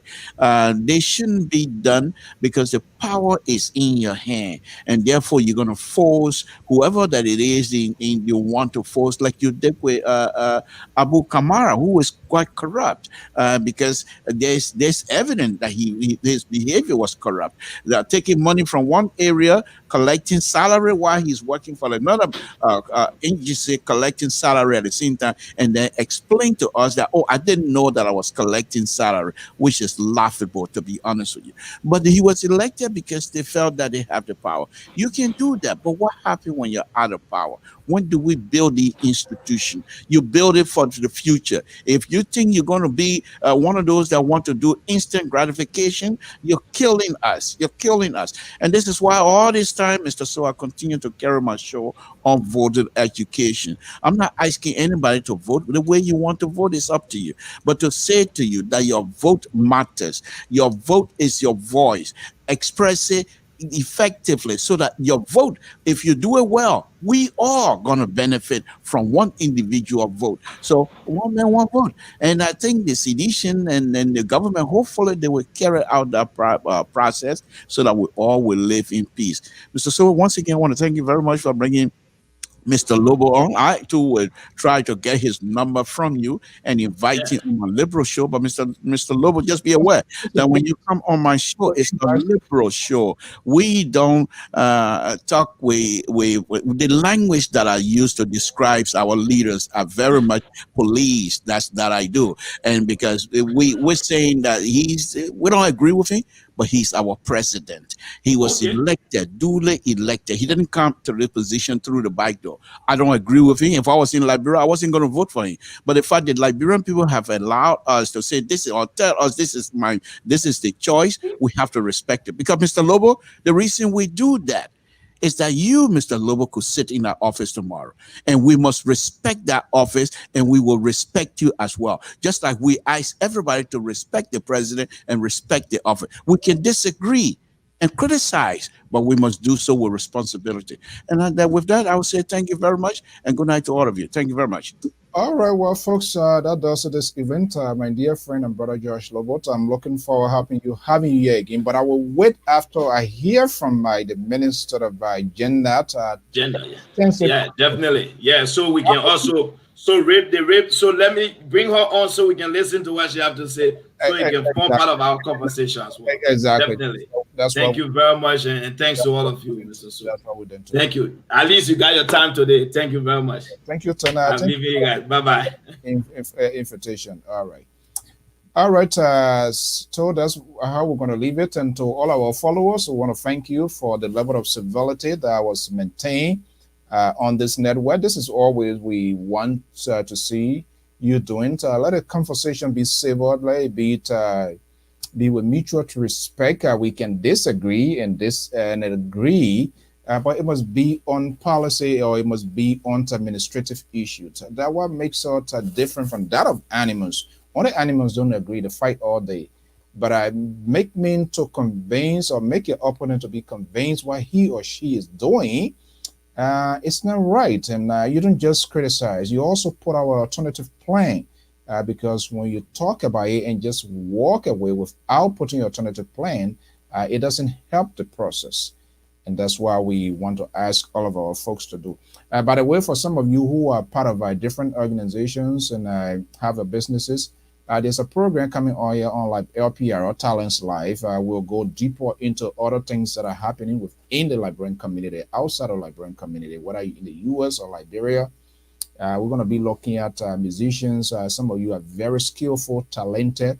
It's not just all going to be all the Capitol building, George Weah, Liberty Party, Unity Party. No. Some of you are making significant contributions in different forms and contexts. So we need to give you that opportunity as well. Some of you are seamstress. Some of you are professional people in different background. We will also bring you here for us to talk on a wide range of issues that are very meaningful to our country. If you have an organization you're thinking about or you have canceled your conventions or whatever, we have the capacity to host a virtual convention where all of your members cross country, outside of the country, they can also have the opportunity to participate as long as they have access to internet. We did that last evening, and we have the ability to do that. Just let us know. Message us LPR 682-433-8802. Let me just put a number, or you can just send our inbox on our LIB Messenger page. Broadcast simultaneous. We are air always on our official Facebook page, LIB Messenger, our YouTube channel, and as well as the official website. That's the number that just in case you want to let me see, instead of putting whatever number there now is, let me just edit it in here quick. Instead of putting, okay. Yeah, that's a number that 682-433-8802, the LPR hotline. If you want to have your convention, virtual conventions, you have a business, you want to advertise, let us know. We can do that. Until then, to all of our folks, we want to thank you so much for being part of this program here this evening. We're going to be signing off now for the rest of the evening. But before we go, I want to bring this Liberian artist. Hope I can get this music here. Let me see here if I can get this music from the guy that hosted all here. Let me see. Bills, Joseph Bass. Okay, this is okay. Let me see. Maybe I will just get K Praise here song here. Let me just get this music for us to sign off for the rest of the evening. Okay, let's praise just so that show me all show off for my Lord.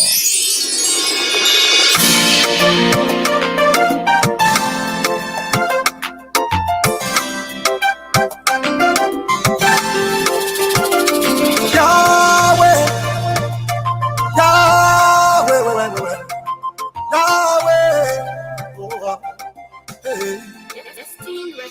Oh, Yahweh, you are bigger than my situation. You are bigger than my enemy.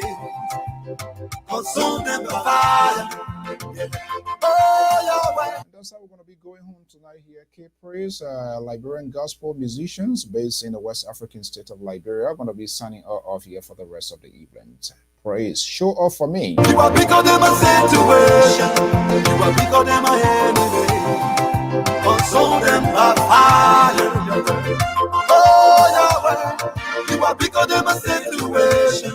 You are bigger than my enemy. Show up for me. Oh, hallelujah. Yeah, hallelujah. up for me. Hallelujah. Yahweh, Yahweh, because of my situation, show up for me, Baba. Yahweh, Yahweh, because of my enemy, show up for me. Yahweh, Yahweh, because of my situation, show up for me, Baba.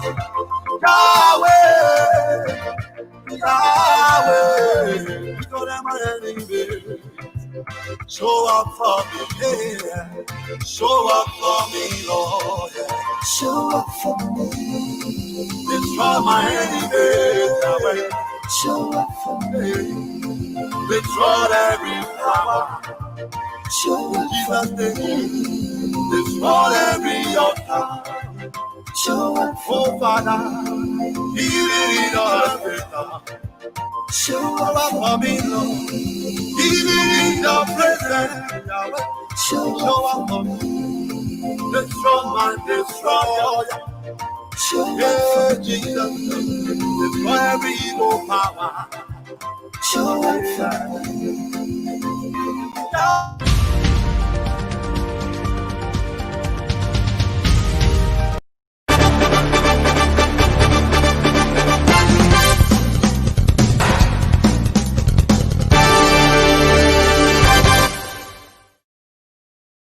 Show up for me,